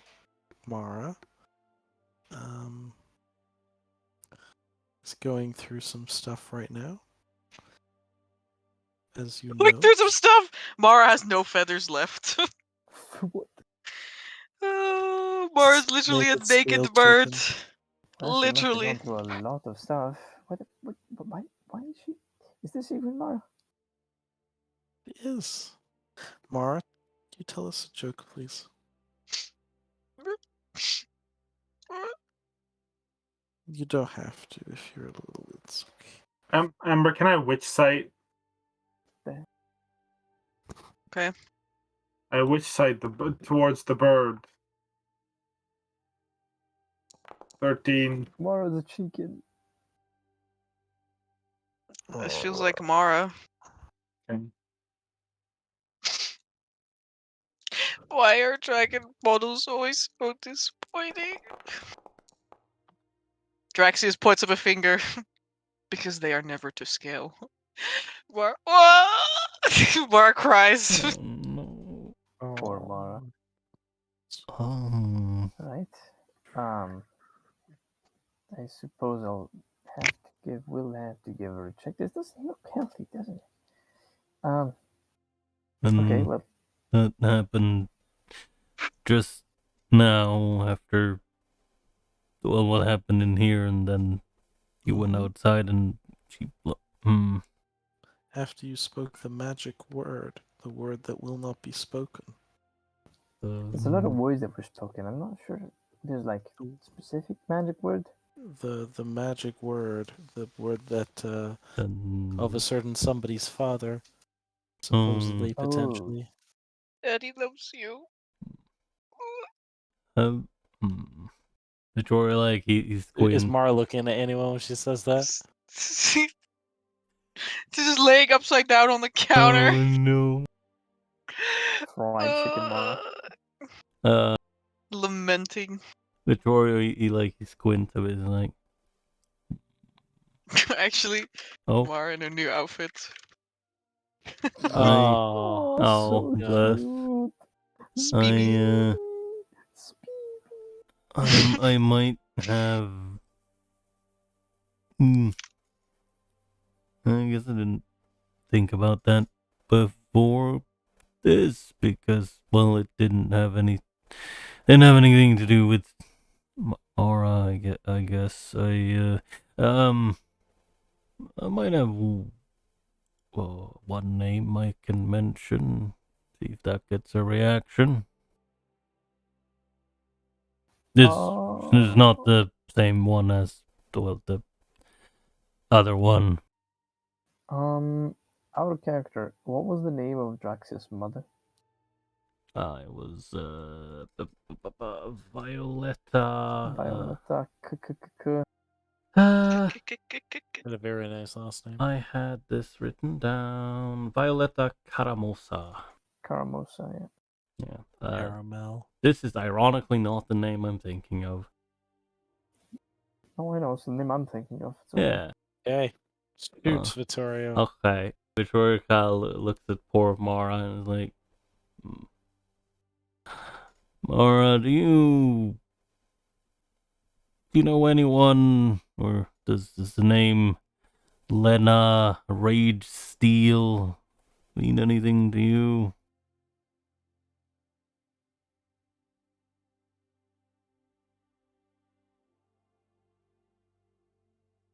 Mara repeats back to you. Does the name Lena Rage Steel mean anything to you? Well, I guess not. Well, let me attempt. Mara, does the name Violetta Caramosa tell anything to you?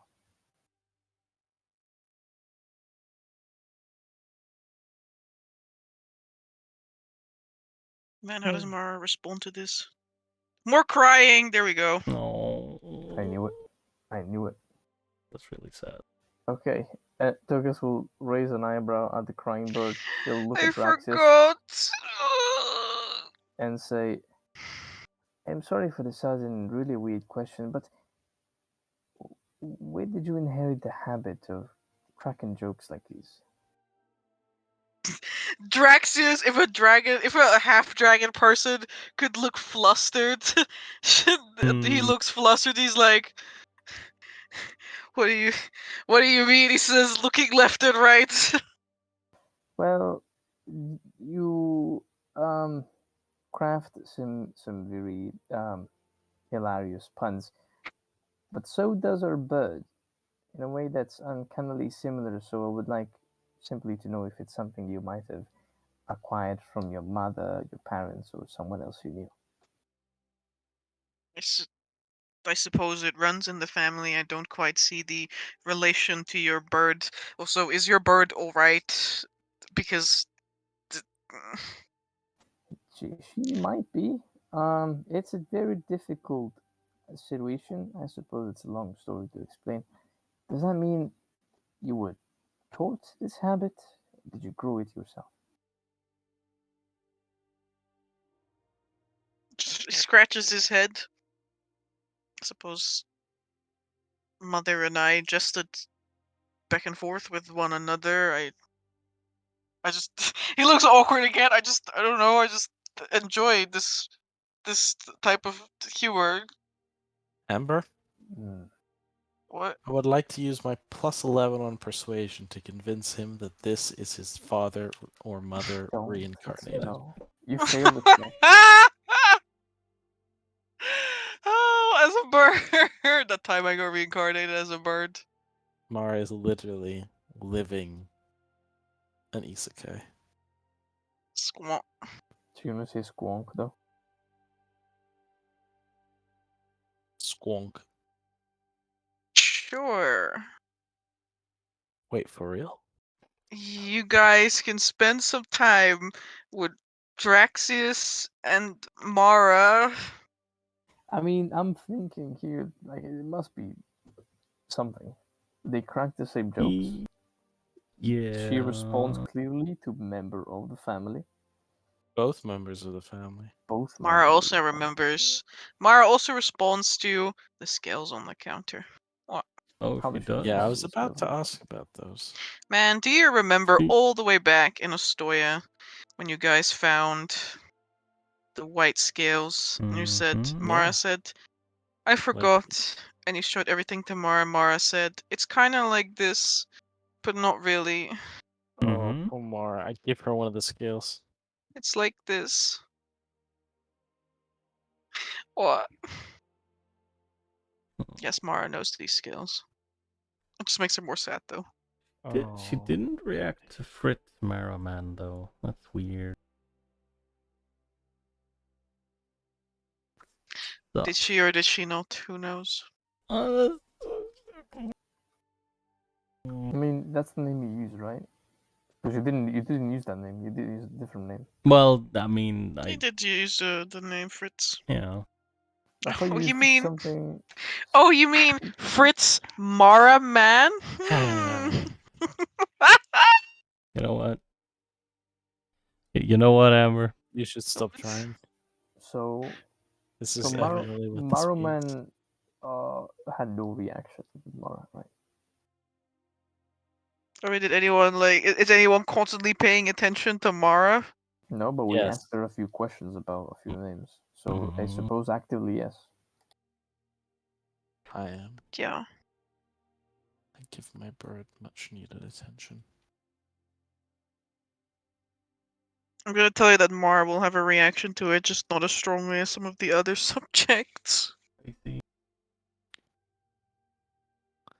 So here's some hypothesis crafting. Either it's a young dragon or a drake that was spawned after the ancient dragon left Grafton. It lost sibling, the mother. It cannot be the dragon himself. Why can not be the dragon itself? I just don't believe an ancient dragon soul would end up as a familiar. I mean, Hmm. why not? If you want to go with that, yeah, There's a the limit idea. to how powerful a summon from a familiar spell can be.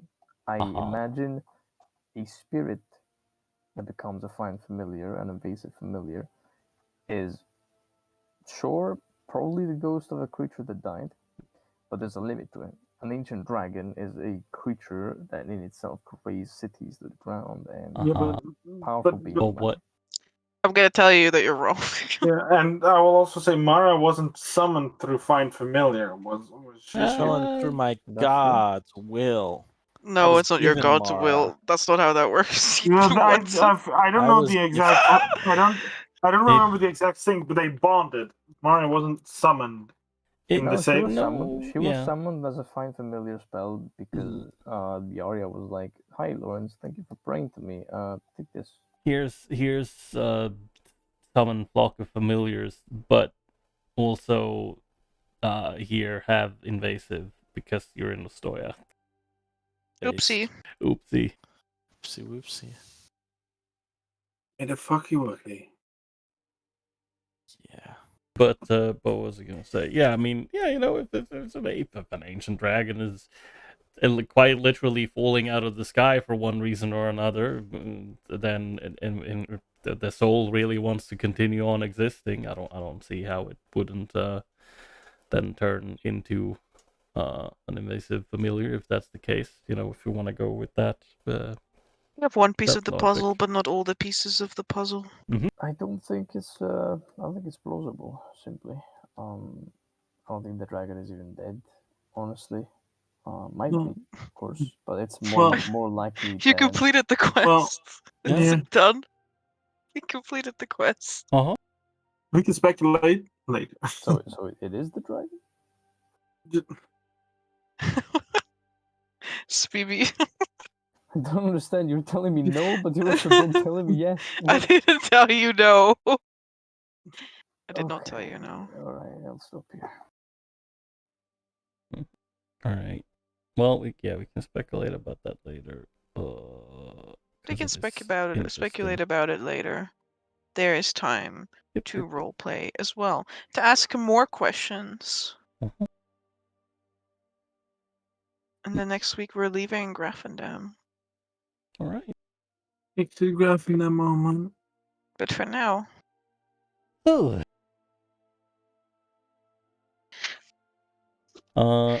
Thank for you. For now, I thank you all for being here. Yeah. Thank you everyone for being here watching. Thank you everyone for sticking around and playing. It was well, we started late, so that keeping that in mind, I mean, yeah, we kept going for 4.5 hours, which is pretty good. And yeah, thank you, Amber, for hosting. And yeah, we'll see you guys next week. No Calamica tomorrow, as we said in the beginning. Long rest as usual over on their channel, and then we're maybe having City Below on Thursday. I guess we'll keep you guys posted on that. Correct. Because if all goes well, I will see you guys. Actually, you are all cordially invited next week to murder on the Altenheim Express. Yo, that was my expectation. I knew it 100%. from just reading those things. I knew it. Yep, 100%. All right. Well, with that, we're gonna leave everyone. Bye bye. Bye bye, everyone. Bye.